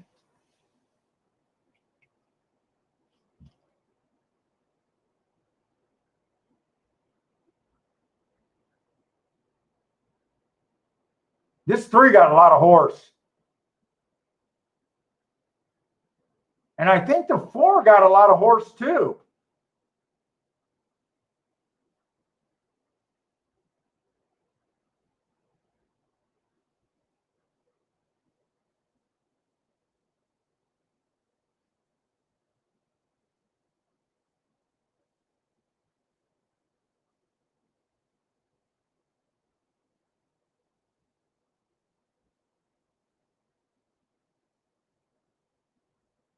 Well, this is all my best marked horses and kind of my opinion in the race.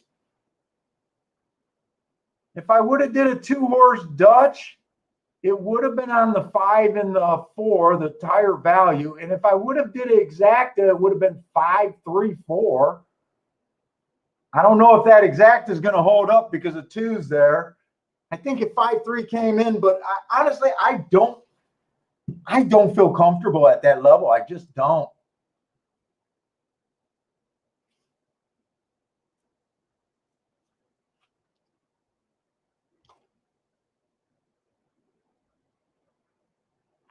Oh, Marco Lou took the 4 there.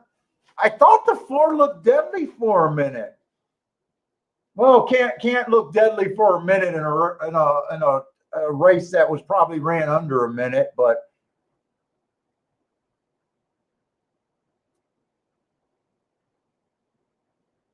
I mean, in hindsight, that race probably made sense, and I probably could have did a bet, but I know where I feel comfortable. I got a feeling it's gonna not pay worth the risk. I don't know. I'm thinking maybe 12-1 on that exacta. Maybe 12-1. Which, if you box 3 horses, you're only getting even money back. Not really worth the risk. I guess if it plays over 20-1, it might have, but I don't think this is going to pay over 20-1. I really don't. Oh, C Money. Did the 2 get the? No, 2 didn't get the bob. They got the 3 up now. They got the 3 up. Oh, Chase was asking if the 2 got the bob.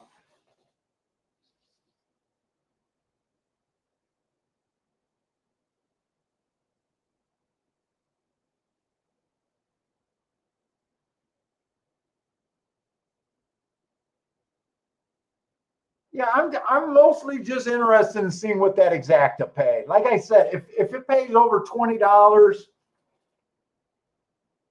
maybe a small missed opportunity, but I don't think I could have pulled the trigger. But I'm thinking this pays 12-1. And 12-1, I can definitely just relax.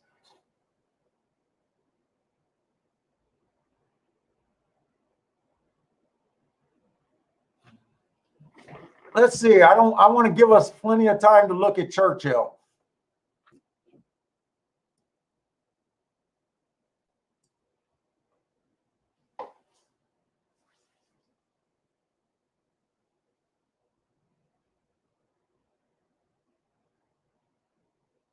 Chase, you needed that 5-2 exacta, huh? Who was the 2-horse?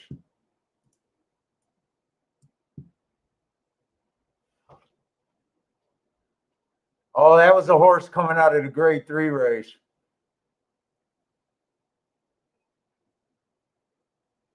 And a $100,000 sprint.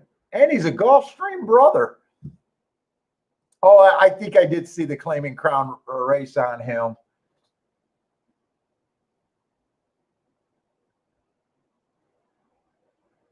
Man, I can't even see. 6 minutes to race 5. So this guy did win.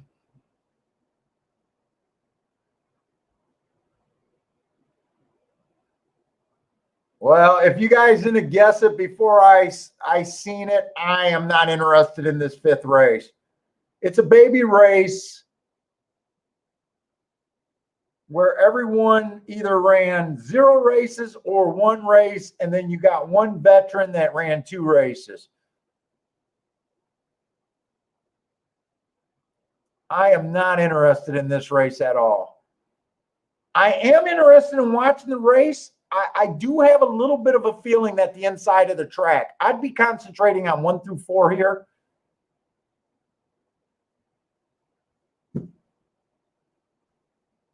Oh, there's only 5 horses in this race. Let's narrow it down to 1, 2, 3. But I would not be playing this race. And I said 1, 2, 3. I know the 2 scratch. I'm talking post positions.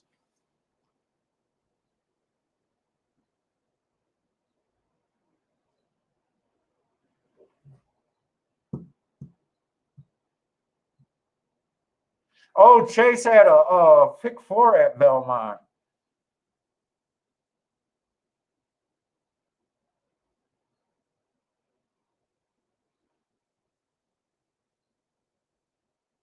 Oh, Chase, you better get to that damn nap. Or heat up some more nuggets.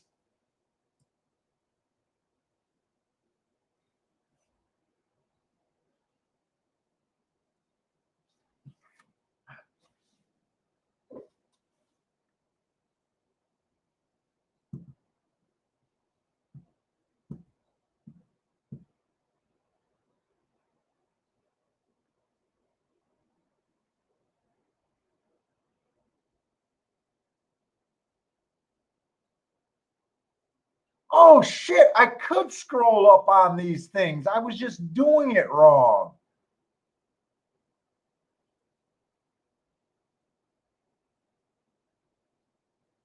Oh, I was just doing it wrong.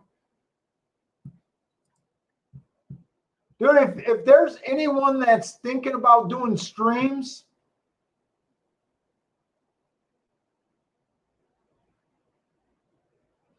I think the StreamYard, and you're just looking and trying to decide what software. I'm a big veteran because I've used this once, and I've been using the OBS. I think the StreamYard is a lot easier to set up the first time as a first-time starter. And I think it's a lot easier if your goal is to bring on people.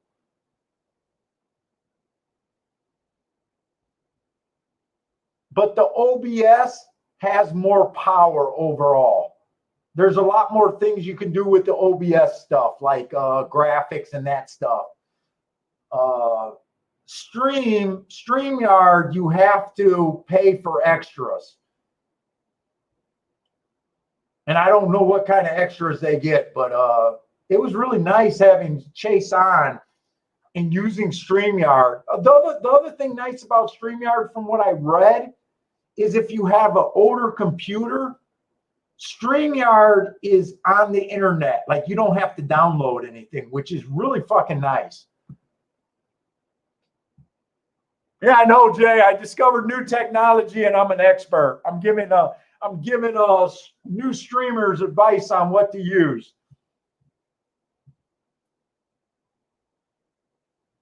So if I ever have a guest on, I will be using the StreamYard from now on. And StreamYard, from what I understand, is free, but you can only, it's free, but you can only have it free for so many hours of streaming a month. I think it's like 10 or 20, where OBS, you can just go crazy. So every time I use StreamYard, it will be just if I'm having a guest on.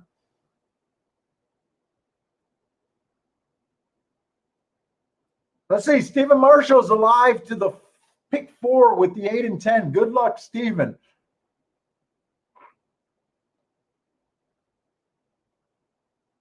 Oh, yeah, that's the other thing I seen about StreamYard.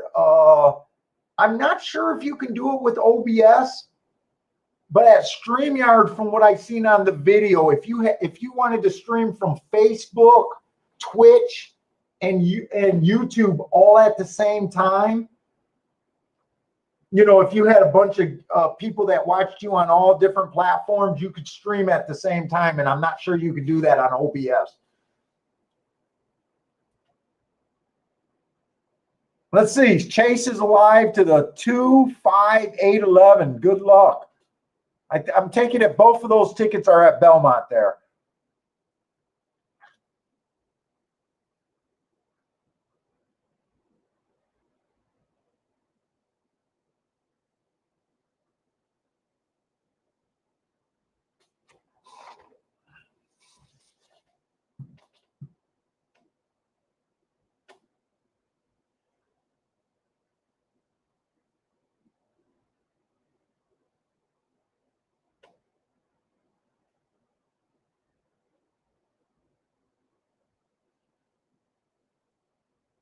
Oh, what is this? Wait a minute. Oh, shit.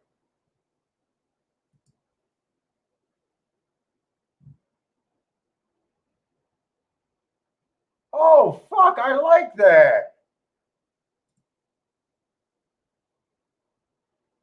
Let me throw someone else up there.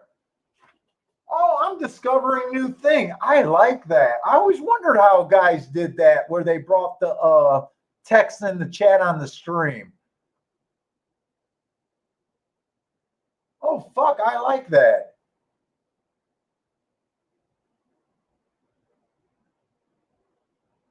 So let's see who got action going. Chase has action going.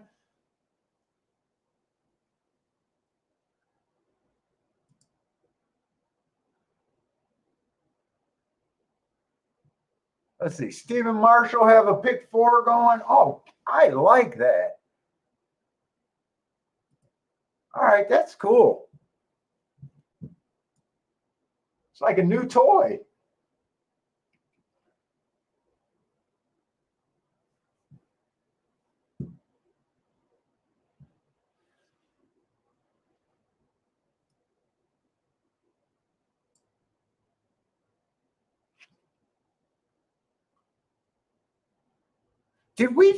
Did I just? Oh, I didn't realize that is this the 5th race at Churchill, the baby race? The 4 just won?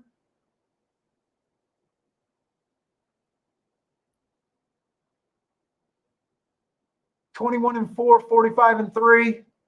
Came in 4-1. I am liking the inside. I said I'd be looking at the first 3 post positions there. I did not make a play, though. I wasn't that interested in it. I'm just talking.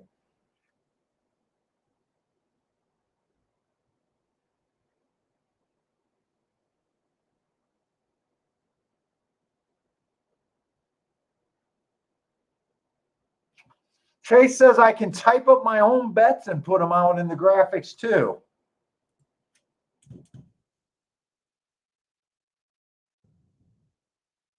We'll just do a classic 1, 2, 3 box. Oh, shit. So I can do that instead of the other way?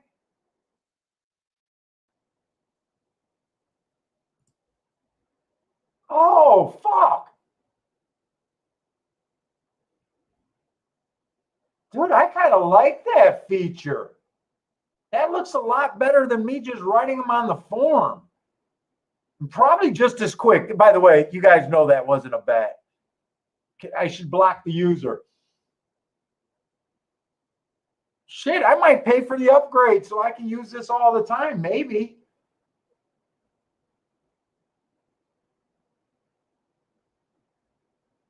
Oh, thanks. Man, I'm glad we did this, Chase.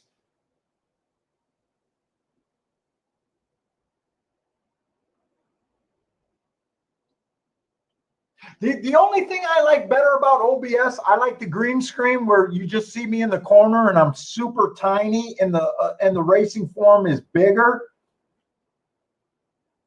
If you guys like a platform or see more potential with one of these platforms over the other, let me know. I think the biggest thing is having people on, except I'm not going to have tons of people on.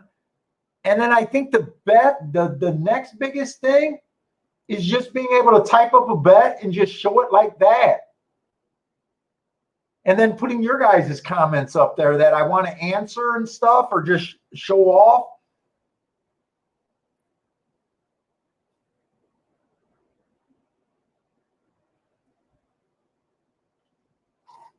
I might do that with the tip money. I might decide to use this more.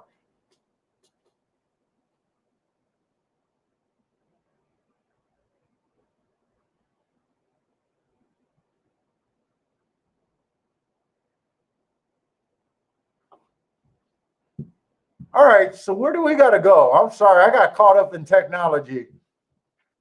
I forgot there's races going on.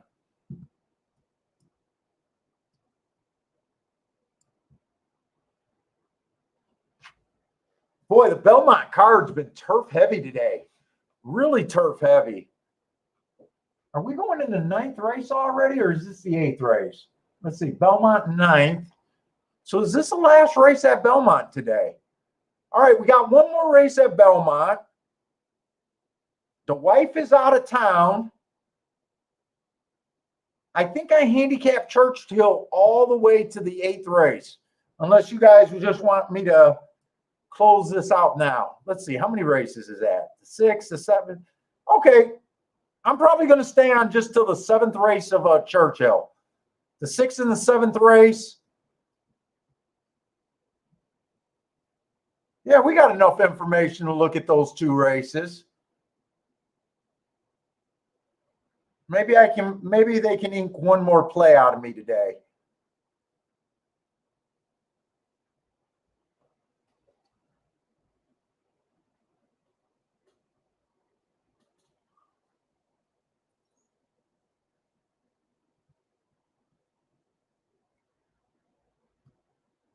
All right, but Belmont's going off before. Belmont should go off first. All right, we got a mile on the turf, maiden claiming 40,000. This one horse, 2 races ago, average slow. That was his first time out. I don't get too much out of that. That was at 5.5. He then drives a mile last race, stalk and closer day. Didn't really do anything there either. Look, I don't got a problem with saying this horse might improve, but me doing anything with them is a stretch. The 2 horse, 3 races ago, 1 tick slower than the fastest winner for the first 2 calls. For some reason, I did not have this 3rd call. I just marked the marks. I don't know what happened there, but it might have been with the charts that day. 2 races ago, stalking closing day. That's what he was. He got within 3 lengths at the top of the stretch, which I do like. And then last race, it was early pressing day. He tried to close. I gave him an asterisk. I kind of believe in that asterisk a little bit. And I keep saying I haven't felt like speed has been great today at Belmont. I'm going to try to look up the 3, but let me just skip over him, because I think I'll have enough time to do the horses that I got and then jump back on him. Oh, the 5 horse. First time out is an excuse in itself, but it was early pressing day. He had no speed. That was a 7 furlong dirt race. It looks like they want to have a turf race, a turf horse. So I think that was a throwout race all over. 2 races ago, first time on the turf. It was early pressing day. He was average, match strides with the slowest winner. Finished 2 by 2. That's a useful race. And last race, he was stalking on an EP day. Average all the way across. Tried to take the lead at the top of the stretch, just wasn't good enough. That's a useful race. He kind of fits what I'm thinking too.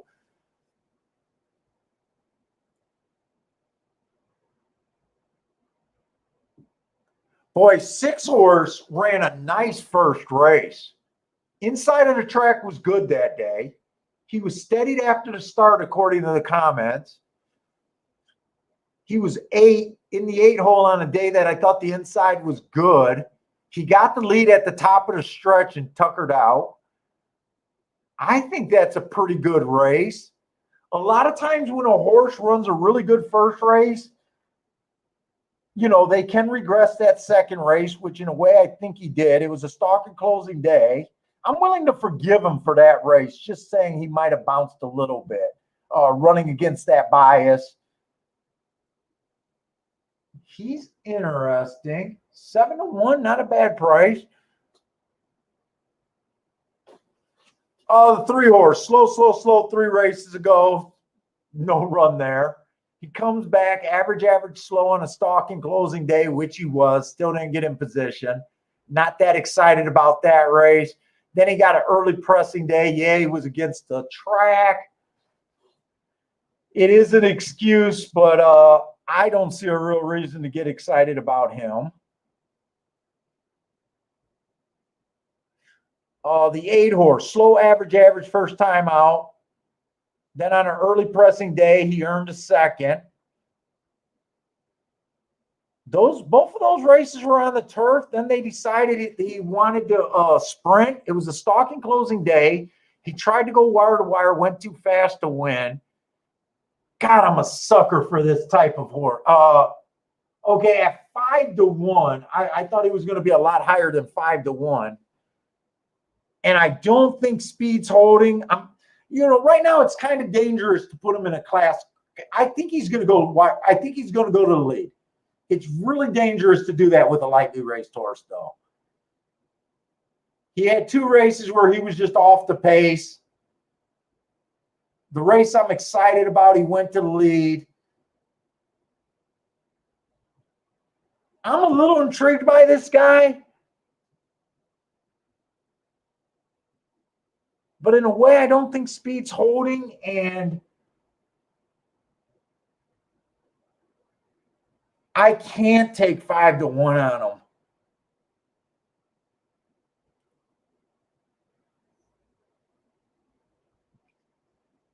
Let's see, the 9. 3 races ago, he was a sprinter on the dirt, ran against the bias.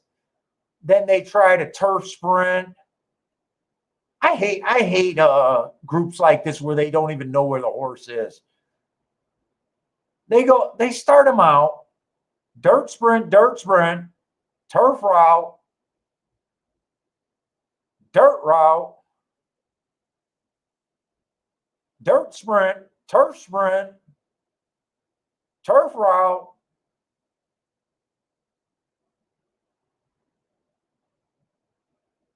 They don't even know where this horse belongs. I was hoping he would be the favorite. Who's the favorite here? The 5? He is second choice. I mean, yeah, his last race was good.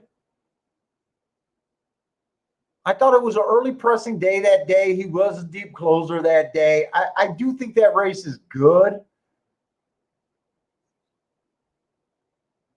But overall, they're not sure what he is. I'm not sure what he is. I wouldn't be surprised if he won, but I'm not crazy.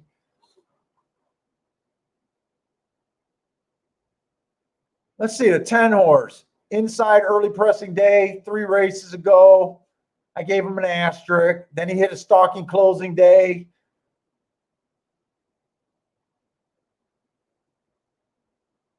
This just looks like a 1-run closer that's going to get a lot of excuses more times than not. I can't find a reason to bet him, even though I think the track's backing up.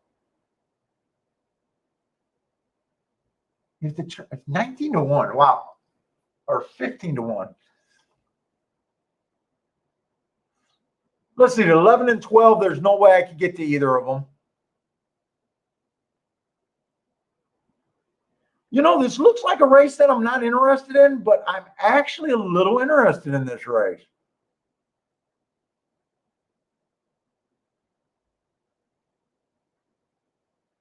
I think the 2's interesting at 7-1.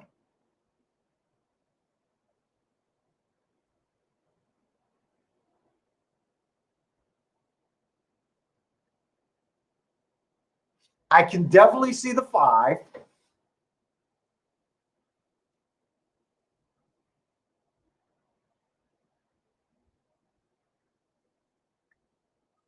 The 6 is a little interesting to me at about 7-1.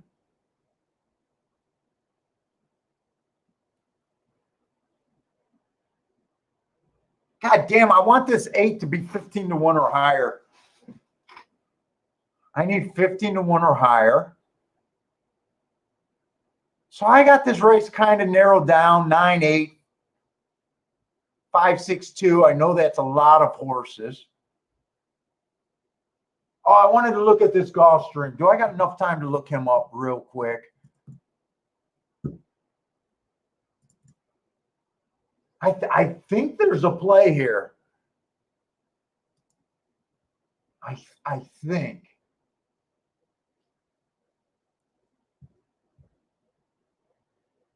That was an early pressing day. Just an average race. March 10th.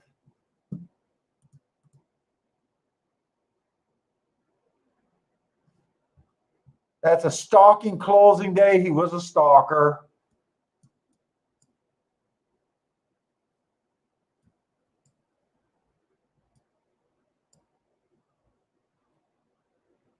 I feel like I'm reaching too far, and there's nothing on this horse that's getting me all that excited.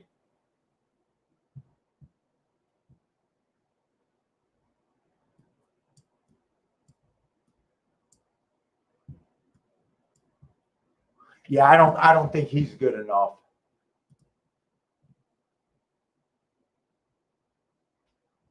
Let's see. If I don't think the 8, I can't take the 8 at 5-1, no matter how big of a sucker I am for them. The 2 horse definitely makes sense to me. May 14th. Let me just see. The 5 horse makes sense to me.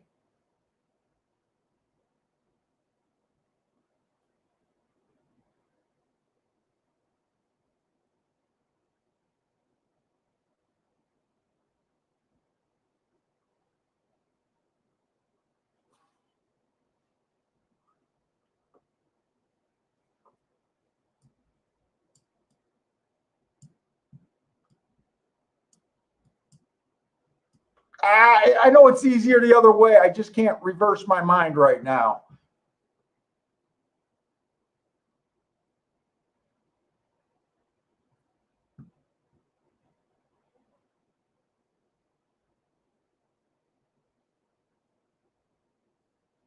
Is that really what I'm sold on? 2, 5, 10.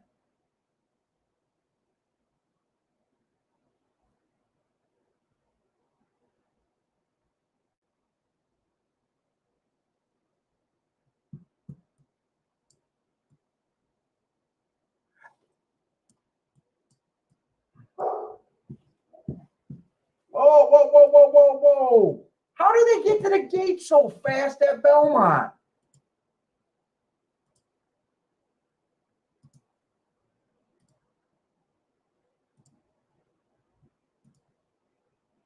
I'm doing just 2 $5 boxes. That's all I'm doing there. I should be able to get this in. Oh, they weren't even on the turf. I thought all of a sudden they were at the damn gate. Okay, I panicked there.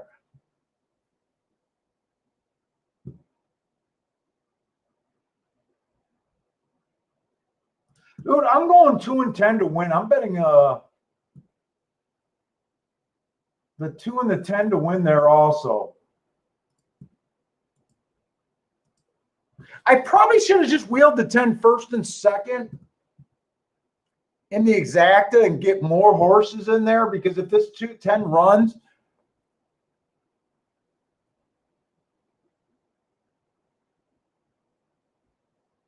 I might be reaching too damn hard on this 10. I might be reaching too damn hard. They're off.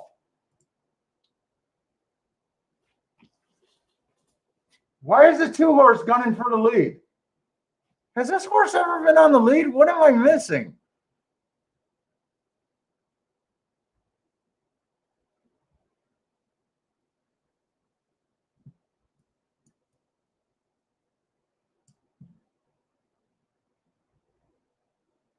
I'm supposed to put this horse on the lead because of this race? Now, the 8 is the horse I thought was going to get the lead. The 8 is the horse that I wanted to bet so bad, and I just could not take him at 5-1. I couldn't even take him at 8-1. I thought he looked like a live long shot at about 13-1 or higher, probably. I was hoping to get 15-1 on him. My 10 is just a terrible bet.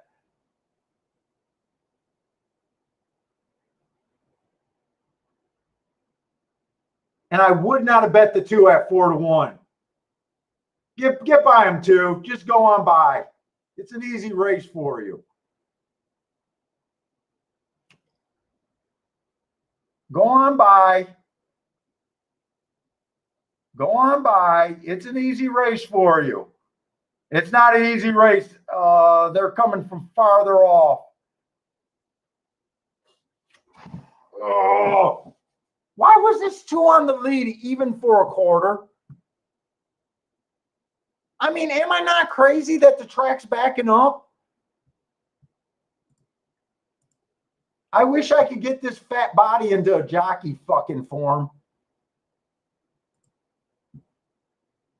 It came in 1-2.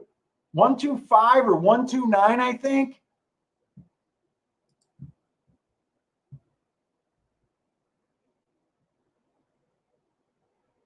Who is this Luis Saez guy? Is he any fucking good?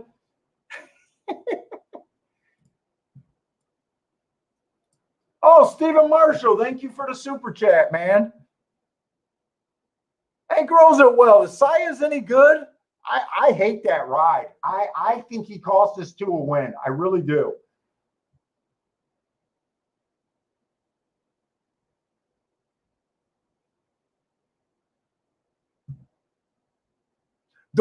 I can't be mad getting beat by this one. This one ran, he ran closing, and he's just a horse that I could not have bet on those 2 running lines. And I would not have bet this 2 at 4-1. I thought I was stealing at 7-1.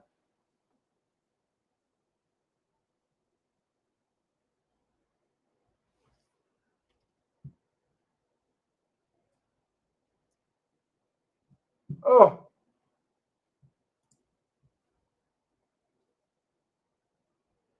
Hey, Damien, who is this Luis Saez guy? He doesn't know how to read the track? What the fuck is it? This is why I think it's such a bad ride. I mean, you can believe in biases or not. You know, it's debatable. I even say it could be more hocus pocus than anything, or cashing on coincidence. But really, are you really supposed to think to take this horse on the lead on this one race where he was 3-1 at the first call? I mean, he still ran a good race, probably a winning race, just got beat by 1 horse. No shame in that. But I don't like that ride. I don't like that ride.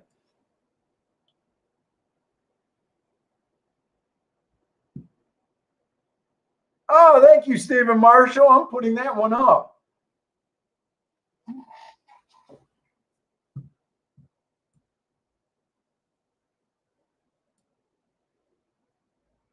Yeah, but I can't be that disappointed. I can't be that disappointed because I know that there's no way that I could come up with the one there.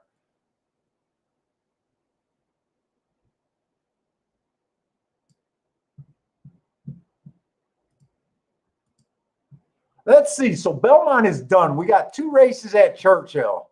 Let's see if we can hit a race at Churchill today.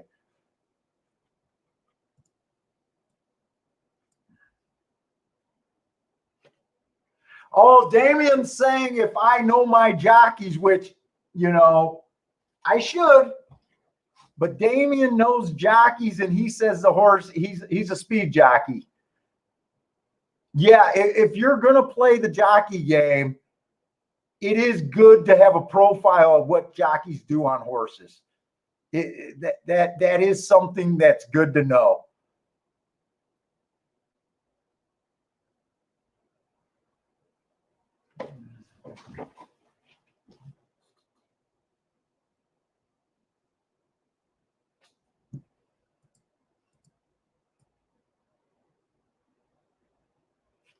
Like if you're going to play jockeys, it's good to know their tendencies and what they might know.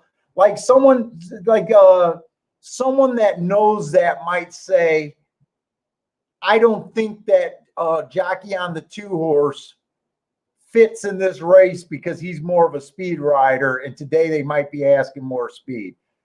There's all different ways to gain edges in this game.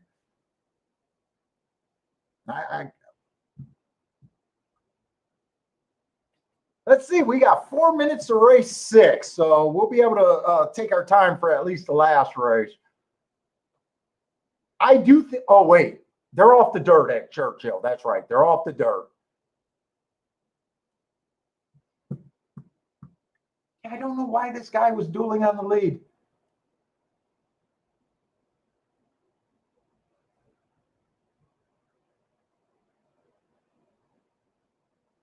Let's see. So we got a 1 1/8 on the dirt. Oh, the 2 horse. Early pressing day, 3 races ago, average, slow. He comes right back on a bad rail, improves his speed figure on a bad rail. That's always a good sign. Why do I feel like I talked about this horse? So I got the right form?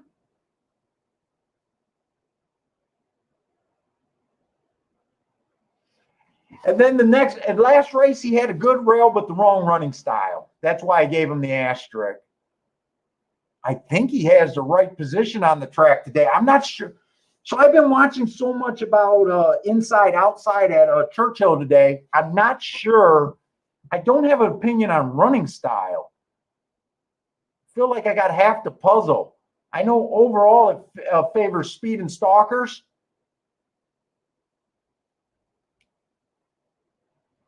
The 4 is going to be in the 2 hole. It looks like a 1-run closer to me. 5 horses 2 to 1 and this horse is marked up crazy. 3 races ago, went too fast to win. 2 races ago, improved his speed figure after the hearts. But the inside of the track was good. He was stuck on the outside. I think he ran a fantastic race there. And then last race, he went too fast to win. Can they slow this horse down? 2 to 1 is not enough to get excited about.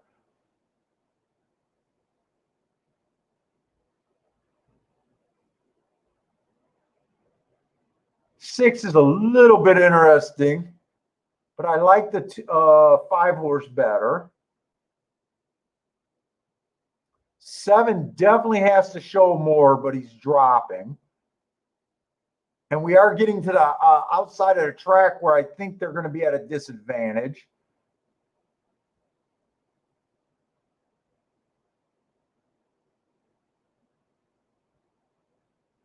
$12 is definitely interesting, but I'm not believing in the whatever hole he's in. 1, 2, 3, 4. He's in the 9 hole.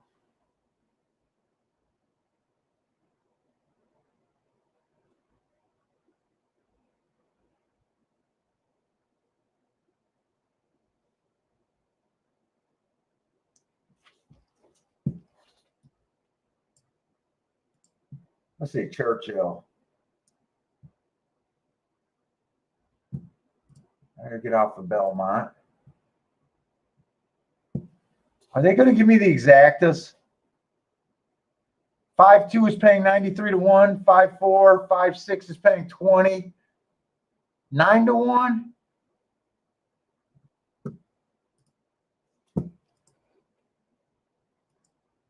Five on top of the 1-4-6.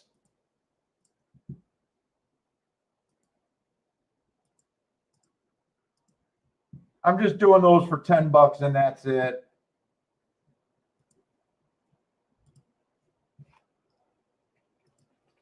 I should be able to get this in. There we go.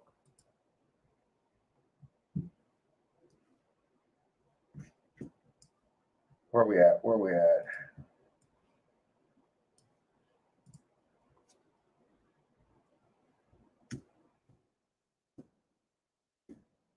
I wish I would have had enough time to look at doubles here because I think the 5 is pretty close to single here. That's at Churchill. I should have put that up, but oh, Belmont's done.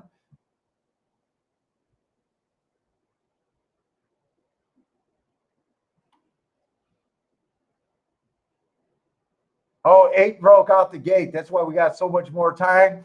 Do I got enough to look at this double going into the last race?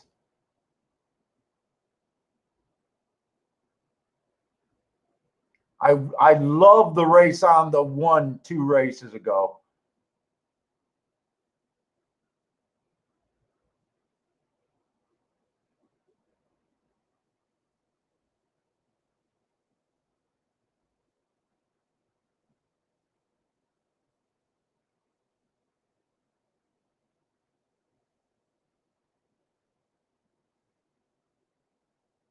Six horse, I don't understand.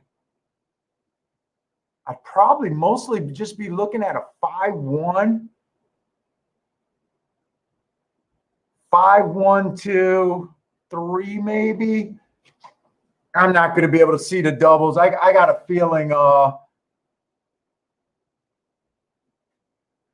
it comes in 5-1, I don't think that double is going to be worth playing anyways.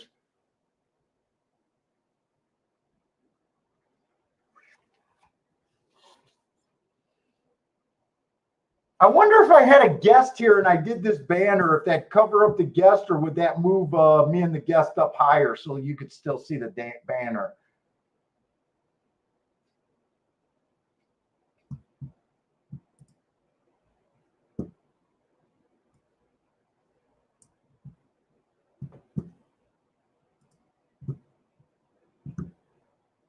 Hey, what's up, Larry? Oh, is the one scratch next race? I might not have the scratches. Remember, I'm looking at doubles, Larry. I don't think the one is scratch next race, but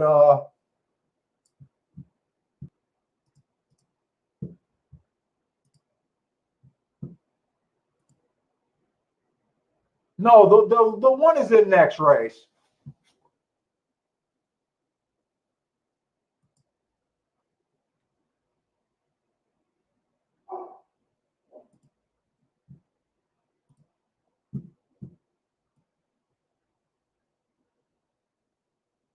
Unless you're talking about my dub.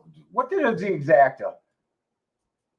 Did I type the exact? I did. Oh, I typed the exactas in wrong. I see what Larry's saying. It's 5 to the 2-4-6. I mentally put the 1 because of the God damn it. Is there a way I can edit that? Thanks, Larry. I see what you're saying. Yeah, no, I see what Larry's saying. I did type it wrong. 5 on top of the 2-4-6. I know I was playing the inside. I just said the wrong number. That's the exacta. Whoops. Nope, Larry, you're right. I'm sorry. Thanks for bringing that to my attention. 5 on top of the 2-4-6.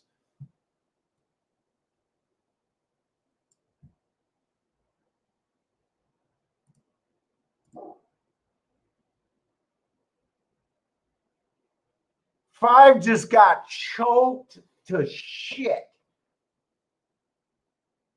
Oh, can 5 come off the pace? This is a disaster. On a $30 bet, he comes off the pace.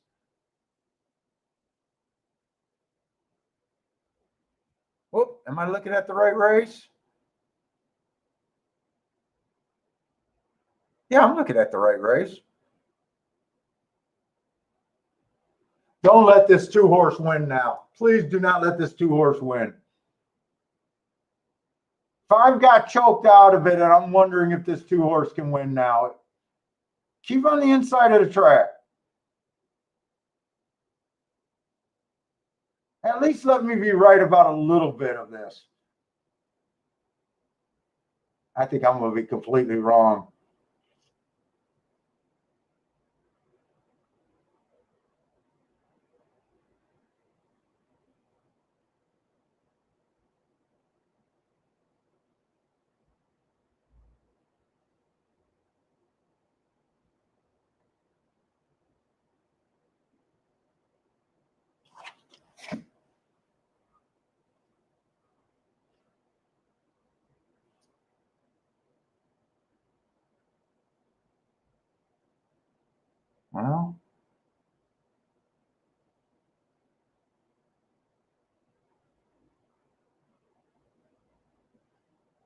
Well, I guess that's the wrong time to be committed about the inside of the track.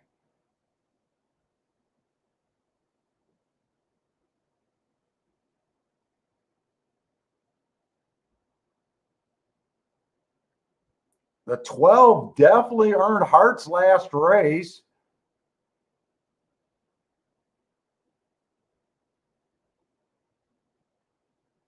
Oh, 4-1. I thought he was a 9-5 favorite.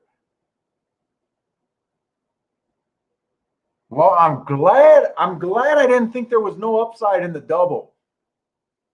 I don't have a problem with the 12 winning. I wish I was right about the inside of the track, which I might not be right about.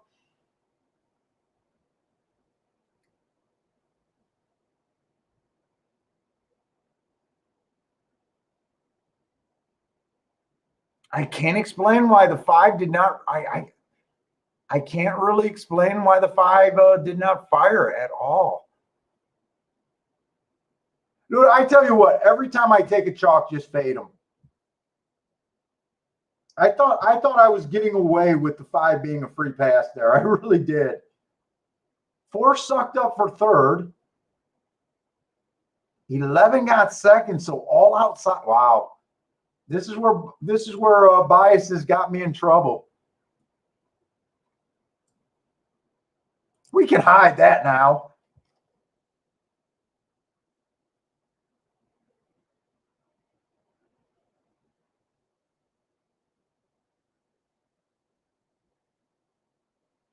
Yeah, 12 just blew them off their feet.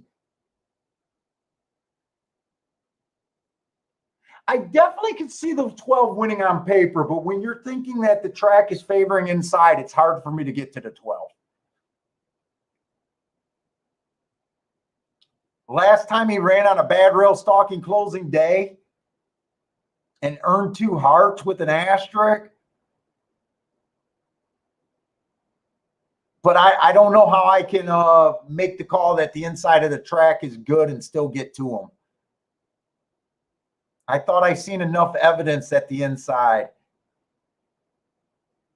I just can't explain why the 5 ran so poorly. 5 kind of got steadied out the gate, but if he had a horse, I would have liked to see something, and I'm not sure. I'm not sure that cost him.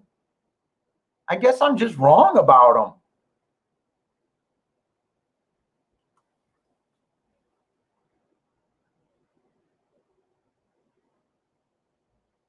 Yeah, no, Case. I'm sorry. Yeah, Case, we've been talking about how this track tends to favor speed and stalkers. It was just, I was convinced it was inside. There's no shame on me being wrong about, if I'm going to get beat by an outside horse, trust me, I want him to run against the bias last race and put up a couple hearts. To me, that makes my marks look good. At the same time, if you just were a heart better, all you'd be between is the 5 and the 12 here. Oh, so I don't mind losing to them. I'm just having a hard time explaining why the 5 ran so crappy, but they do sometimes. I'm kind of just shocked. I mean, and 4 sucked up for 3rd. And 11 ran a hell of a good race too out there.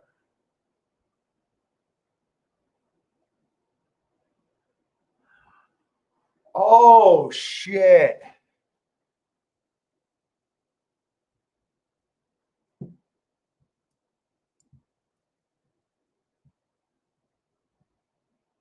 What have we been saying about Tampa Bay on the turf routes? Speed has been at a disadvantage. I got to look that day up now, just for my own sanity. I bet this horse earned good marks. I wouldn't be shocked if that's a heart race.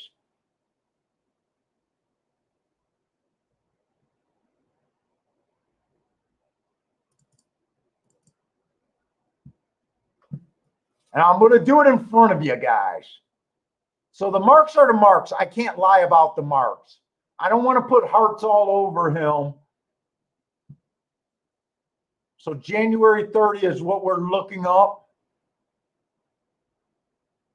And this is dirt sprints, dirt routes, turf sprints, turf routes. So I'm hoping when I move this over just to K here, it's going to say stalker closer, which it does. So we know he ran against the damn bias.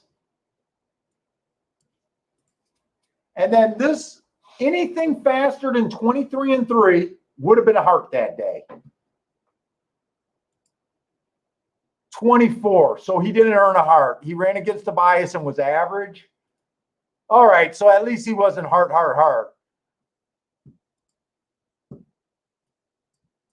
He was average while going against the bias. All right. It makes sense to me now that he ran so well, and I shouldn't have been surprised. And last race, he ran against the bias. Okay. That explains to me why he was able to get second more than anything.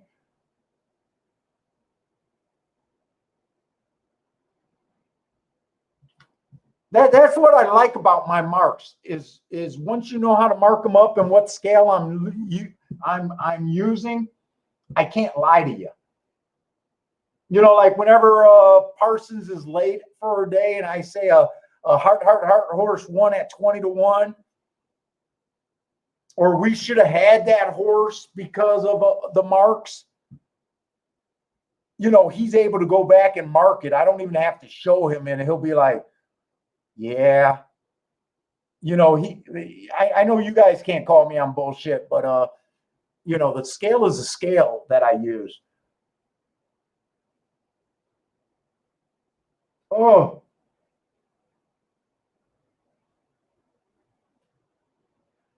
Yeah, Case G says sometimes I think what you're getting at is sometimes I overplay the inside outside. That 12 did get to the inside. The running style was what we were looking for. At least I'm not that depressed about it because this horse had something. It wasn't like this horse wasn't good, Mark. The 5 still got. Oh, the 5 got 4th and the 4 horse on the inside got 3rd. At least for a losing bet, I at least want to go over the bet. And as long as it makes sense to me, I'm pretty much okay with winning or losing.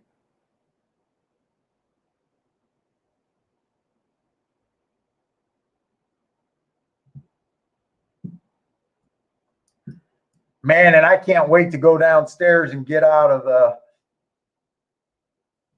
this freaking hot ass room. So I got one more race, and I need to hit something at Churchill. Otherwise, I should have just stopped with the 4th race today.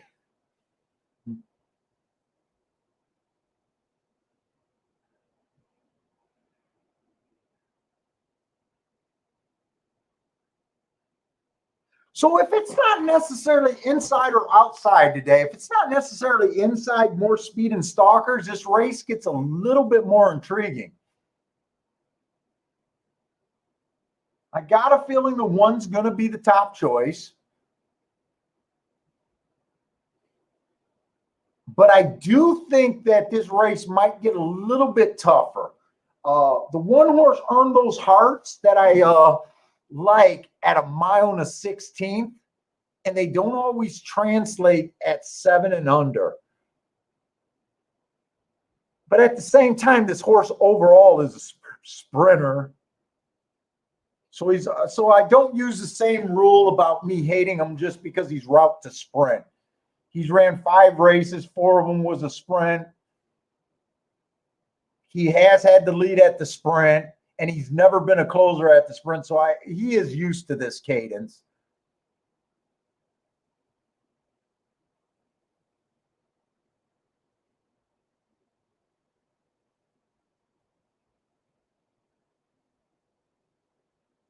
The 3-horse earned a heart 2 races ago.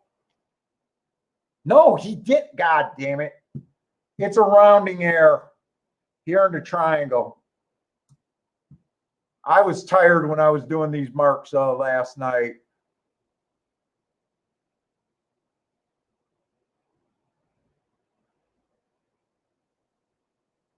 You can't, the mistake that I make is you can't be a winner and earn a heart. It's impossible.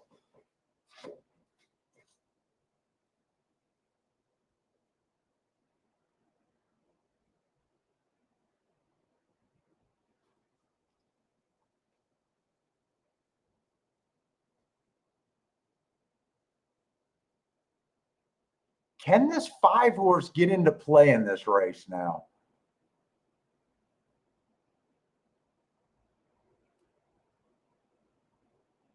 I'm going to have to wait to see how this betting board come out to see if it's worth even playing this race.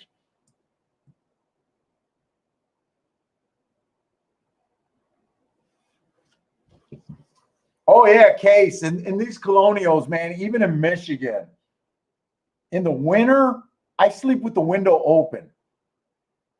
The heat's so nice in the winter time. I used to do heating and cooling. Actually, I got my HVAC certification and everything in Michigan. And I've thought about doing a split system in this house. This is the longest I've ever stayed at a house. And I thought about putting an air handler upstairs where just the upstairs can get a AC in the summer so I can just cool just the upstairs on 2 different thermostats. But I just don't know if I'm going to stay here for another 4 years.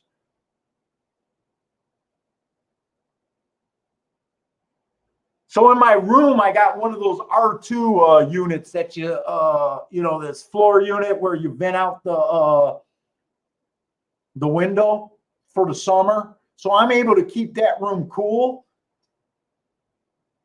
And I have brought it in this room for the stream a couple times when Bill was here, but it's too loud. The fan's too loud on it, but that's how I make do in the summer. So my room is freezing.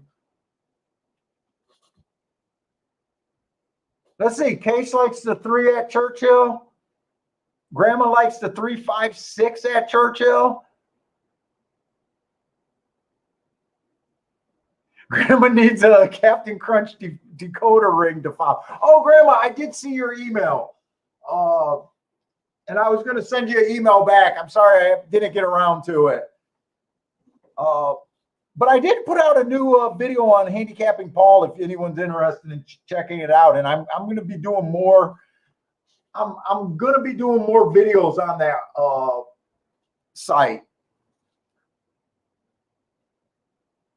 Okay, so you have one of those ACs upstairs. Those are nice.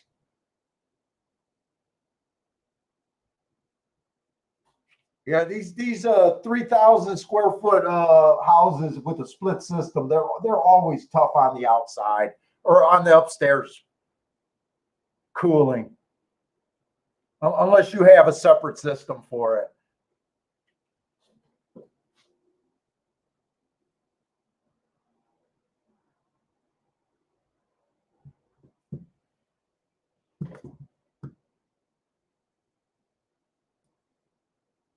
Let's see, this is the last race. We still got about 12 minutes to post. I'm ignoring this, probably a Turf Paradise horse, the 6 horse. I thought it was going to be safe to ignore him just because of my thought of the inside. Right now, I'm not convinced that that's the right reason. He does have speed, but I very rarely bet horses that I'm not sure if they're getting the bias when I don't have marked. Like I'd mark, like I don't have a problem betting a first-time starter every now and then or a horse that I don't mark if I think he's in the range of where the bias is and I'm pretty sure about it. But I can't take him at 7-1. Still thinking that the inside or the outside only won one race, and that 12 got over pretty quick.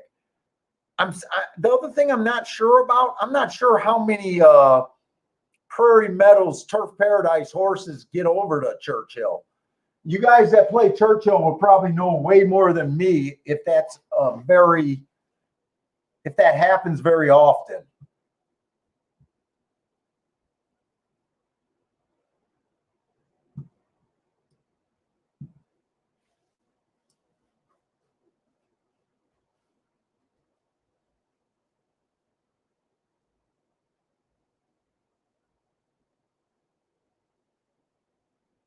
You know, I used to have I had a house that had one of those big, in the upstairs hallway, they had one of those attic fans.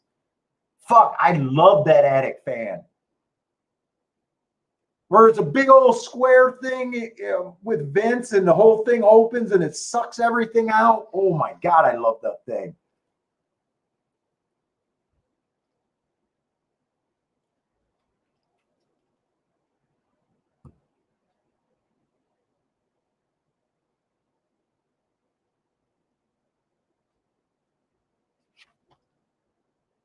I honestly don't know how I'm going to bet this race.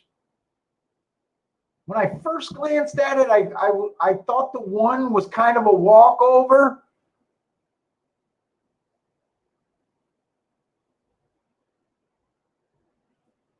I might not be that convinced right now. Let's see. The 2 ran his best race ever on a speed favoring track, earned his best speed figure ever.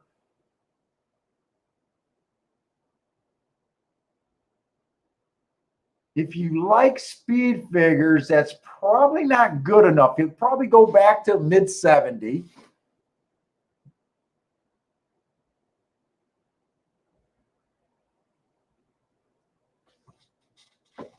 The 1 ran his 88 speed figure on an inside track. Well, same thing with him. Then he ran against the bias at a route, still put up an 85 speed figure.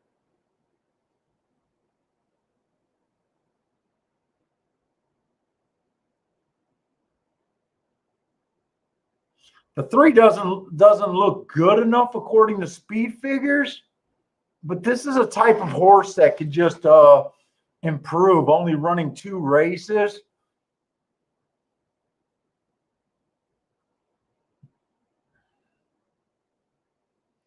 The 4 horse kind of went to the lower level last race. Got a middle track. Slowest winner of the day. He had the middle of the track in the 4 hole. He did overcome a little bit of adversity. It said he hit the gate and slammed at the start.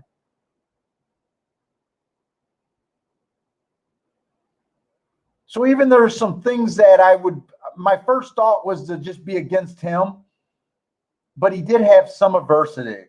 adversity that he overcame, which means he could be better than that and the marks. He could be better.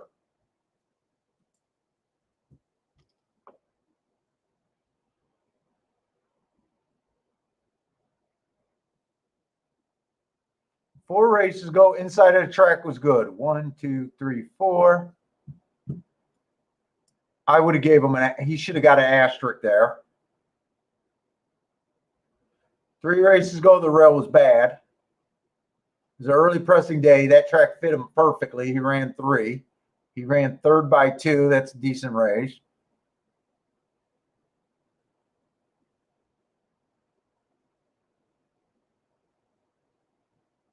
Got a big excuse here. In his last race, ran against the bias there and went too fast. 5 got me a little bit intrigued. I'm still not sure what to do with the 6. I think the 6 fits. I just don't trust. Does anyone know? Does Prairie Meadows and Turf Paradise ever send Shipper over to Churchill, and how do they do? My guess is that's a huge step up.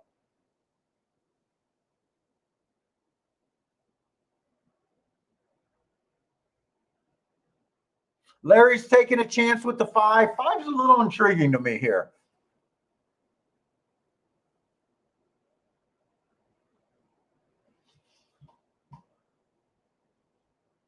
In a way, I think it's a little dangerous for me to throw out this 6. The only bet I'm really considering is like a 5-1.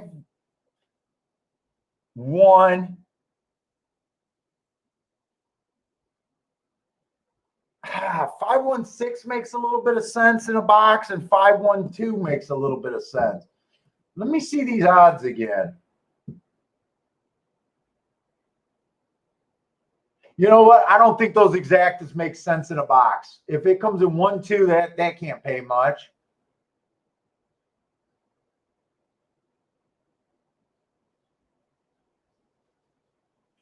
What is this 1-5? Let me see.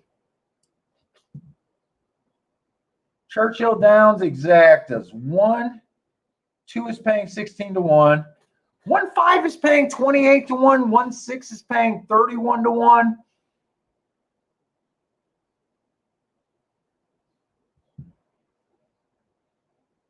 You know, actually, those aren't as bad as I thought. If the worst outcome comes, it'd be 1 on top of the 5 or the 6. Oh, no. Oh, shit. Churchill does theirs for a $2 base bet instead of a $1 base bet in the exactas. Oh, no, those aren't as good as I thought. Those are not as good as I thought. Dude, someone told me the exacta that I hit paid 80-1. I hope it paid 80-1 and not 80 for 2. Now I got to check the damn results.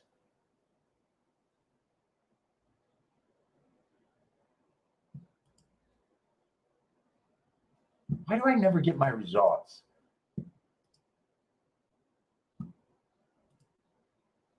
It's just easier to go to Churchill.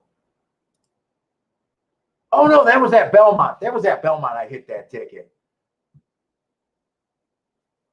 That wasn't at Churchill. That was at Belmont I hit that ticket.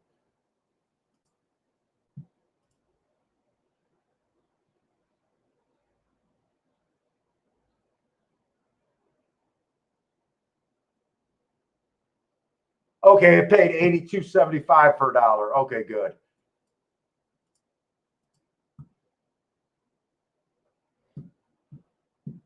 All right, let me get back to this race at Churchill. So those are exactas. I almost was thinking about betting the 1-5-6. And then I realized that they're only paying like $15 and $12.50. I don't think I can do it. I don't think I can do that here.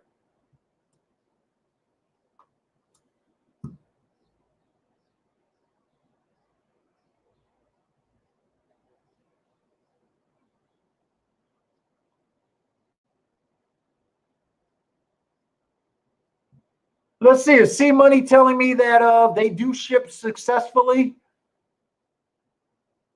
Here it is. Prairie Meadow horses do ship to Churchill Downs, but usually at a lower level claiming types. But when they do, so C Money, when they do, you're saying that they do it at lower level claiming. Are they often off of big drops?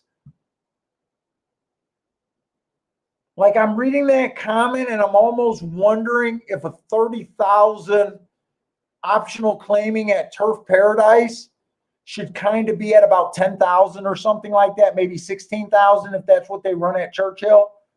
And that's how I'm reading that comment. And maybe he shouldn't be in for a claiming 50.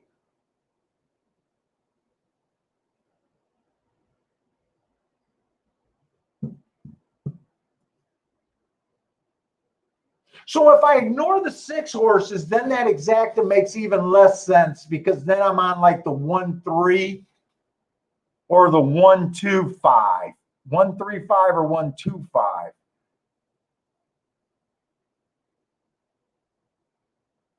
$1-3-5.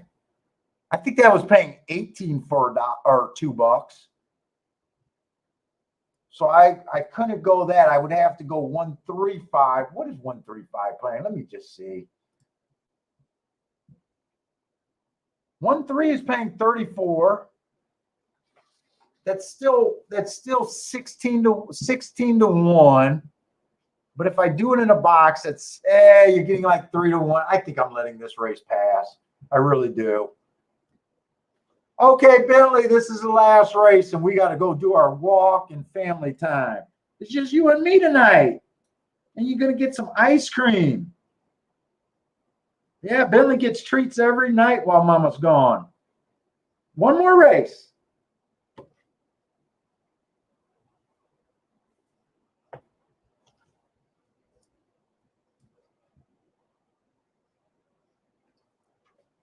Hey, what's up, Griggs? Oh, there's still money there, but we had a nice hit. I made one decent bet today, and the rest were play bets. A 17 to 1 winner and an 80 to 1 exacta. So you know me, I'm just nursing the day through.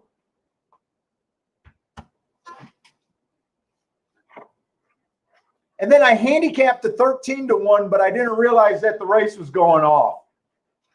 my video froze. So by the time I was thinking about it, the race was over by 3 minutes.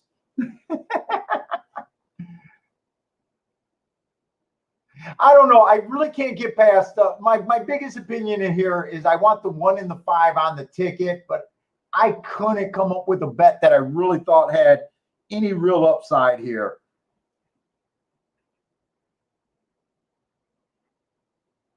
What's up, big guy? I know you miss everybody. You don't like being alone this long.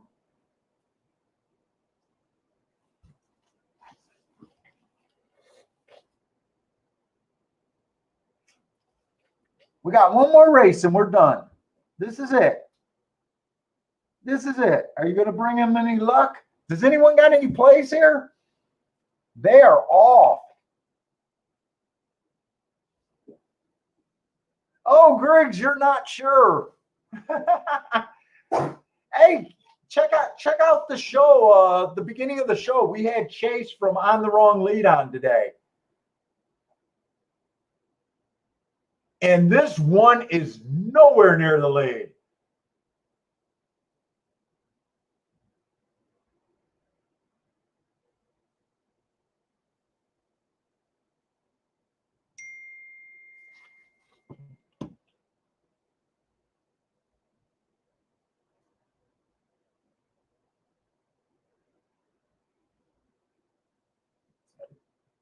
Cool. 2's getting a perfect trip. I don't think the 3 is good enough to win this race.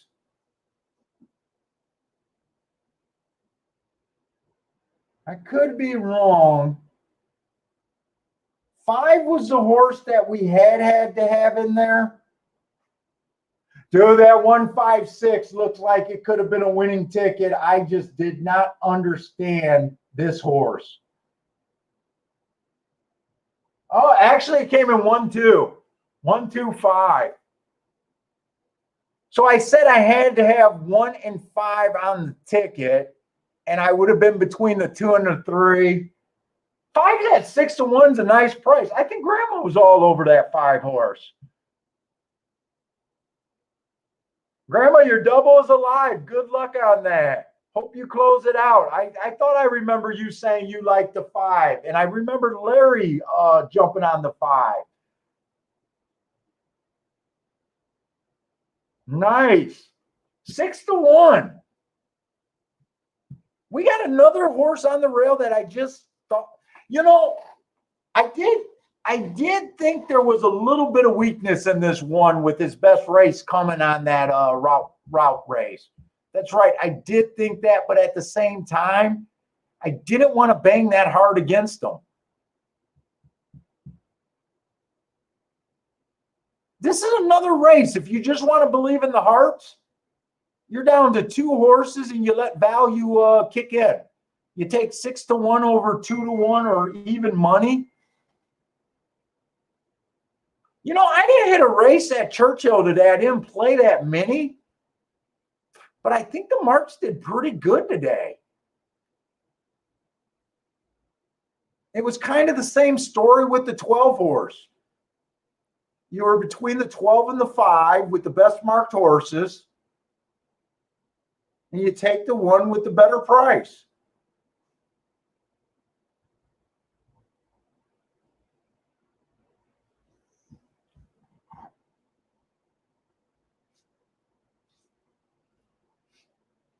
The 1 horse won that race. I don't remember what price he was. That was at 13-1. All right. Okay, Bentley, that's it. I'll end the show. We're going to go for our walk, man. I know. All right. Well, everybody, that's it for me today. Good luck on your double, Grandma, and anyone else that got action going. But anyways, guys, thanks for hanging out with me again. Hopefully you guys made some money. I thought it was a fun show having a guest on today. I hope you guys enjoyed it too. And hopefully we can do that a little bit more with Chase and even some of you guys, if you're interested. I'm happy that we did not crash with a guest on. But anyways, guys, I plan on doing Gulfstream for tomorrow. I don't know right now if I'm going to have the energy to mark up another track tomorrow. I'll see how I feel because I got other tracks to do tonight. Gulfstream for the weekend, but I'll think about it and maybe. But anyways, guys, thanks for hanging out with me. I think tomorrow's Gulfstream's at 2:00.